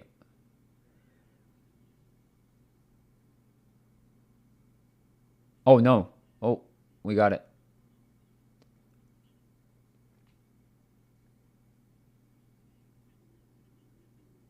First strike on Ez's troll here. I don't think it's that troll. What would you prefer here? Because this matchup is hard to get PTA proc and it's hard to get Conquer procs. So in a range versus range matchup, Ezreal could have some value with the first strike.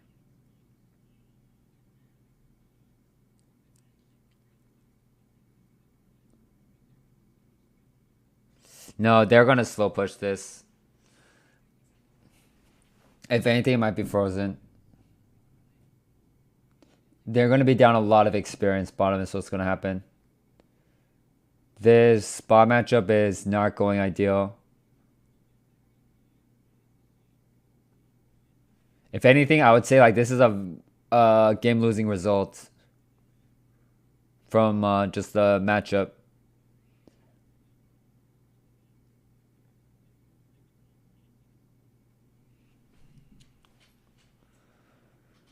Oh wow.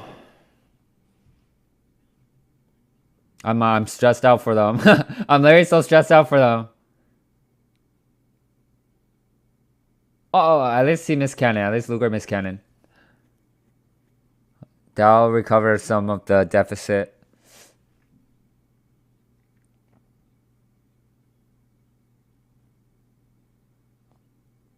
Wow, imagine Ash picked every game in LCS. It's crazy.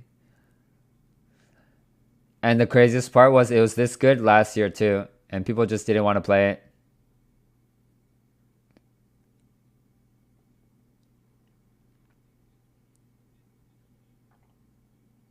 Oh, that's so smart. Contracts was trying to block the Q, but he just juked it. Santorin is so consistent. He's like the Sunday of jungle. I, I honestly think those two players have such comparable like traits. Oh, oh my god, GP ulti.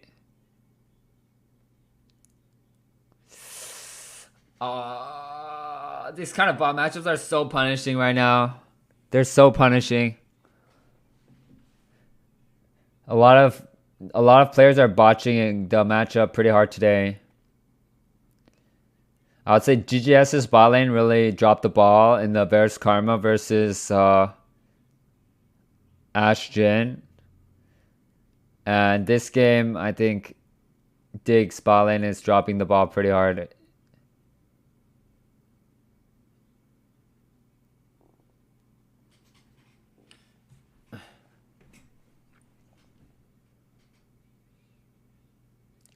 The thing about this dive is you can look at it like, oh, mid jungle gap, right? But it's not that simple.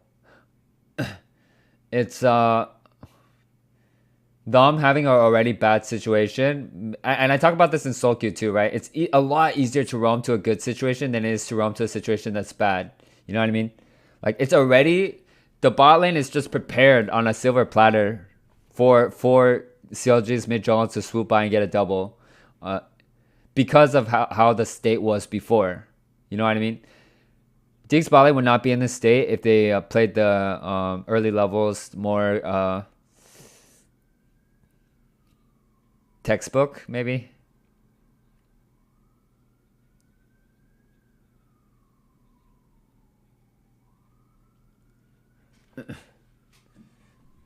Five-man bot? It was GPLT, but four-man bot, yeah.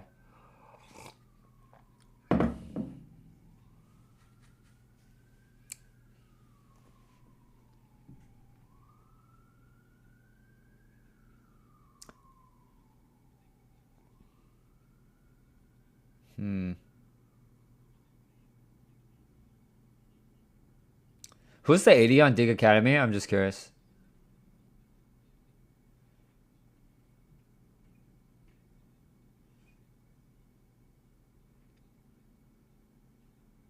Okay, doesn't this Jax pick seem a little bit troll to blind?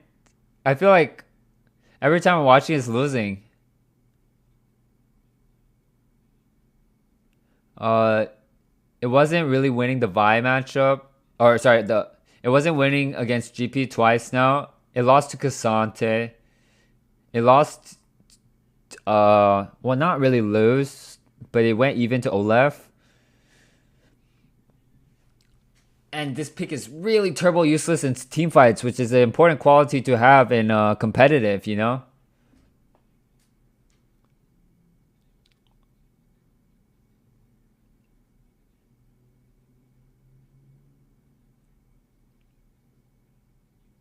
Why does Ash support work? It has a strong lane, and then it will Hawk Shot gives good value for the jungler, especially in competitive. And then Arrow is really low cooldown nowadays. You can get it down to like 30 seconds. So you have super safe play every 30 seconds. No committal needed.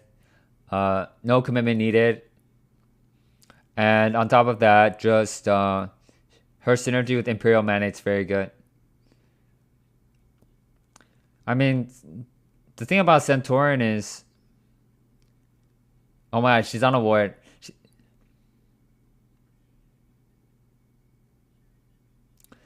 Santorin's constantly going to like what seems like a bad situation, so he's constantly having to save it. Oh my god, Ash arrow. And the thing is, he was aiming it at that bush too. He was aiming Ash arrow at this bush, and it so happened that was the same time it went up. Wow. It was a good arrow anyways. Because it would have hit both if they went in and...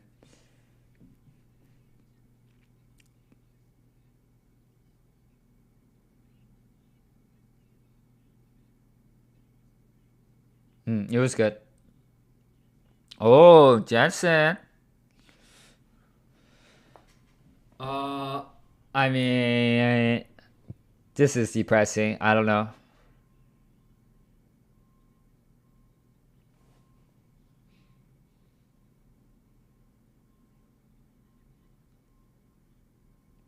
That's the advantage of returning as a...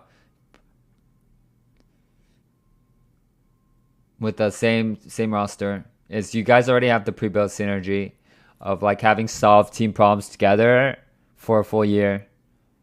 It's very rare to see a roster stay together for that long.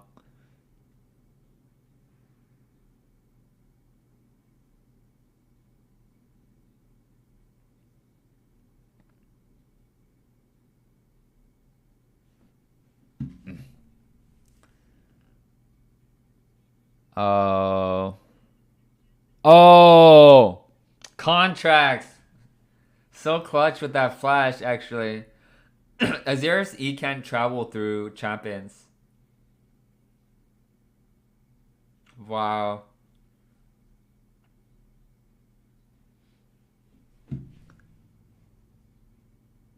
This game is so over. The thing is, CLG's comp outscales too. It's not a matter of like winning with the early game comp. They're winning with a scaling comp.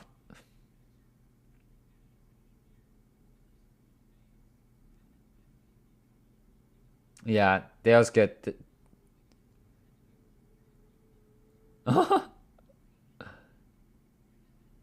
I wish they just showed it normally, honestly. For this clip, at least. How many games left? I think one more after this. Wow, this is end so early now.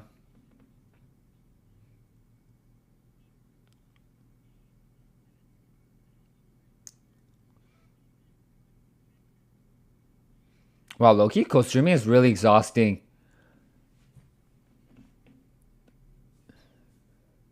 I can see why they don't usually play League after. Oh. Looks like a good play. For Dig, I mean. Yeah. Oh, very good.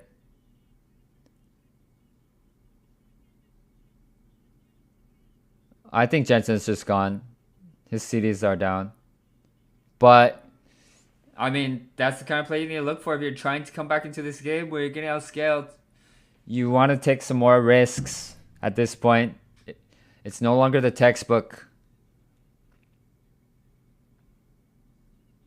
Poom's going for Swifty Boots, Umbro build. Well, I would say that's a hope play. When you run up at a Ezreal and expect him to not press E in an LCS game on Varus ulti, it shows like the kind of desperation that they're feeling right now. If you were like not feeling like that, you probably would just not use Varus ulti there.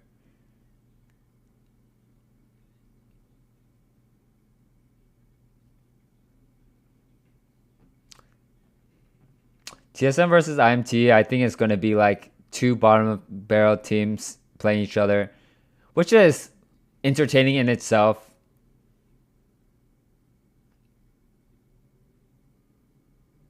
It's curious. I mean, even between the bottom teams, there's some competition like, to know like who's going to be better.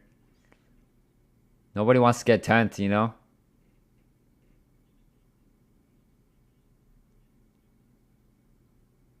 Especially for TSM, you don't want to get 10th 2 times in a row.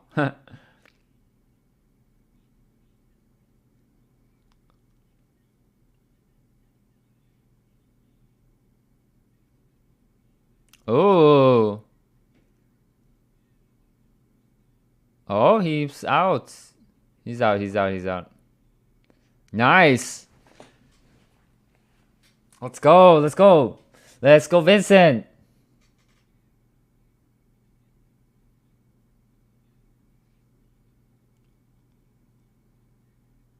Wow. Oh no. Does he even have smite up? Oh wait, he didn't have smite up. He didn't have smite up, guys. Centauri wouldn't miss that smite. It was a desperation play. Like, no, no, no. Like, you guys don't understand. Like, when the game's like this, like, you really have to, like, take more risks. Like, it looks bad, but it's like, when you're on a bad team, like, these are just the kind of plays you have to make. Like, like I hate to say it. I don't even fault them for making this kind of flip play.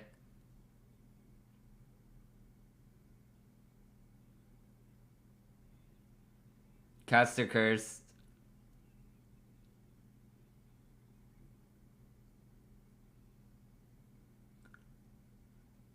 Okay, let's talk about bright parts of Dignitas. I do think their jungle mid is playing like how I would expect it. Like it's very standard. It's good enough to win. Uh, so they do have a solid foundation there.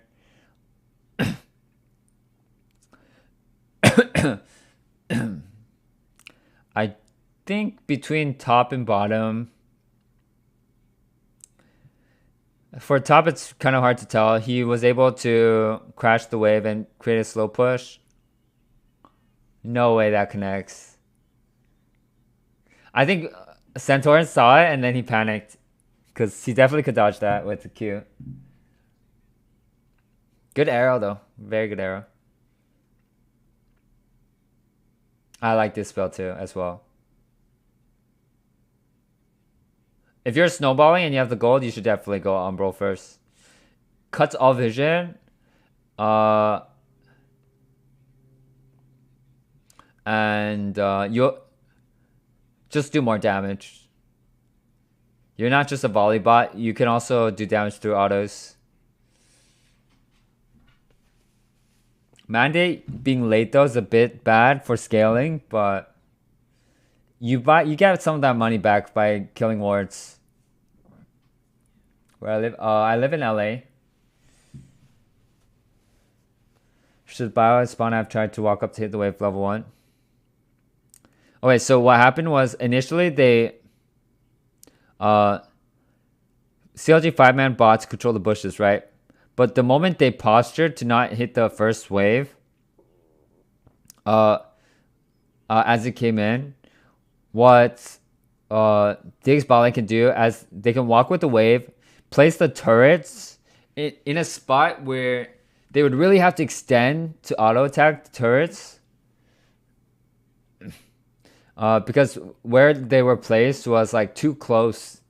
So Ash was able to auto attack them without taking damage. And by doing that, it would set up a certain line that CLG can't push through, and then it would push the first 3 melee minions pretty fast, so they could potentially contest for the push.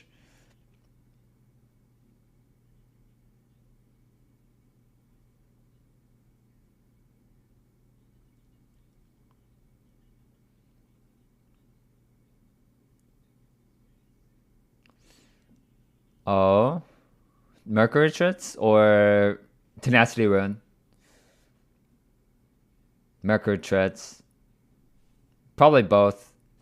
Though I thought Jax takes attack speed, so maybe not.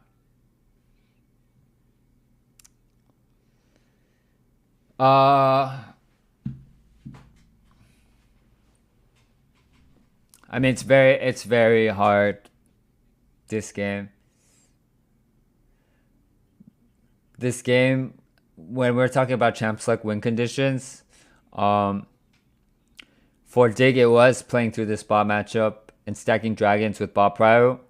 But the way it played out was instead bots not getting prio, so they had to play around top.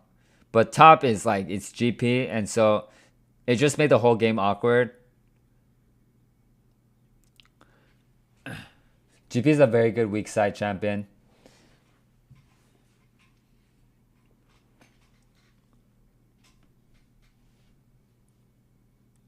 Damn, there's just wards everywhere.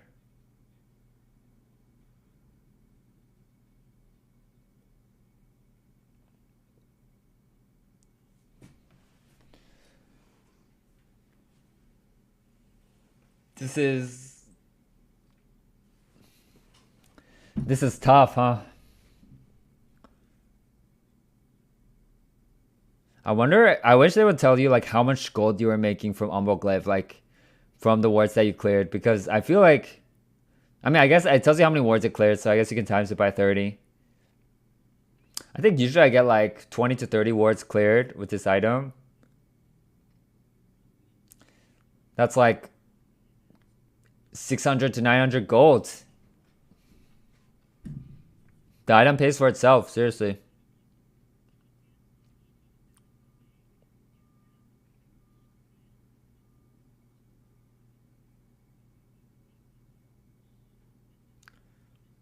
Rafa's having a good first cast, I think, for LCS.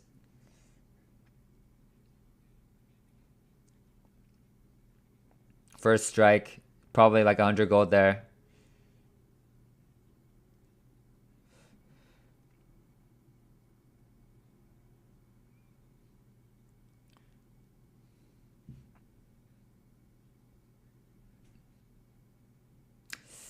Uh, okay, let's just picture how the game. Okay, if we're at Dignitas, how do we come back from this?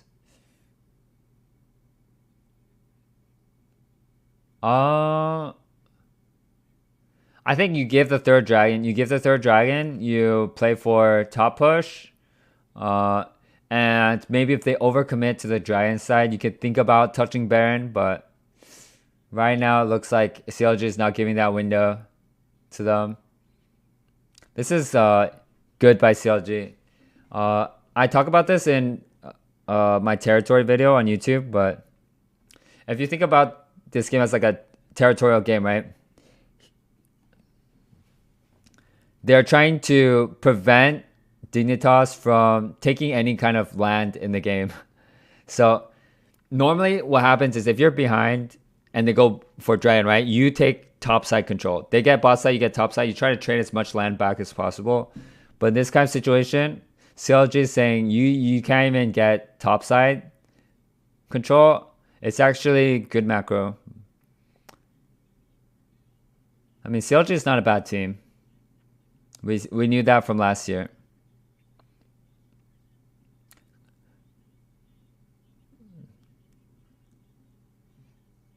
I know their coach Thinkard. It's pretty good.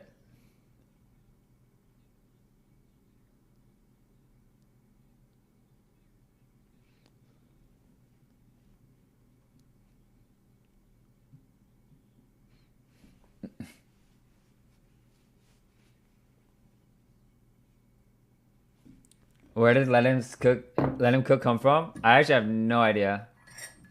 I got it from Twitter, but I think it just like popped up everywhere at once.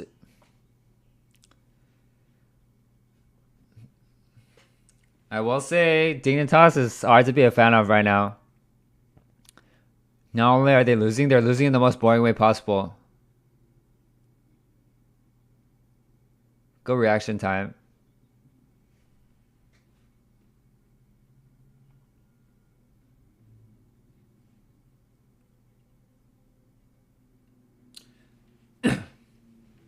Still hope Dig wins.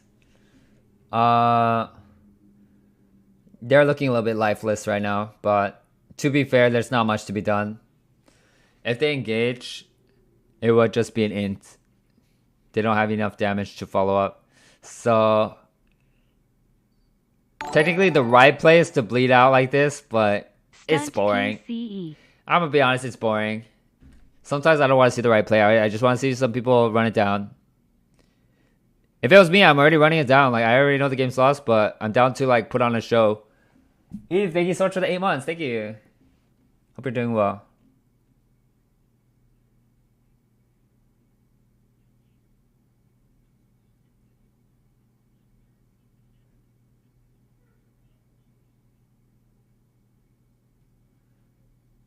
I mean, again, like what Dig is doing right now is like not incorrect. It's not incorrect. You know, what are you going to do? Even the best team in the world, what are you supposed to do in this game state?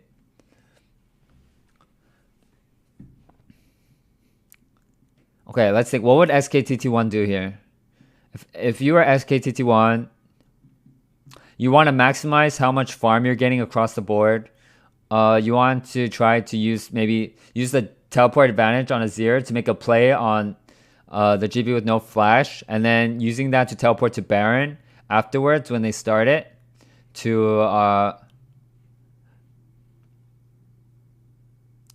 try to 5v4 or try to force Baron on GP's death timer. You can, really try to look for these small windows where they're split up to look for a Vi ulti. Assuming we were very hopeful, these would be some kind of plays we would be looking for right now. But I don't blame Dig. This is a depressing game. Like, I don't blame them for what they're doing right now.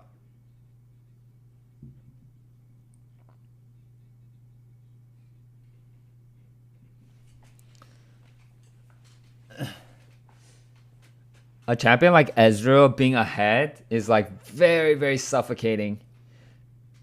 It's like Zoe. It's like anywhere you walk, you're just getting poked and poked and poked. Like, if you don't engage them right away and he lands 1Q, you're half HP, you can't fight anymore. But Ezreal should not be playing the game from ahead. Ezreal is typically a champion that has a weak early.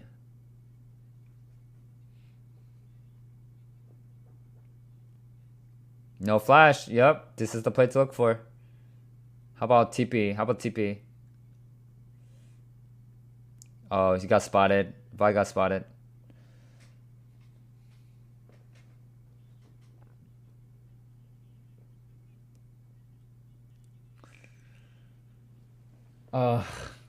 Watching these kind of games is... imagine being the person playing the game too. It's so bad. It's so bad.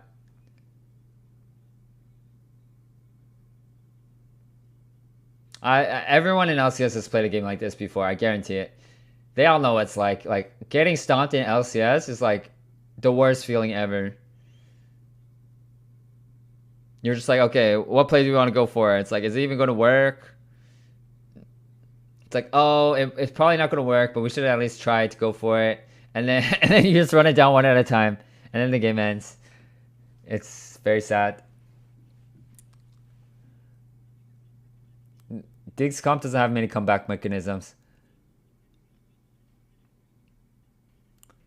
When you pick something like a Vi, who's like a full committal champion, if your team is behind, you can never you get interrupted by ulti.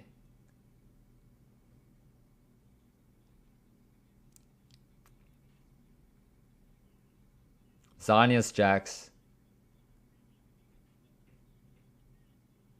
Wait, so I'm trying to... What's the reason for ulting there at the beginning? Actually, not too sure how the new Jax works. Victor ulti is a what's it called? It's a cancel.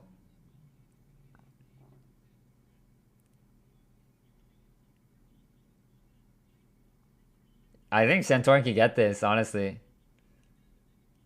He can get it. Q flash. Let's go, Lucas.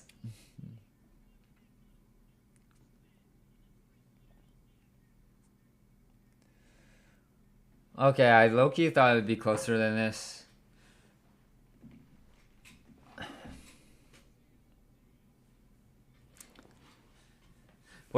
I think most other co-streamers in a game like that, they're probably talking about like what they had for lunch. So today for lunch I had chicken. Actually, I still haven't eaten the chicken because I got it a little bit late. But it has very good Brussels sprouts. You lost 40k points? Did you? Okay, if you copy my predictions, you'd be up big today. You'd be up big. That's all I'm gonna say.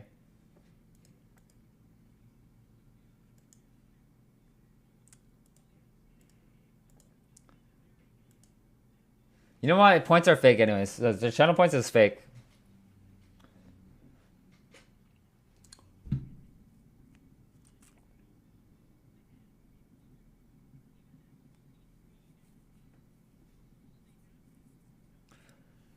I mean, I know a lot of these players like super well. I've been playing against them. I've been playing with them in solo queue.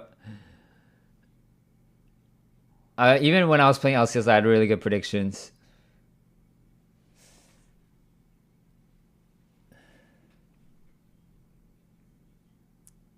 But in the end, there's some variance. Like just on a day, certain players can overperform or underperform.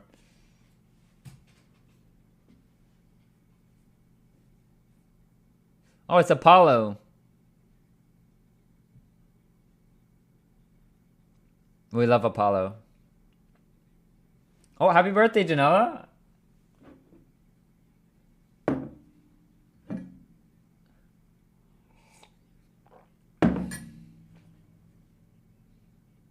Oh, the jacket choices here. Wait, I like Azale's jacket.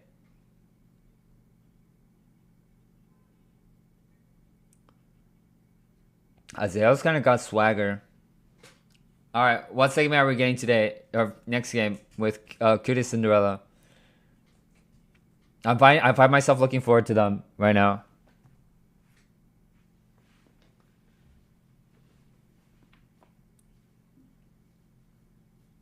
Azale's always drippy until he puts a suit on. Wait, you're actually so right.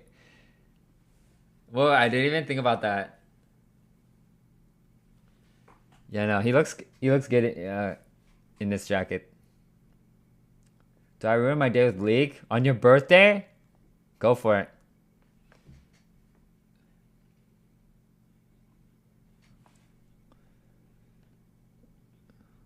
Wow. How come I can feel the boom? I can feel the teams just mentally collapsing from the first day. Like today's losses were not like, oh nice, we can come back. They were like, oh shit, we have a problem. Except GG. GG did a good job.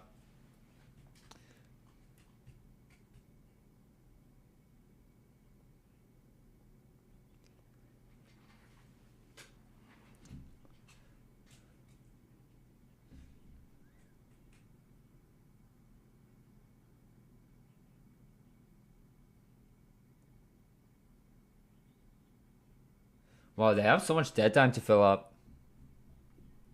Oh, Cutie Cinderella and Dokla.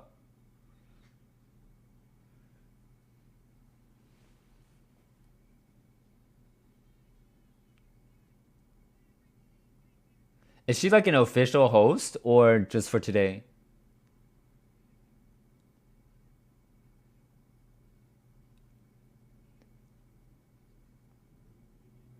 Jack's win rate check. It's probably not that bad. I mean, I don't think Jax is a bad champ. I do think I would not prefer him blind. Jax has always been a really, really good counter pick. He seems to be a very popular blind in NA though. Who's this? Dokla or Cutie Cinderella?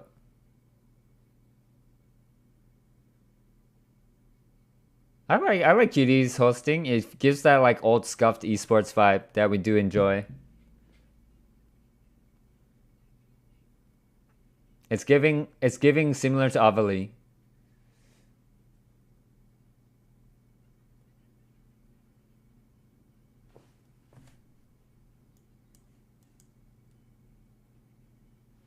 Where did I place them? I didn't place them 7th, did I? 1, 2, 3, 4, 5, 6. 6, guys, 6.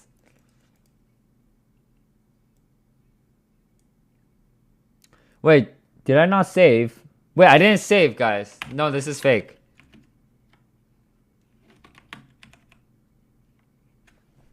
This is fake. This is fake. We had Liquid at 4th, I remember.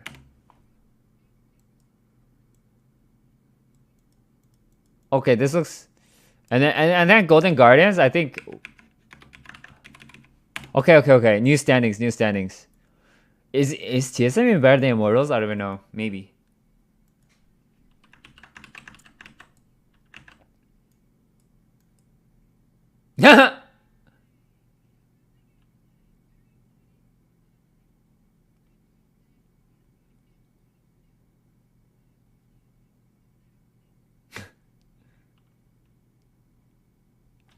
I like it.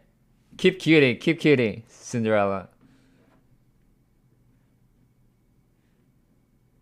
It's like we're anticipating the next disaster that's about to happen, and it's kind of like fun. Okay, I just can't believe these jerseys right now. Look at the back. Look at the back. We are Great Lakes. And you have to turn your head. Look at the front. Okay. Also true.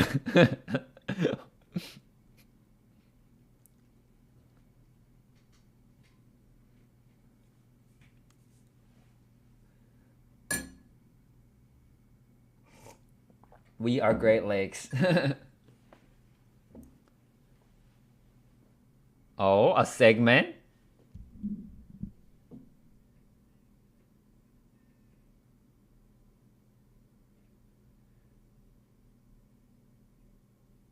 Oh, I know.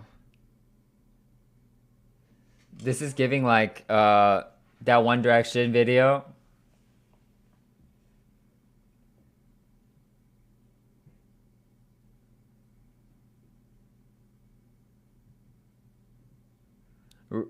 Raz reminds me of like the theater boys.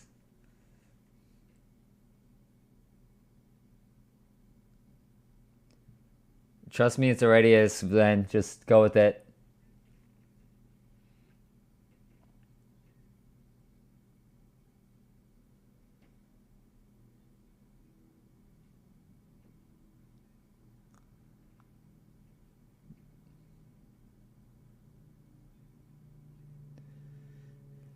There was a 3D modeling like thing they made us step in for Pair of the Week for the statues. I don't know if they still do that though. It was kind of cool. I never got one. But it was cool.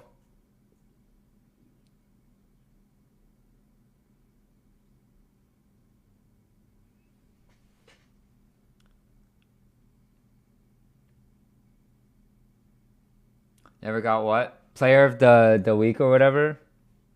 I've gotten player of the game a couple times. Player of the week though, never.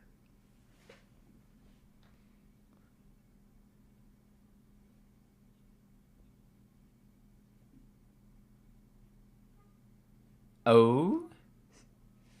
IMT versus TSM? Wow, I didn't realize Clutchroom was so exhausting. Oh my god, I'm exhausted. Okay. IMT versus TSM. Okay, let's talk about it. Okay. Oh my god, wait. Wait, I had multiple of them open. No wonder it didn't save.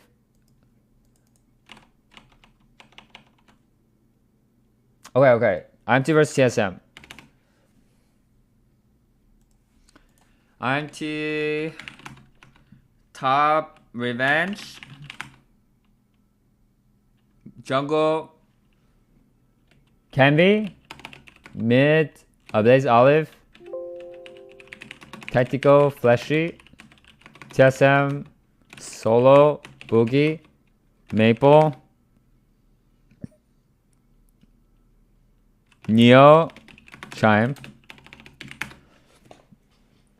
Okay, Heike, I think This is like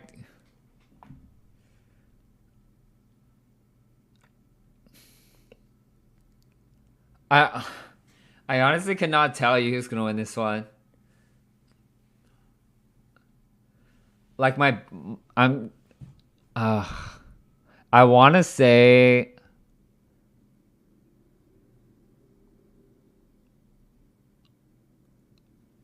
no, I have no idea. What I do know is this is like two teams that I don't think are gonna make playoffs this year. But in terms of how good they're able to mesh to claim certain spots, like I'm not sure.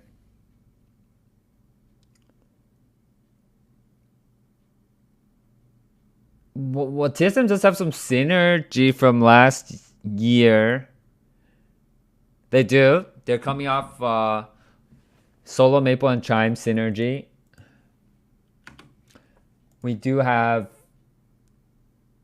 I think Fleshy is pretty okay from what I've seen and played against.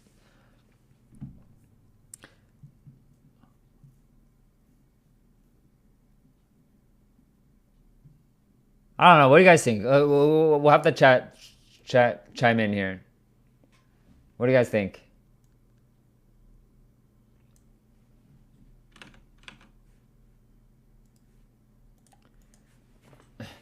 Boogie jungle gap. Boogie jungle gapping who? Jungle gapping Kenvi?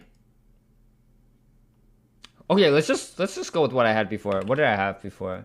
I think I had TSM better. Okay, let's just choose TSM.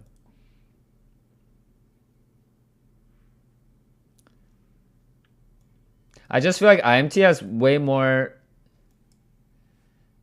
chances to like make a game losing mistake, if that makes sense. Like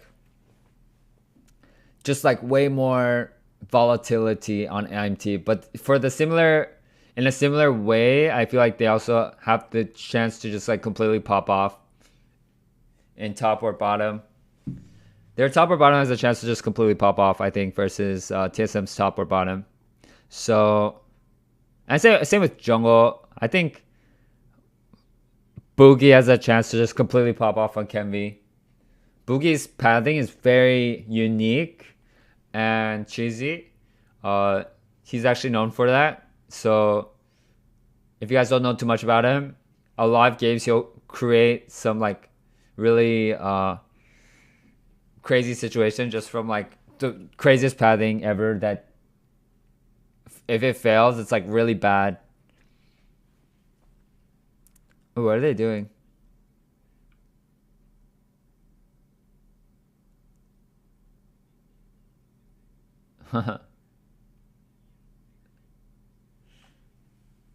Actually, I like the 100 Thieves announcement video.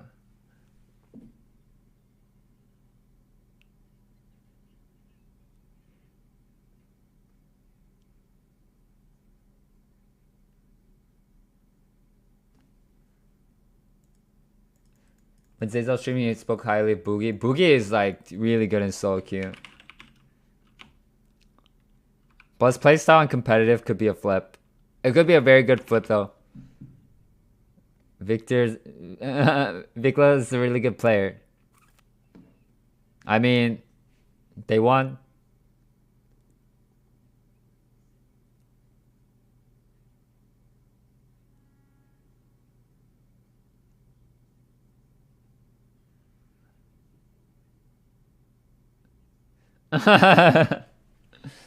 Actually, Faker is a little bit of a troll.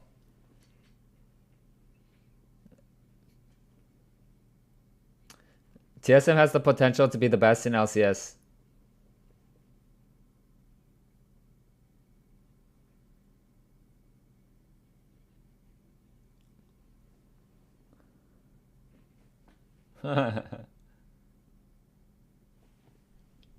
I feel like Korean players always say other players are really good. They don't actually. I don't think they actually mean it. They just always say it. They're always like, "Oh, I think this team is really good," and then they just like proceed to dump on them.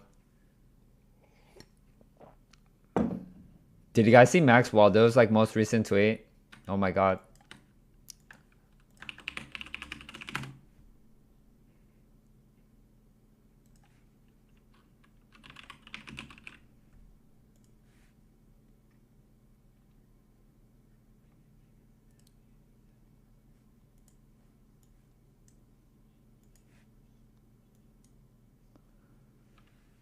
And somebody tweeted at this like, "We quit coaching for this."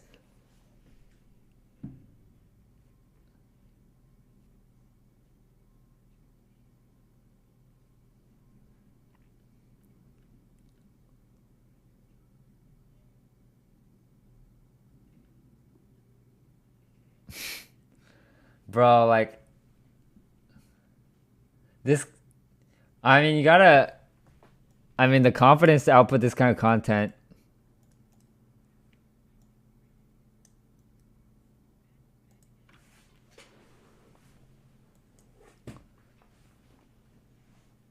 It's like shock content. Anyone know the artist? Bro. I bet you could find it if you read the comments. Okay, isn't there better art than that too? I mean, I wouldn't know, but if I did know, there would probably be better.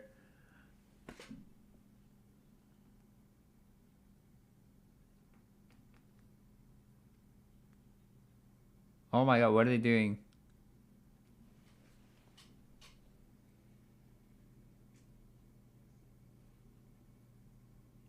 Okay, Beerson actually does a lot of reading though. Wait, what is this segment?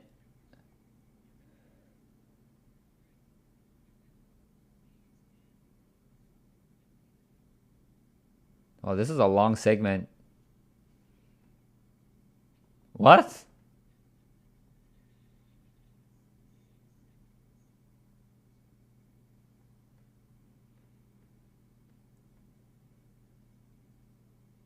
Okay, that's good. That's good.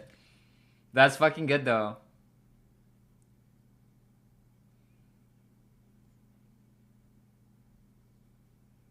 What keyboard do I use? All my equipment is down below. I think I use uh Stealth. Out of the keyboard, the mouse. Black Widow, Tournament Edition Stealth. So no numpad.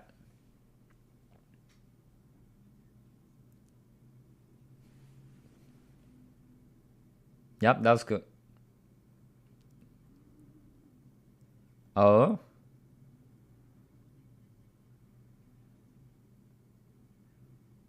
Wait, who's Isaac? Oh, is this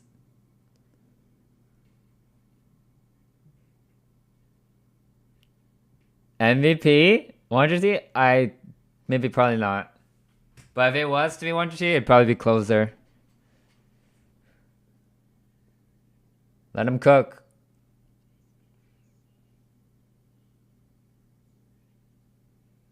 Wow, Loki 100T's jerseys.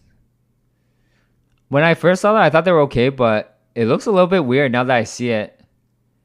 Like it's not symmetrical, which is fine, but wait, I didn't even notice. I I still think their best jersey was the baseball ones. I still have, well, I used to have it. I think I gave it to someone to take pictures with for their Instagram, and then they never gave it back. But anyways,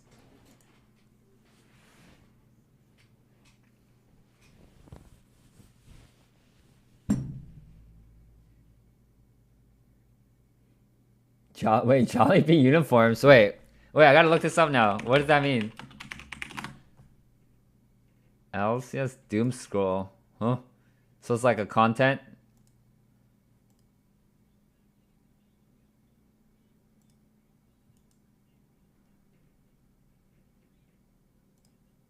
You saying it looks like this?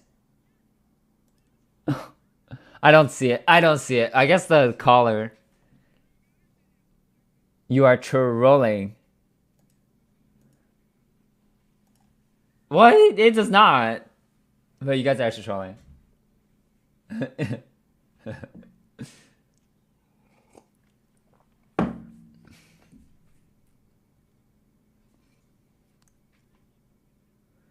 Okay, I just realized I need to be right back. I'm gonna eat some chicken. Oh my god.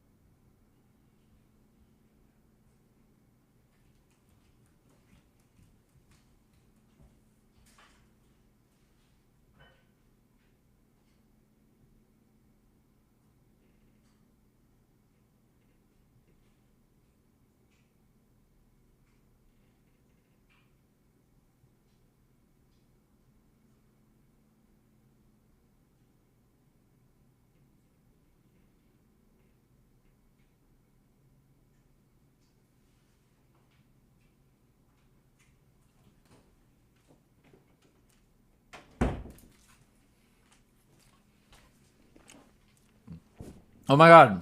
I thought that was LS for a second.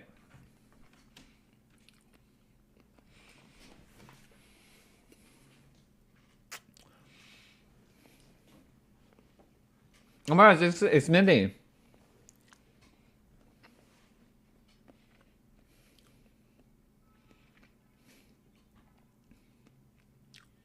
Huni is rich.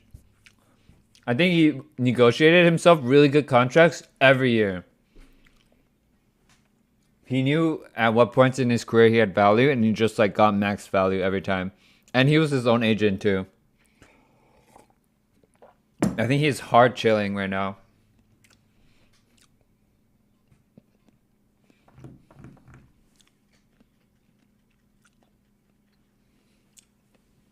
Sejuani first pick over Lucian Nami?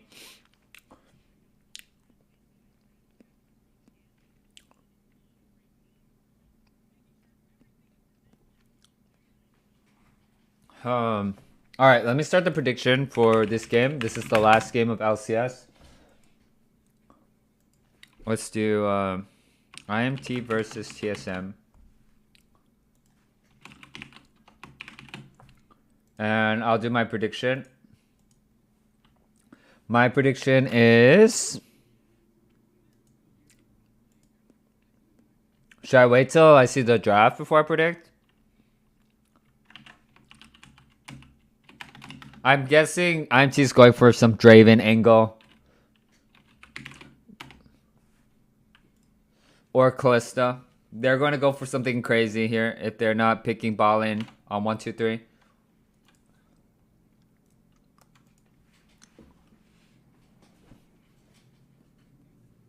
Elise. So we know Boogie's really cheesy early game. Elise seems to match that playstyle. I will say IMT's first 3 picks is very weird. Because not only are you revealing Sejuani flex very early, you're also revealing the Sylas flex early. So what should be flex picks is now revealed. I mean, as we expected, both these teams are a little bit of a tier down, even when it comes to drafting. And we blinded Fiora. We're blinding Fiora on 1, 2, 3. Like, I don't know. Something's really going wrong. I feel like the coach has to be somewhat called into question here.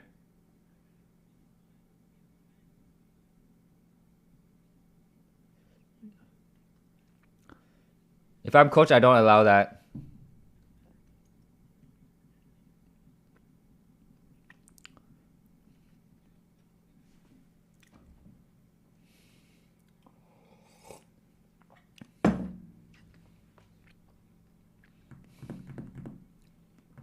Okay, it's not even NA Fiora. I don't think they will blind pick Fiora in even the best Fiora regions. LPL even.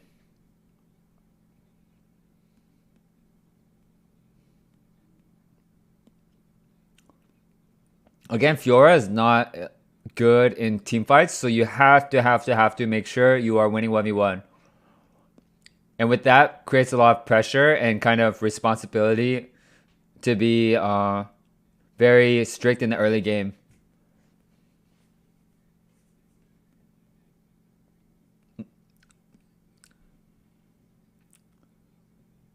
Okay, Sante. Good answer. But is it a solo champion? And crucially, we knew they were going for Draven because if they wanted to pick Zeri, they would pick a 2-3. But I don't get the Pyke part. I thought they would do like Renata. Already when they didn't pick Ballin 2-3, we already knew they were going for like a Draven or Kalista angle. Kalista is banned.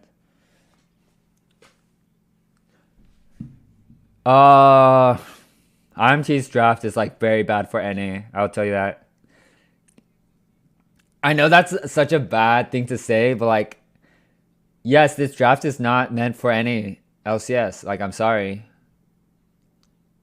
You're going to make mistakes and you're not going to snowball properly. I would much rather have TSM's draft here.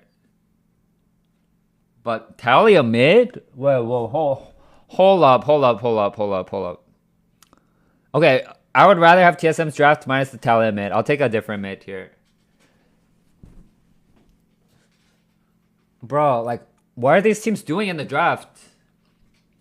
Okay, sorry. Well, I meant to. Okay, positive things about the draft. It's really nice that they have the confidence to pull out Draven Pike. It's actually not a bad matchup.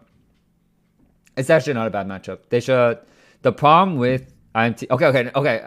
I'm just gonna say one last problem is that Sejuani needs to play both around top and around bottom, but she should prioritize bottom over top in this case, and Elise has lots of options too. Since every lane is so volatile, the Elise over the Sejuani might come handy for TSM.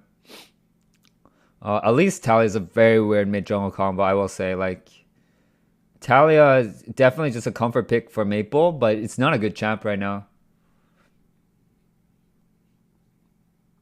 I think we have correctly predicted the bottom two teams of the LCS.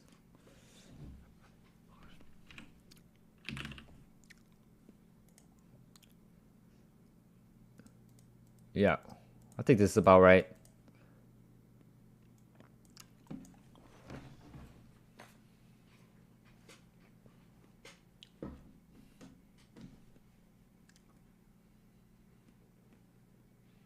Pike used to hunt fish for a living. Wait, really? Oh, I didn't even know that. It'll be fun to watch.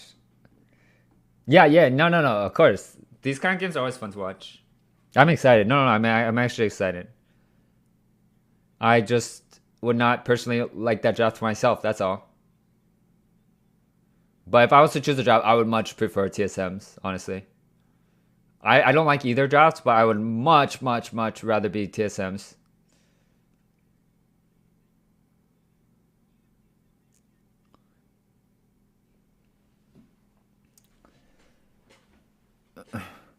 Okay, let's talk about IMT's win conditions. If IMT was to win, they would have to win through a bot gap here. Oh, Solo might have to start E. Did E already skill? He started E. You know why they went for Solo level 1? It's because they know Solo tilts really hard. He probably already question marked them in all chat. Solo is actually an old teammate of mine. We played together on Ember and then again on Team Liquid.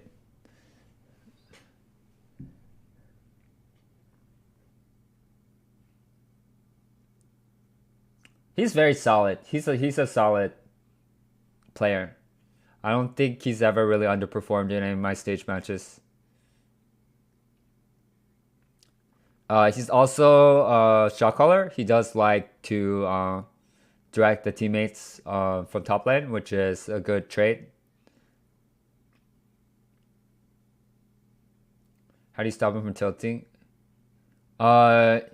He really likes it if you're winning. He doesn't tilt that hard if they're winning on the other side when he's getting camped. But if you're losing and he's getting camped, ooh.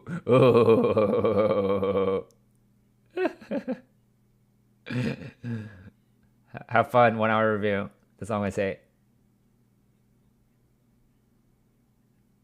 Okay, let's see.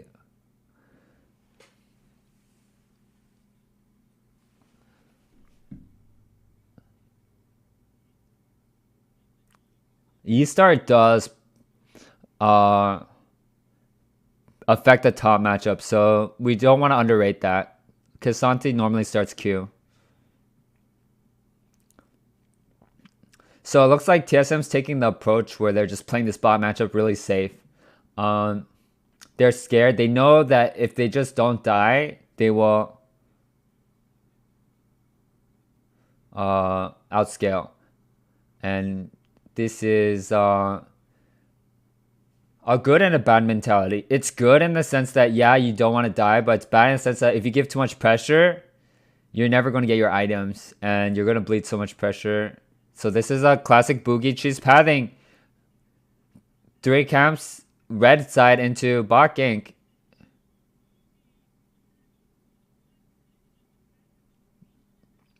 Just really bad for INT's bot lane. And very good by Boogie to recognize that he needs to put this bot lane behind.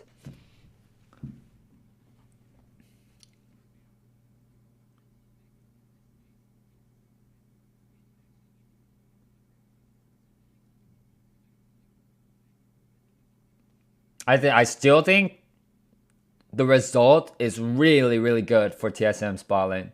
This Draven lane needs to snowball. It's Draven. There's a reason why people don't like to pick Draven in competitive. It's because people respect the snowball potential and he doesn't get the stacks off. And then come mid game, you're not a fed Draven and you're just useless. Oh.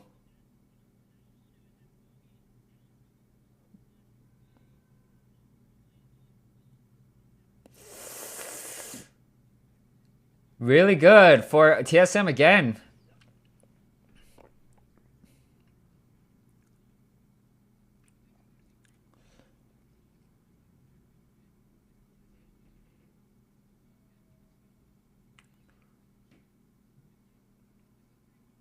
Right now it's looking a little bit good for Boogie.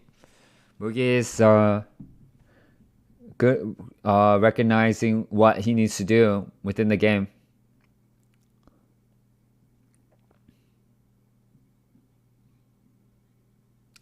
The good news is Fiora is winning the 1v1. That's very important. If Fiora does not win the 1v1, it would be very, very, very bad. Very bad for the game. Again? Oh my god. He's so cheesy. Like, he doesn't do anything standard. That's I mean I'm gonna talk about that in solo queue. They're planning on formatting this time. Wow, this Draven Pike is getting fucked up right now. Draven, Elise jungle just like Elise support. You only need level 3. Seriously. You are willing to sacrifice camps for the sake of screwing over someone. She's actually really popular for screwing over top laners.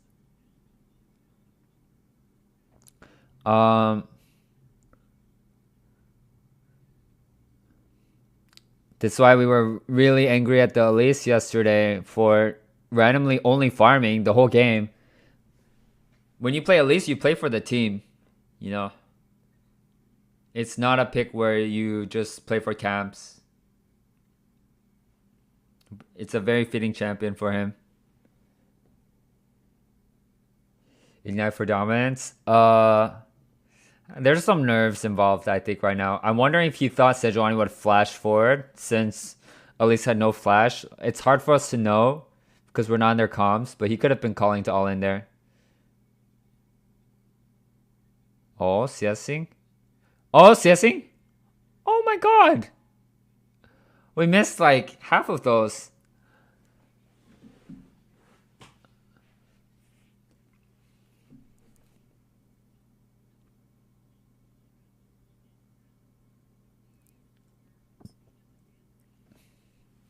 My very first scrim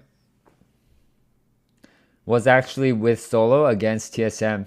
It was I actually have recordings of them. I recorded my very first set of scrims because I was so excited. He has a player. No, they're gonna TP back. Both sides TP back.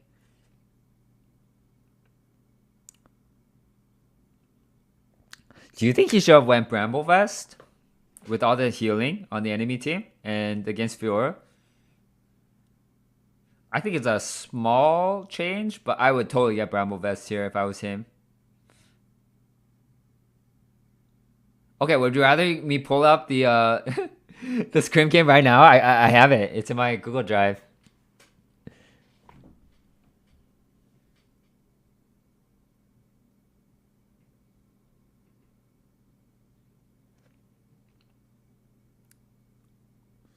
I wish I recorded more scrims so I could remember more teams. I have a lot of VODs from early teams, but later on I saved a lot of my VODs to like servers that got deleted. Okay, let's refocus on the game. If I was talking this current game state, I would much rather be TSM right now. Uh, this Draven Pike is like behind, and it doesn't get better. Once Lucian Nami gets Mandate Gale Force, oh no no no, you are in trouble. This is no longer a good matchup. However, I will say at any given time, either of these teams could just hard run it down. I would not be shocked.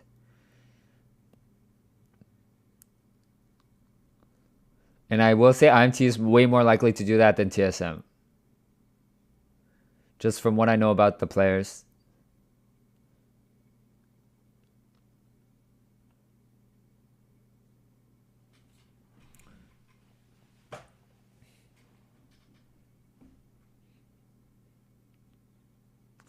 Wow, we're giving cannon?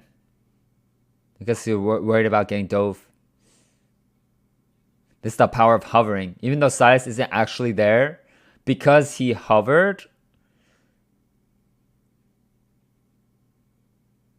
it was enough. But I do think if you're K'Sante, I don't think you care.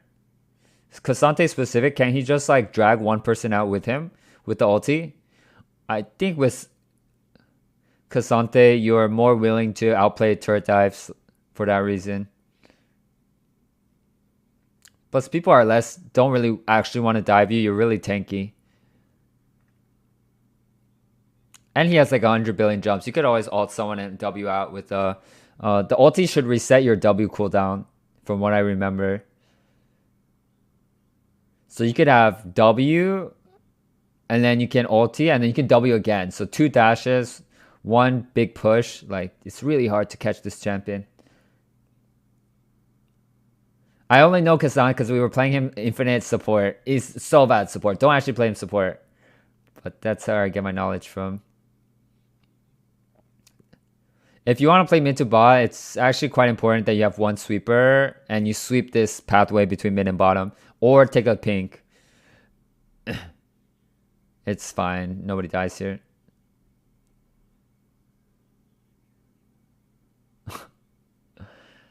Talia, my god, what year is this when we're picking Talia mid? Maple, come on, we gotta practice some new champs. Ayo? Oh, nice! Wow.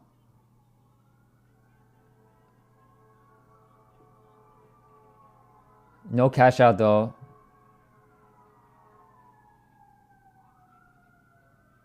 Oh, very good gank angle there.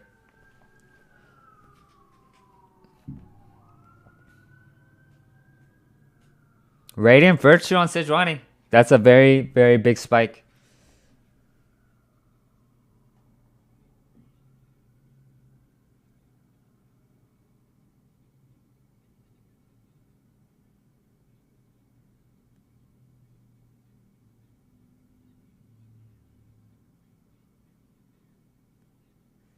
Yeah, it looks like they had no idea.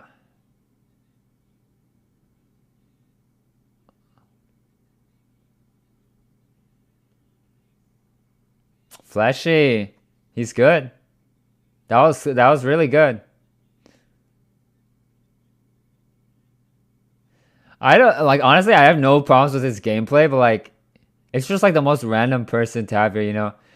It's so hard for us to get attached to players and it just feels like it's just another like nameless face to me. It's just like or not nameless face, it's just like another person I just don't know anything about that's coming over.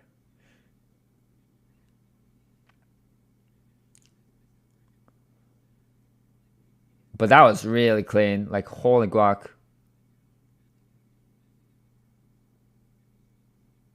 Oh, what's up, Alan? How you doing? Let's go Luger and boom. Huh?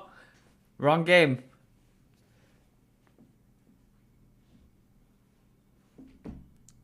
ADC patch saved my game. Oh, it's out?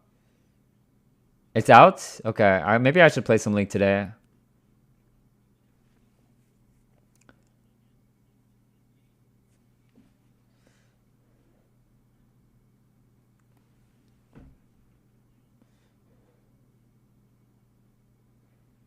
What's up, Aurora?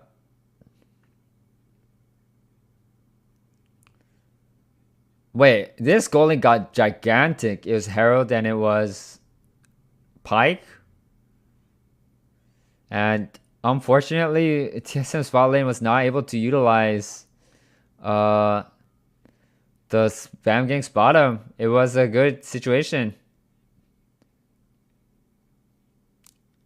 Could it be a bot gap?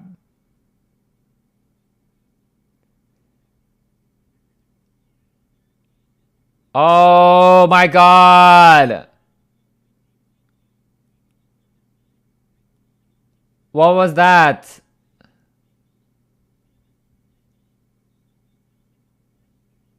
Wow! Nice snipe. What am I? Holy moly, how many wasted ultis were there in that one fight alone? 4 or 5?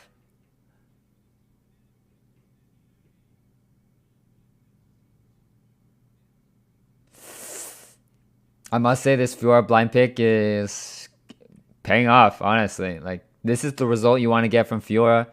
If you can get it blind, then it's fine, honestly. I don't think he'll get away with this result against a different team, though.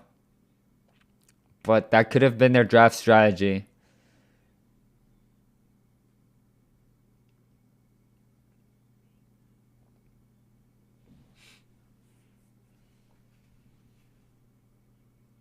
Oh, don't replay. Don't. Oh, my. Yes, it's all about the positioning. Right. Well,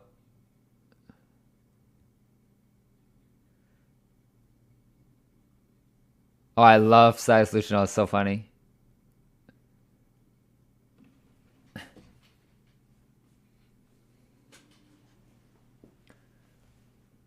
What's up, Kyle? Okay. Just remember, Draven is no flash, and he's still waiting to get that big cash out right now.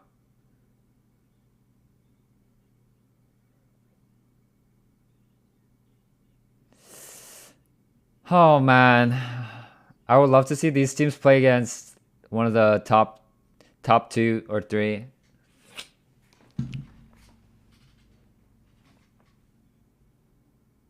I will say, while Boogie is a big wild card for TSM, IMT's like whole team is just a wild card.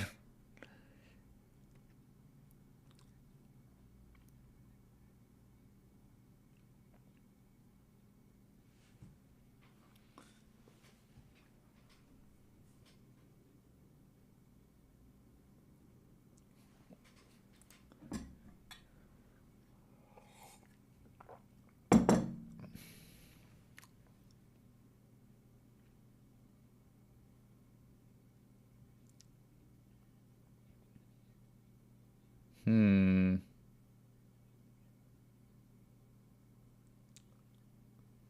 What was that movement? Okay, let's see. Okay, let's talk about realistically what each team should do. Okay, so if you're TSM side, right? Nami's gonna have mandate soon. I would say you guys want to play with mid prio with the mandate. Have numbers advantage on mid waves so that Lucian can comfortably Gale Force with the Nami buffs onto Draven.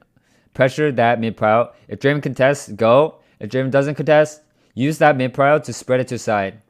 And okay, if you're if you're IMT side, you're stronger right now, so you actually want to you can choose to play with the Fiora, or you can choose to oh, give me a sec. Oh no. That is so bad. The cash. The stack is, they're all gone. Well, at least TSM's following the plan that I outlined. That's good. That's good. I mean, obviously they couldn't hear me. They got the Gale Force, they got the mandate, and they said it's time to send numbers advantage to mid. Did I or did I not just say that? There we go. They did it. IMT's plan should be Just like try not to die to that and let Fiora get the turrets for free. Unfortunately, we did die to that.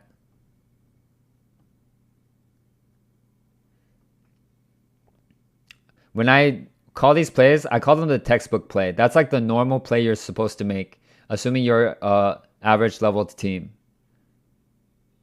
Wow. Kotofo, Naya, daggers, goodbye. Is it Kotofo or Kanofo? Jeez. Gross.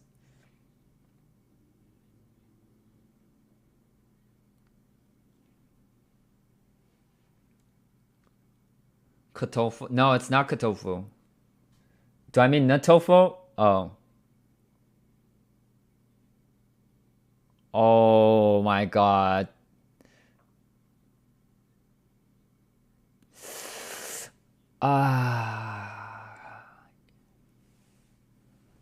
Good outplay by Solo there.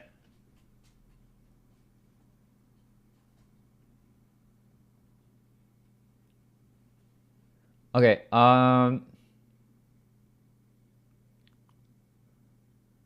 okay, remember, you guys just want to play safe and let Fiora split push? Why are we having Fiora group? Oh my god. This is why they're in panic mode right now. They're not thinking clearly.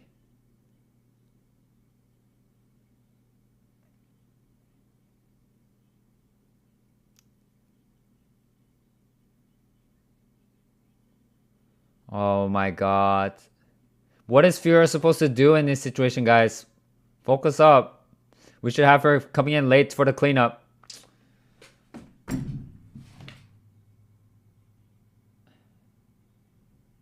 I mean, at least my rankings were correct. Draven and competitive from behind. I don't know what to tell you.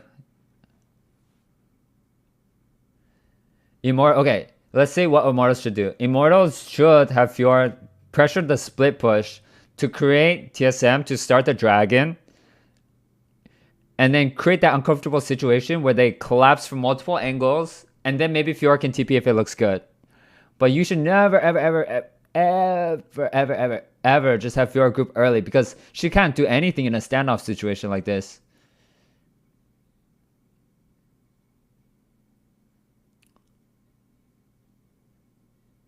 No. A lot of fights you can tell the result from how the first line happens. A good player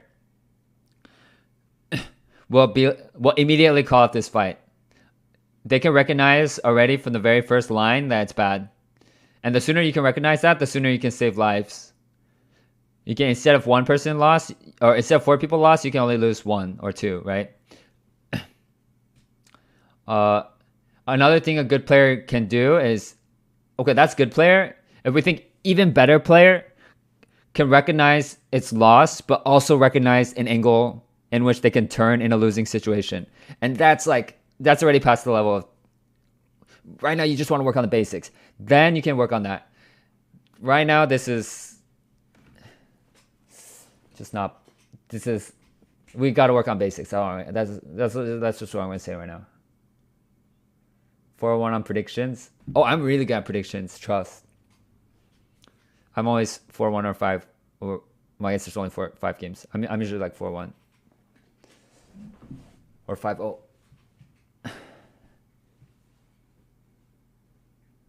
Did you ever pause a game? There was a game I played where we had a 1 hour pause, and I invited my friends to watch that day, to my IRL friends. And like our game started at 7 and it ended at like 9 or 10. They're like, oh, I didn't know games went that long, but they were chill with it. It was a chrono break. It was actually, I think, one of the very first chrono breaks they ever did, which is why it took a long time. If it was not the first, it was the second chrono break. And they chrono braked it so that so pretty much Hai said that somebody, like, he would have landed a perfect ulti if he didn't have to like stop to press pause or something. He's like, yeah, I would have landed a 5-man ulti there. And we're like, hell no, like what? We're like, whatever, we'll let it corner break. And then we corner break, and then after the corner break, he landed a 5-man ulti. We still won, but I was just like, what the fuck? That's so weird. Even after we knew he was looking for a 5-man ulti, we still got 5-man ulted. What does TSM stand for? Team Solo Mid. A bug investigation. What do you guys think it was? What do you guys think it was about? Maybe if your RTP didn't bug.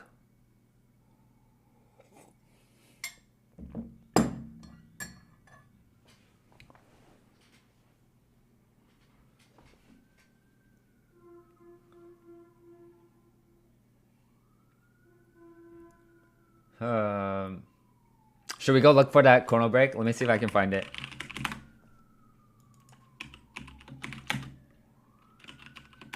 I forgot what team was I on for that one.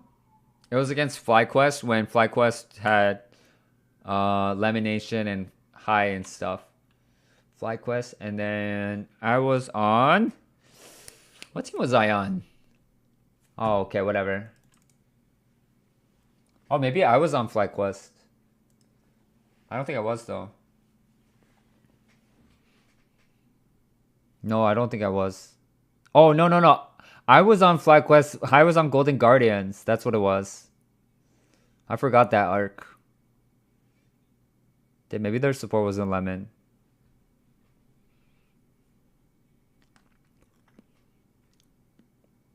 I just remember that pause was so long. Like, all of us were like, didn't even know what's going on after. And our referee was trolling. She's like, oh, you can't talk. So, like, we were just sitting there for like 30 minutes in silence. She's like, oh, just kidding. The enemy team's talking the whole time. I was like, what? The referees are always trolling, actually.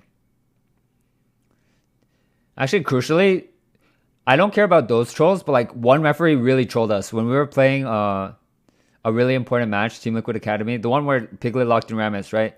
We knew it wasn't our fault. So we said we need to like remake the champ select so we can pick our actual champ. And the referee's like, no, it's against the rules. But it was not. We looked at the rules after. It was actually in our favor. And they told us afterwards that we were supposed to be able to remake. But I mean, obviously, they never went back to redo the match. So that Rammus support game, man. I don't know what to say. Damn, it's crazy how important. Like, IMT literally had this game handed over to them. Well, not handed over, but they had a good way to snowball and pretty much had the game won. They had the game in a perfectly winning state. Very easy to play out. And it's thrown. Nice parry. It's just like you really have to value just the fundamentals when you're a new team. Just playing by the book, keeping track of numbers, like coming up with game plan. Like, this is a very bad sign for IMT that they're not able to win a game like this. I will say Fleshy's mechanics are a good look for them. But this team needs a shot caller. They don't need mechanics. Either that or whoever's shot calling, they need a new one.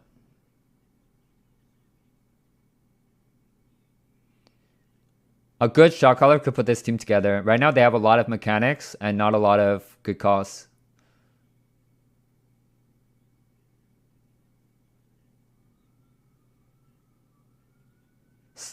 Obviously, you don't want to have too many shot callers on a team. It can create a lot of chaos in the comps. But right now, I just think they need one person with just like the voice of reason. You know, that's what this IMT team needs. Somebody who just says the most standard play and yeah, and calls off bad plays. Be like, no, guys, we need to do this. That's what this team needs right now.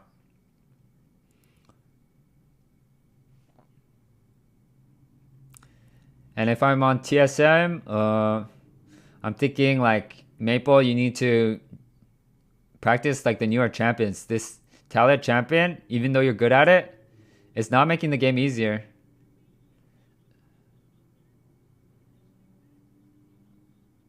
It's definitely a comfort pick.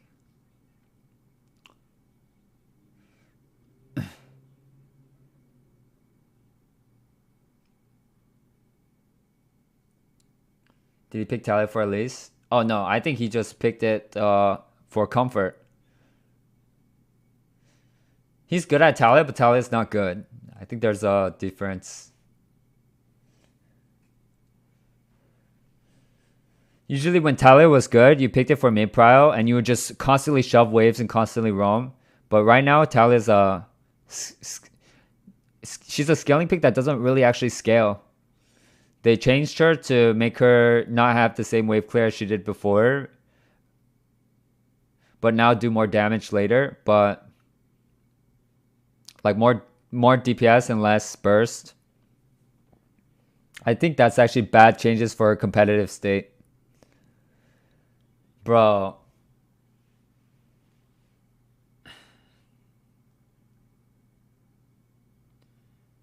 They need a new shot caller, I think. The thing is, like, they're already Doomsday when they have more gold.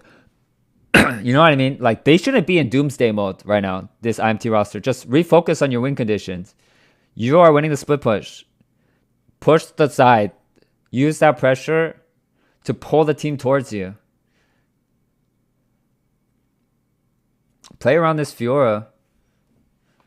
And by playing around Fiora doesn't mean sending more people there. It means like when she's pressuring, trying to get someone elsewhere, you know?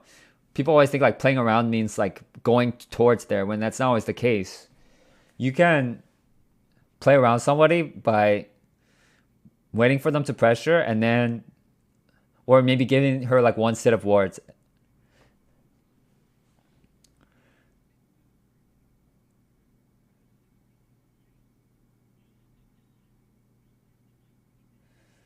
And careful about contesting mid waves. Every single mid wave you're in danger.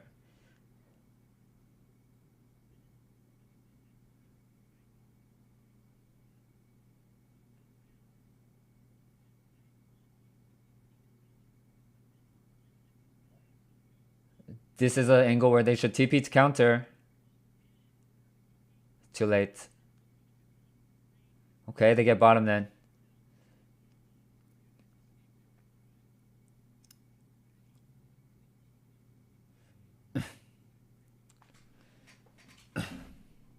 I don't think like they should actually TP there, but what I mean is like this is what they should be looking for. Like they should be looking to counter when they go for the Fiora because that's actually an angle where Fiora can actually participate.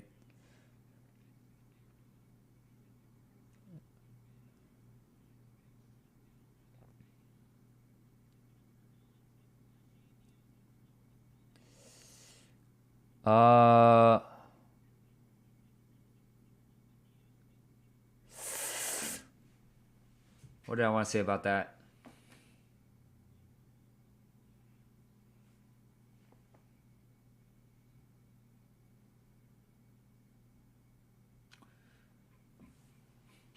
I'm curious if that was actually a flip on the Baron or if TSM just could get it.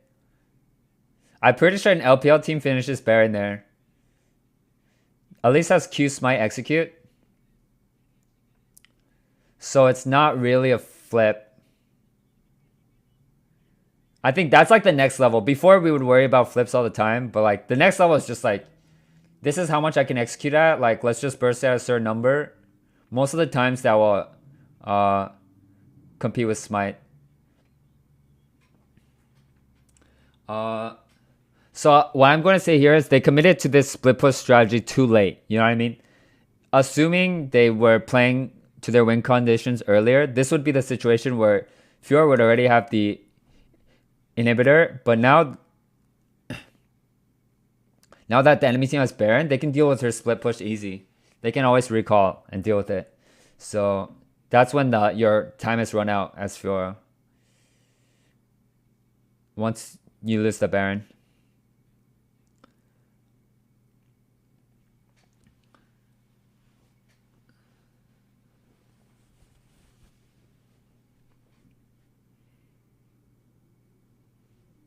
Baron's pretty squishy right now.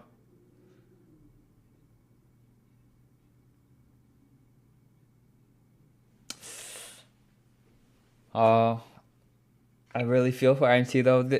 They know they fucked up. There's no way. When you know it, that's the worst feeling.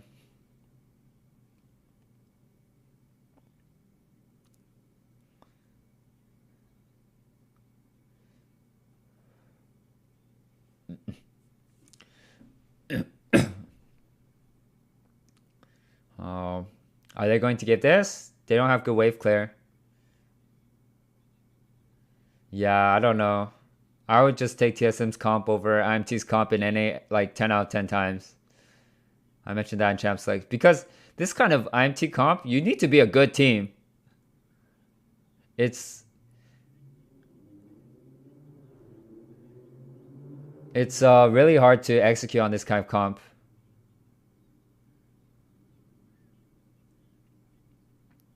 It's like they're skipping steps. It's like we're skipping instantly from like easy mode to like difficult mode. It's like we didn't read the tutorial and we're already playing the game, you know?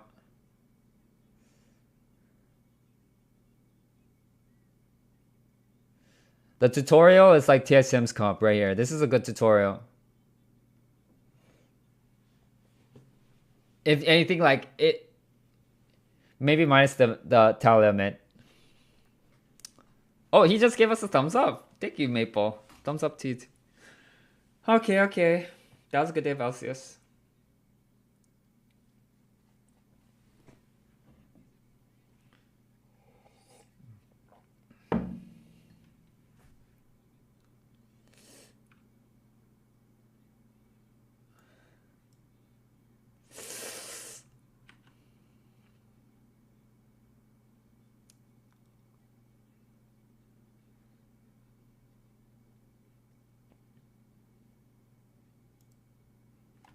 How did we like the cold stream?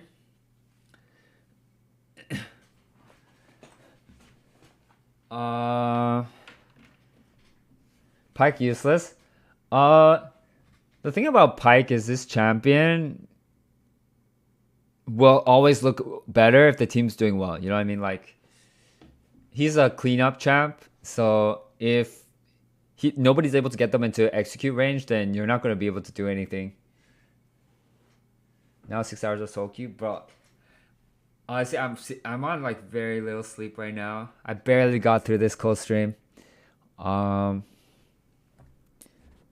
was fun. I mean, LCS was kind of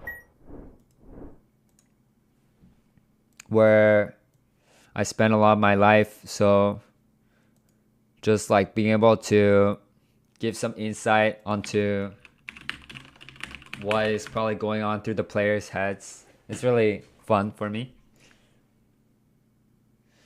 So yesterday, okay, I'm starting to think of new ways we can improve in terms of like the late night games, because it always feels like I win the early games and we lose the late night games because the queues go really long and there's lots of dodges. I was thinking later in the night what we could do is we could go on like another account so we don't get as long of a queue times and every game doesn't feel like really bad.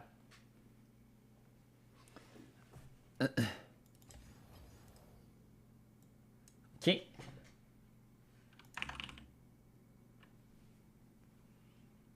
Let's...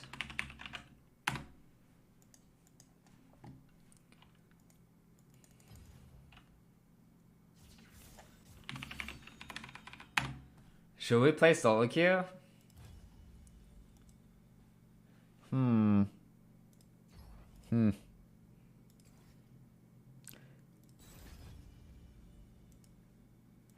Play truth or dare during queue?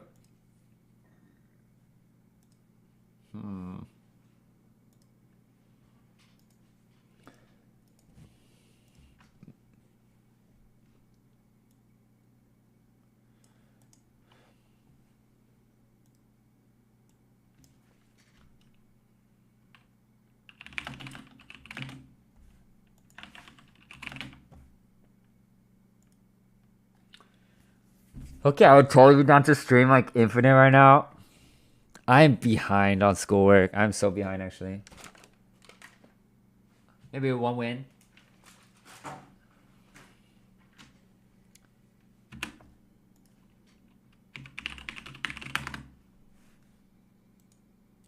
I made good choices.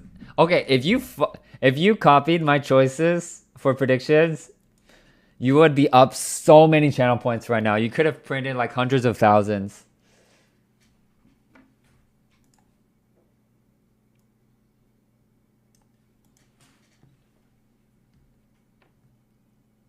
You're up 4,000. Oh, that's pretty good.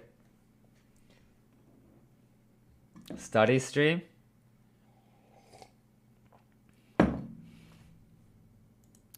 Honestly, I'm pretty happy with that co-stream. Maybe we just call it. It was fun. I don't know if I'll do it every day or every week. It was kind of exhausting. Maybe we'll do it like for certain highlight matches.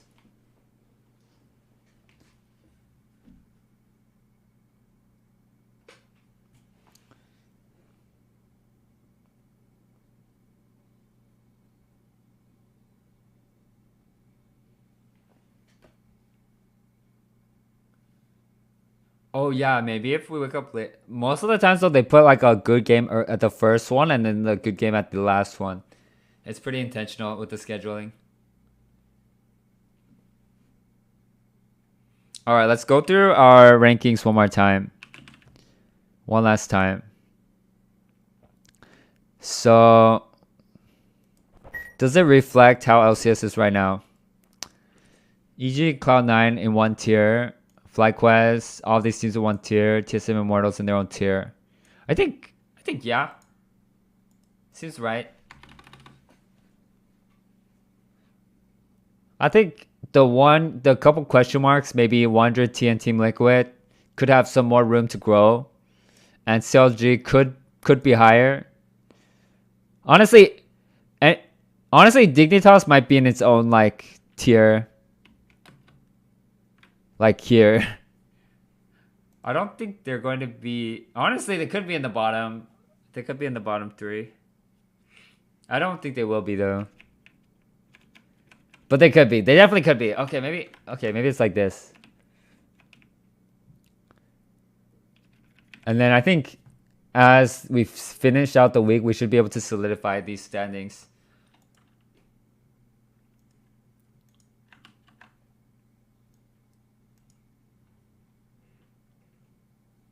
Dignitas seems really stacked. Do they?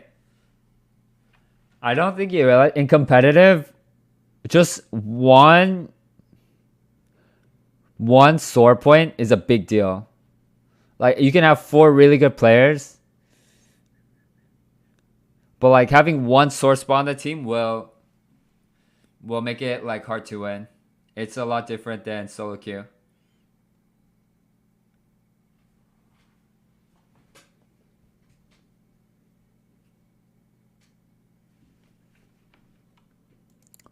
All right, yeah, I think I should call. I'm out of energy. Jay Wars, thank you so much for the sub. All right, thank you so much for watching, guys. I'm gonna head out. Yeah, it's gonna be midterms week for me coming up soon, so there's going to be less streams up until next Monday, and then streams will be back to normal on Tuesday. Okay.